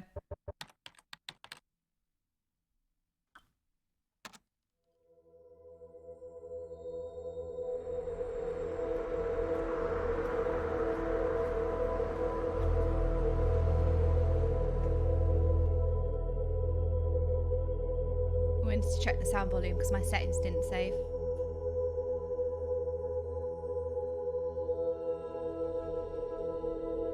Hello and welcome to the final part of our fantastical tale. We sit on the eve of the rebirth of Square Enix's new world. Almost exactly 3 years after the original catastrophic launch, Eorzea was going to be getting a second chance.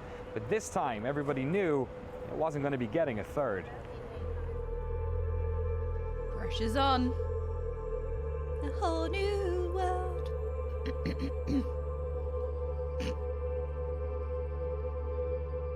Once Dalamud had struck, Yoshida-san moved the 1.x patch team into the main team working on A Realm Reborn, taking lessons from contemporary MMOs. Truth ban! Excuse me! Anyone died of cringe going in jail. Feedback from players over the 1.x phase, and elements that worked from the original version, they crafted a modern Final Fantasy XIV, set in a vibrant world that reflected the energy of the franchise. And for Yoshida-san and some other members of the team, this was going to be a very public thing, as they took the short train ride from the office in Shinjuku to Shibuya to take part in a very special launch event. その渋谷のイベントへ向かうために朝電車に乗ってた。で少しリハーサルを当然やらなきゃいけないので、少し早めに家を出て、いよいよ発売日かって思いながらその電車に乗っていたら、ちょうどそのドアの近くに立ってたんですよ。そしたらそのドアの僕は右側に立ってたんだけど、左側に立っていた男の子、多分大学生ぐらいだと思うんだけど、緑の綺麗な男の子がすっと僕のところに寄ってきて、小声で「吉田さんですよね」本当に発売おめでとうございますってプレイヤーですって言われたんですよ。でそんな状況でそのイベントを始めて、でみんなでそのここまで来る話をステージでしていて、最後マイクが当たってきて話をしようとしたら、その朝そう言われたことをちょっと思い出しちゃって、いやいろいろあったなって思ったら、言葉に詰まっちゃった瞬間にその来てたプレイヤーたち、お客さんたちが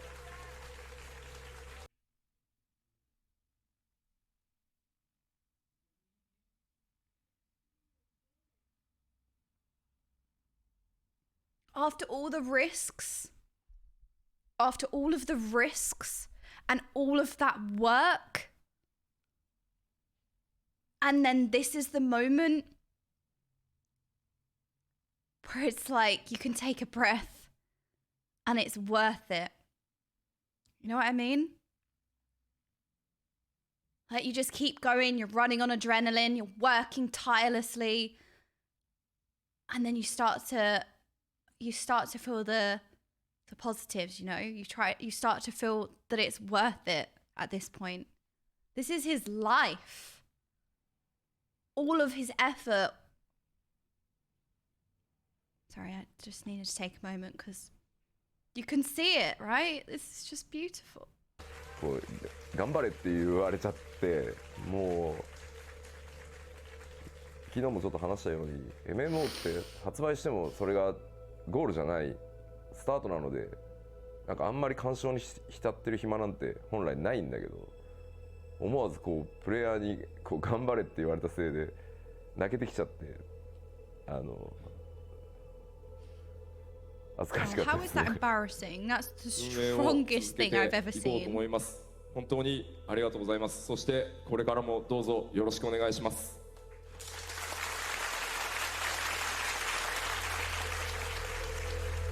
What a wonderful man.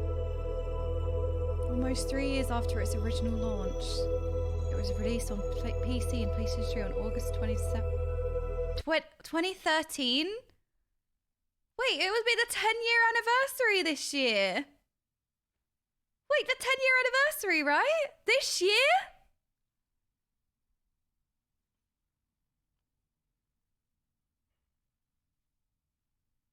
I have no right to get emotional. I'm a new player. I'm a sprout. Oh, I don't know how you guys deal with this. Me feels so much emotion when my journey has just started, and you guys have been in this world for years. You know?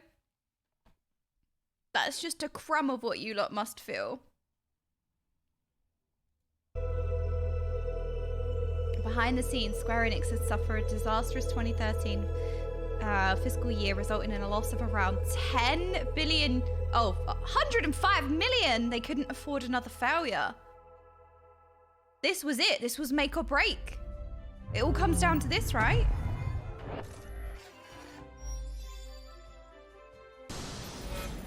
Final Fantasy XIV: A Realm Reborn is a great MMORPG experience on both PC and PlayStation 3. Grounded in tradition and learning from the lessons of the games that preceded it, it thrives on the strengths of its excitingly varied and flexible class system and highly mobile combat. The game's rough launch is mostly over, but you still might have to contend with login errors. But this is, by and large, a very good massively multiplayer game, filled with lots of stuff to do, gorgeous vistas to behold, and lots of adorable narrative touches. Why do I feel such the challenge ahead pride? for Square is to achieve the delicate balance of questing, dungeons, and fates for the second half of the leveling process, as well as it has the first. But considering the stunning reversal of fortune that Square has achieved here, it seems like anything is possible. So what was it like then on your end after, years of working on this game, having the launch, basically being required to work on two separate games at the same time, patching one and then building an entirely new one, almost in secret for a large part of it, to then see, what was it like reading reviews and reading message boards when people were like, oh fuck, they did it? It was, we were just as surprised. I'm getting emotional. Not as surprised because again, it was definitely different. In those months before releasing the original, I knew that the game wasn't in good shape, and so it's kind of, you're lying to yourself, trying to say, no, this is going to be good. They're going to like this part. They're going to like this part. It's going to be okay. It's going to be okay. But with A Realm Reborn, playing it's like, this is a really good game. You're playing it, enjoying it. But there's still that little bit in the back of your mind that's like, and it's what we were told, is that once the game has been reviewed, even if you try to rebuild it, everyone's going to remember the old. They're not going to look at the new. Metacritic never forgets. When 14 came out, the original, and it was maybe people were like, okay, I think, I'm a hardcore offline Final Fantasy guy, but I'll try out this new one. But then, okay, it's terrible. See, I knew it. It's terrible. They're not going to want to come back for a second time. It's like, no, I already played that. It was terrible. And so there was just this feeling that even if it's a really great game, no one's going to play it. They're just going to brush it off because it's the bad Final Fantasy Online that I tried, in beta and it sucked, so I'm not going to play it anymore. And so yeah, we were afraid of that. But then, wow, it was just, servers breaking not breaking, but servers getting so packed with people in those first few days, and then seeing the reviews come in, and they saved, and then they start saying things like, you saved the franchise, and you saved the series, and I don't know, remembering what it was like, at their launch of 1.0, and then just being able to, because who gets to re-experience a bad launch? It's something you don't get in the game industry. And especially in MMOs. And we did, and it was a great experience to be able to say, it was just that vindication of all of that extra work that we had put in. It was what Yoshida-san had promised us. If we worked hard and we did this right, that in a year and a half's time, we can do this. And a lot of people didn't believe him, and a normal person probably wouldn't believe him. But maybe that's why we were able to do it, because all of the abnormals remained and made something that was, literally impossible happen.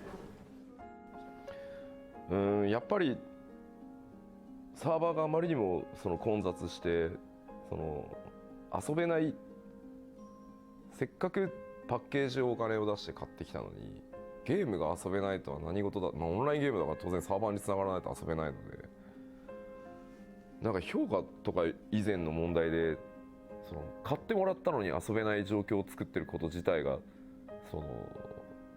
僕にとってはショック、あんなに来るとはもちろん思ってなかったっていうのも要因ですけど、だから評価云々の前にまずちゃんとゲームに接続して遊べるようにしなきゃっていうことばっかりが当時の1ヶ月半ぐらいに出荷を停止したりとか販売を停止したりとか、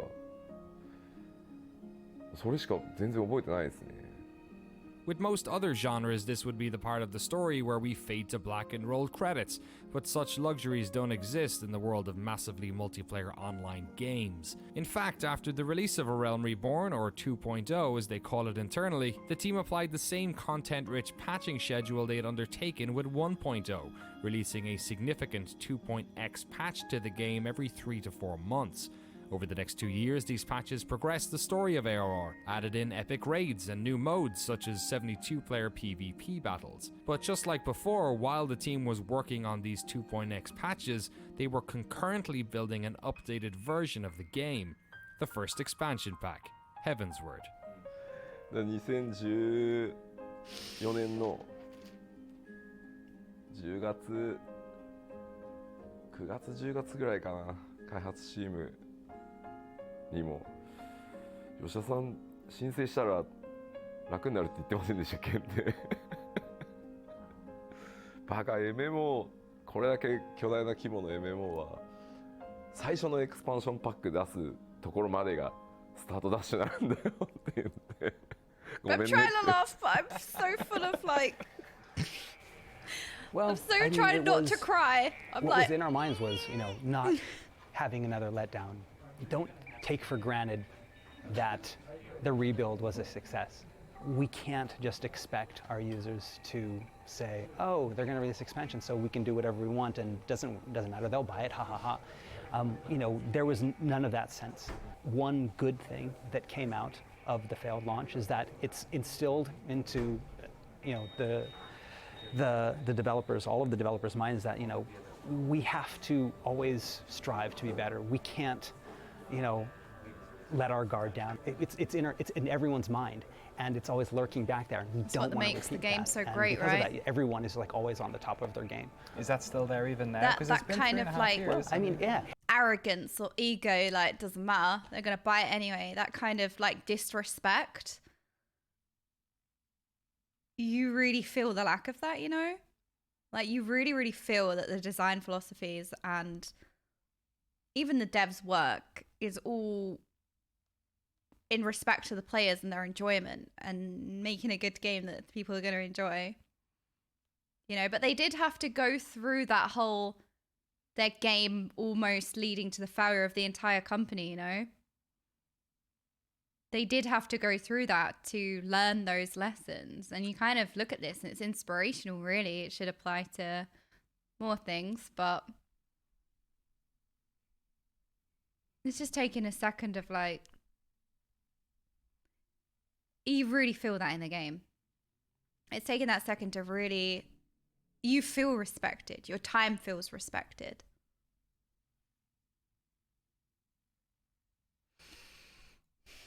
The old guard, yes, we all have that. We all have so that. emotional. But it's not all the old guard anymore.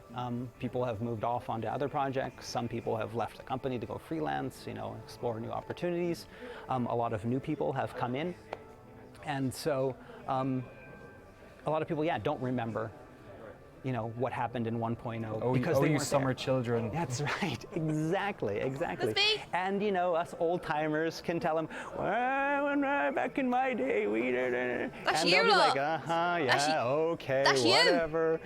Haha, get called out, chat. And sometimes it does feel like that. There's always the chance that you can just get too full of yourself and not do 100%, not learn from your mistakes, and that the community was like, no, we're done.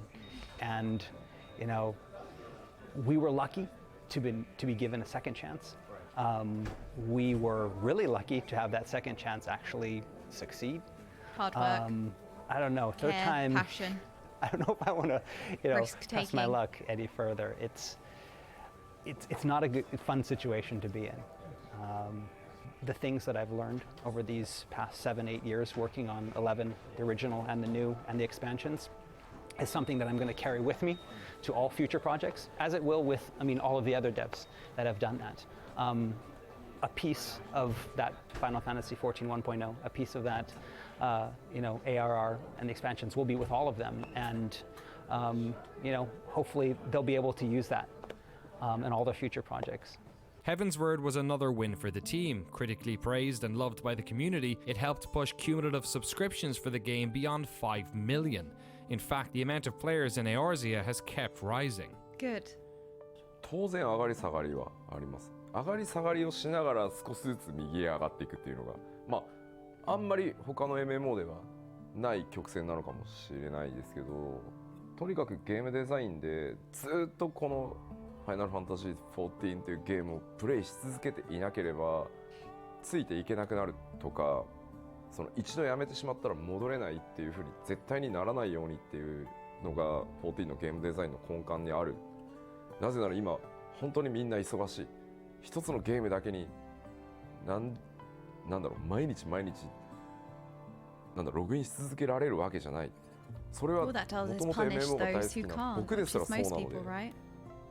そう考えた時に遊びたい時に遊んで We have メジャーアッ jobs, プ we デート have が来 lives, たら we 一 have 気に遊ん family. で少し落ち着いて他のゲームを遊んだり家族サービスをしたりでまたメジャーが来たらそれでいいと思ってるしこれからの MMO はそうじゃないと多分やっていけないでやっぱり大きくゲーム1本分の新しい体験が来た時全員集合して最新のファイナルファンタジーをプレイしてもらいたいだからそれが基本ベースにあるのでやっぱりそのパッチの間で上がり下がりはするただ評判を聞いてずっと増え続けていくっていうのが理想だと思ってるし14はそれでやれてきてるのでただもっともっと遊んでほしいたくさんの人にと思ってるのでチャレンジをまだまだ続けたいとは思う Doesn't everyone know there's a free trial? Come and play. The latest expansion pack, Stormblood, comes hot on the heels of 2 years worth of outburst. Wake up, patches, which have added fresh storylines and features to Heavensward. With it comes increased level caps, new dungeons, jobs, raids, zones, and some changes to the battle system. Stormblood will also mark the end of the game's lifetime on the PlayStation 3, but of course in the intervening years, the team has since launched the game on the PlayStation 4. Final Fantasy XIV had been a financial disaster for Square Enix. Subscriptions were turned off for most of the 1.x era, and the company poured significant funds and trust into the team tasked with its rebirth. The importance of this franchise to the company is mirrored by its importance to its players and of course the development team. This is a group of people who have dedicated years into ensuring that this game came back from the dead. Yoshida-san says he only needs about 4 hours sleep a night. I asked him about his social life. He says he doesn't really remember anything except work. He speaks fondly of those players that stuck with the team, those warriors. He put his whole life into this game. He lives and breathes. Put his whole life into this.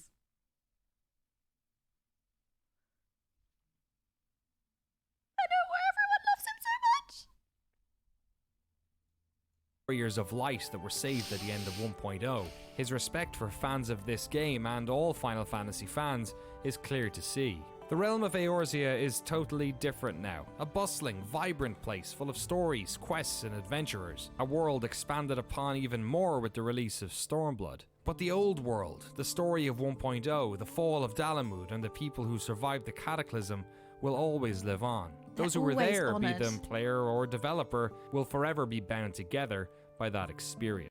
And 10 years later, somebody who has played the game for the first time, 10 years later, still feels the honor for those 1.0 players. Isn't that powerful? Isn't that something? Instead of a lot of games will create, these myths for their games, we have a myth that actually happened, but because it happened so long ago and only a few people saw it, most of the new players now, they look at back and it's like, did it really happen? What is this battle with the White Raven on Riven Road? And it was just this grand battle, all different levels and this, dimensional rifts, and it sounds like an actual myth, but it's not just a story we made up for this, it's actually happened. And as the game progresses and new players come on, I mean, it's further and further back in history that this really cool thing happened. And so, I mean, it doesn't that feel visual that way. works cutscene. It doesn't feel that way. It doesn't feel like it's some legendary myth. I have to say, again, somebody playing 10 years later, where it has been pushed further and further into the past, it doesn't really feel like a legend or a myth. It feels real because it really does pay respect to those times. And regardless of whether I was streaming or not, saying people reminding you, the game does it. And I know that the players also feel very passionate about it and are reminders too, but the game does that itself. They did, I agree, Spelanda, they did so well integrating it into the game. They very much did. It's still just as current. It's still just as relevant, It doesn't feel like this old myth. They did such a good job. I mean, I remember, watching it and just look to those who walked before. And I'm watching with all of these other, like the directors and producers and, the director of the visual works, and we're all sitting there and they're all watching it, and I'm just watching them I've got tear in my eyes. Yeah, it's dust. And I mean, it was that powerful because it kind of encompassed not only, what the character went through, it was an image of what we as developers had done as well. At the beginning, we're all, let's do this. It's going to be an adventure. We're like that first cutscene where, with the party that goes out and they have their guild leave and they go out and they fight the Morble, and that's us at the beginning. And then the release hits you and you're down. Then you have that cutscene where it's just like everyone's working together to make something new, and then it failed, but no, it didn't fail, and you're just, and all of the memories of the past years, the good and the bad, kind of all come together, and just so overwhelming. And that's pretty much the reaction then when we finally release it to the public that we got.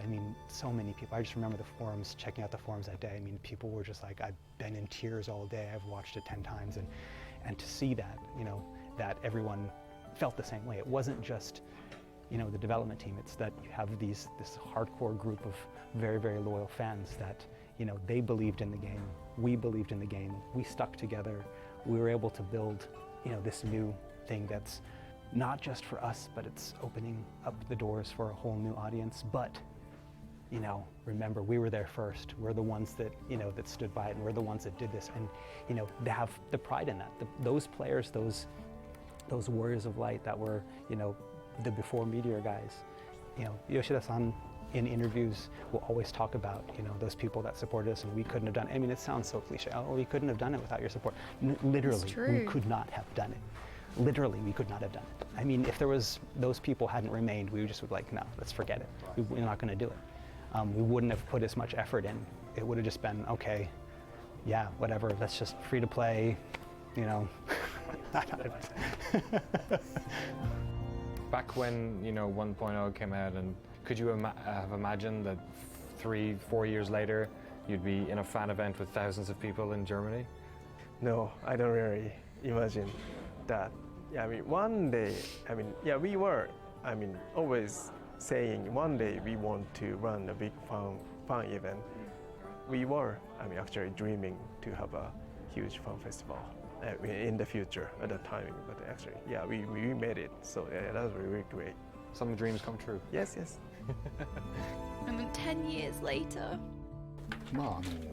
ただ自分スクエア長いんですけれども、あんまり変な言い方ですけど、会社に対して帰属意識というか、そこはあまりなくてですね、やっぱりゲーム作るって誰と一緒に作るかがすごく大切で、そこが一番重要だなと思っているんで、今回のプロジェクトは本当に組んでみたいというスタッフと組んですごく大きなことがやれて、すごい楽しかったし楽しいですねって感じではい。I'm gonna buy everything on the store because I love the devs. I'll buy everything. 強調したいことがあるとすれば、その初日に 1.0 の話をしてましたけど、I'll do that anyway, but 誰か一人もしくはデベロップメントチームがということではなくて、やっぱり今でも本当に会社自体の大きな過ちが全ての悪い部分がファイナルファンタジー14で出てしまったっていう、それはリリースって意味のデータではなくて、それが全て爆発したのがファイナルファンタジー14のオリジナルバージョンだったんじゃないかって本当に強く思ってるので、でも今14のリバンプを会社全体としてやって15がリリースできて、スクエニは少しずつ変わってきたと思ってるし、もっと変わらなきゃいけないと思ってる。もしかすると少し安心してる人たちも今いるのかもしれないけど、まだまだ変わらなきゃいけないと思ってるので、そのあたりがうまく伝わってるといいなとは思います。これはスクエアエニックスっていう会社が作るゲームに期待してもらってる人が世界中にたくさんいると思うんですけど、僕もそうだったから、でもまだまだスクエアエニックスってこのレベルじゃないじゃん、もっと上いけるじゃんって思ってくれてるはずなので、そのためにはもっと変わらなきゃいけないし、チャレンジもしなきゃいけないと思ってるので、そういった要素も今回のそのお話でうまく伝わってくれると嬉しいかなとは思います。僕らはそういうつもりでやってますっていうメッセージが少しでもね出ていけばいいなとは。プレイヤーの皆さんと会社が望めばそうなってると思いますし、プレイヤーの皆さんや会社が他のゲームを作れって望んでくれれば他のゲーム作ってるかもしれないですし、両方一緒に同時にやってるかもしれないし、僕は少なくともスクエアエニックスって今会社の、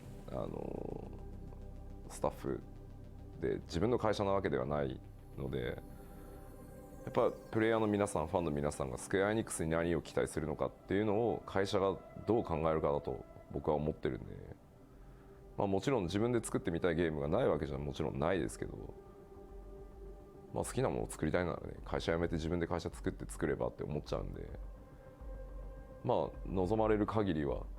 It's like a modern day hero, isn't he? ただそろそろね、プロデューサーとディレクターのどっちかは誰かやってくんねえかなって思いますけどね。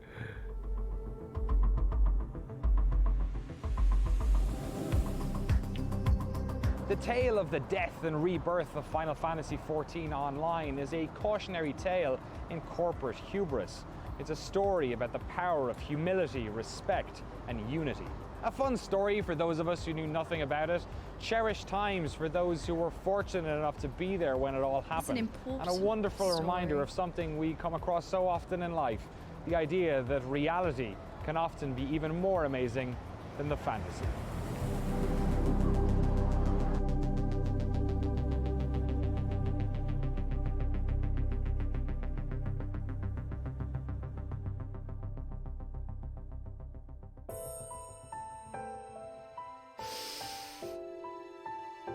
Oh my goodness!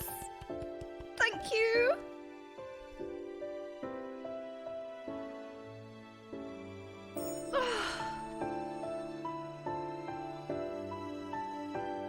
What a beautiful story. What an important story. An important story to tell. Heaven's Wall music, right?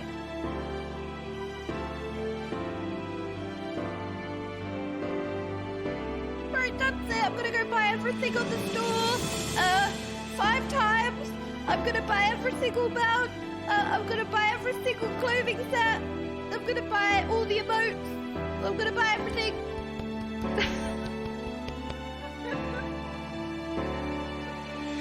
I'm gonna buy everything on the store.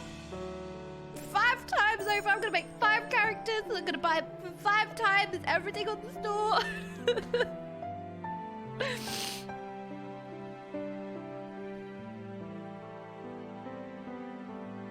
Yeah, I understand. You know what? You know what's the most beautiful part about this is the fact that Yoshi P is spoken about so fondly by the community, by you lot. I hear so much about Yoshi P. I feel your passion.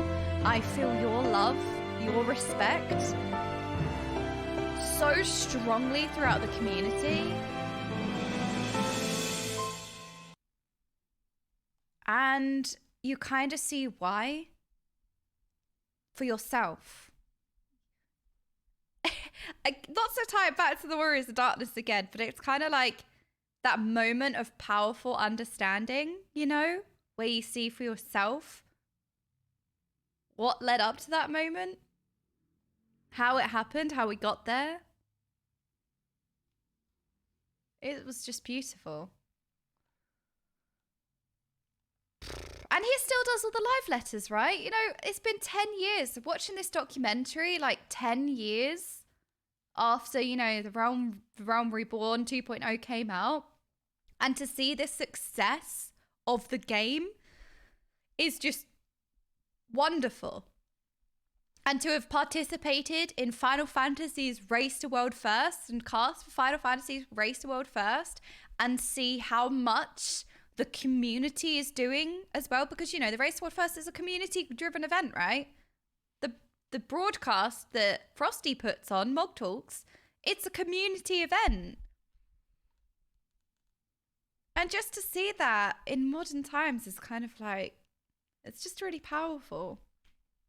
And you can tell in game the love that the devs have, You can tell a lot of things from in-game, but it really shows. Yes! Race to World First events that rely on overlays and sponsorships to run. Now that Twitch has changed that. Oh no! Wow, what a wonderful documentary. What a beautiful documentary. It's such a beautiful story to be told. Not only a beautiful story, but an important one.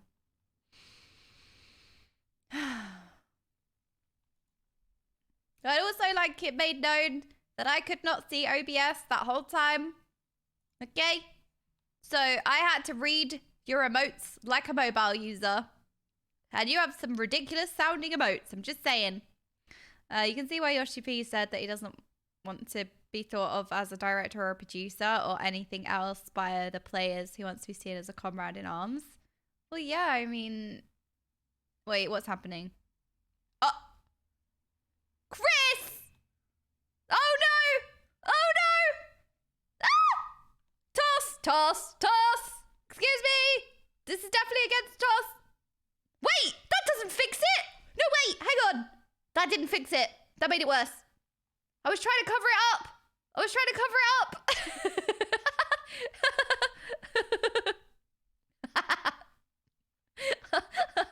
Chris!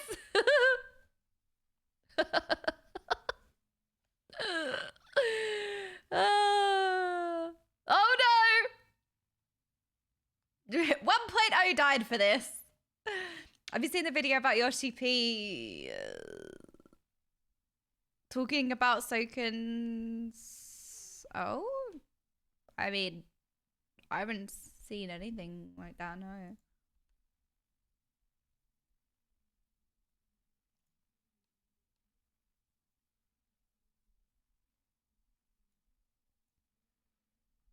But if you have any suggestions for things to look at, go through the... Hang on a minute. Oh yeah. Oh yeah, now it's good. Any video suggestions, go through the mods. Did I see the first clip in Lulu's video? I've seen nothing. I would just like to make this clear. As a new player, I stay away from everything. I exist in a bubble that is my stream, and that is it. I try to avoid spoilers, so I don't engage in anything. The stuff that we watch is watched on stream. So that's the only stuff that I've seen. If I've seen it on stream, then I've seen it. I kind of stay away from everything because I live in a bubble anyway, but I live in a very, very small Final Fantasy bubble because of spoilers and also because it's good for my mental. But no, so I haven't seen Lulu. Unfortunately, I'm scared of spoilers, so I won't engage in a lot of Lulu's content, which makes me sad because I hear all about it. But sometimes we get lucky enough to be featured in Lulu's videos. But yeah, so, you know, if you guys have suggestions, please forward it to the mods. The mods will always feed video suggestions. We always watch stuff. We make a plan. So any suggestions, we have a Discord channel for video suggestions in the Discord and, you know, mods as well. So, you know, anything you guys want to share, I would love to know. And I will get shown it at the correct time. Yes, seems to be some starages happening right now. Some epic starages on screen. Let's unmute the system sounds. Hang on. There we go.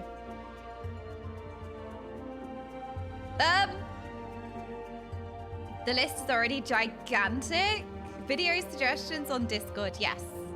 But, yeah. So what do you guys, it just makes me more passionate. Like, I love the game.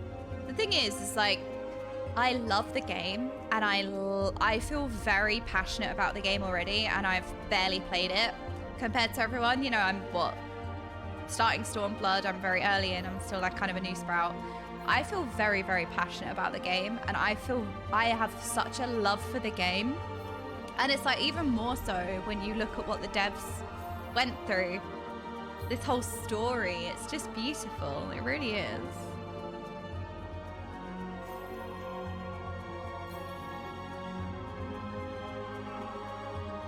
So do we have any suggestions that's worth looking at now? Modding ones? No, old or new, you're one of us now. I know. One of us, one of us. Thank you so much for the gaming ones who are with us. Thank you for everybody who joined us in the cinema. Look, we've got all the cinema gamers. Thank you so much for being here. I'm kind of moving the camera like a freaking boomer, but thank you so much for being here. There we go. That's a better perspective. Thank you so much, everyone, for being here. Look at all of you. Aww. Thank you so much for coming on down and sitting with us. You're all amazing. Oh my goodness. What a beautiful, beautiful documentary. I want to watch it all over again. I want to watch it again. I want to watch it now. I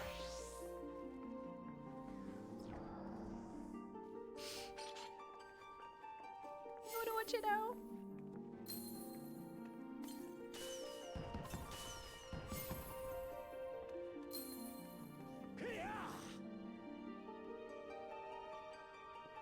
How beautiful is that?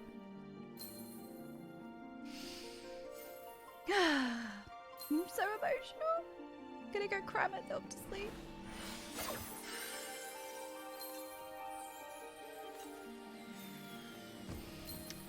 I brought The Fall and Rise of 14 by Speakers Network. It's worth watching too. Okay, remember to link it to the mods.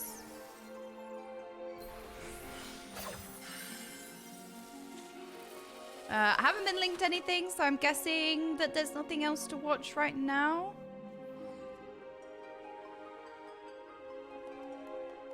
I'm guessing there's nothing else to watch of right now, so if there's not, then I will pause this then.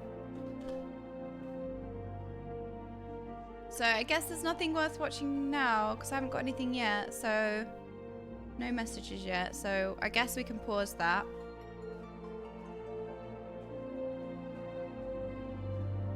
Okay. Then, I guess... you need to watch Redacted, Redacted, Redacted, Redacted, Redacted. Okay. Well, you know what? We'll have like a talk about it after this. I think this is a good place to call it. I'm gonna go cry. No, we're gonna raid Nefsy, okay? Because Nefsy is a brand new sprout and she is adorable. You're gonna love her. I love how Jordan is missing every mod message. What are you talking about? I've got no DMs. I got nothing in mod chat. What are you talking about?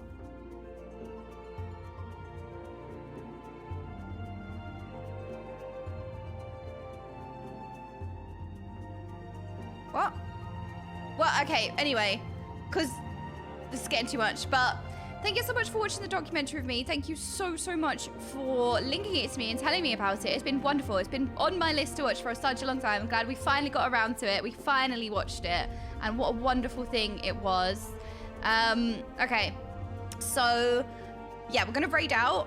And I will be back tomorrow. I do have something in half an hour that I have to attend. I've got a meeting in half an hour, so that's why I'm a little bit pushed for time.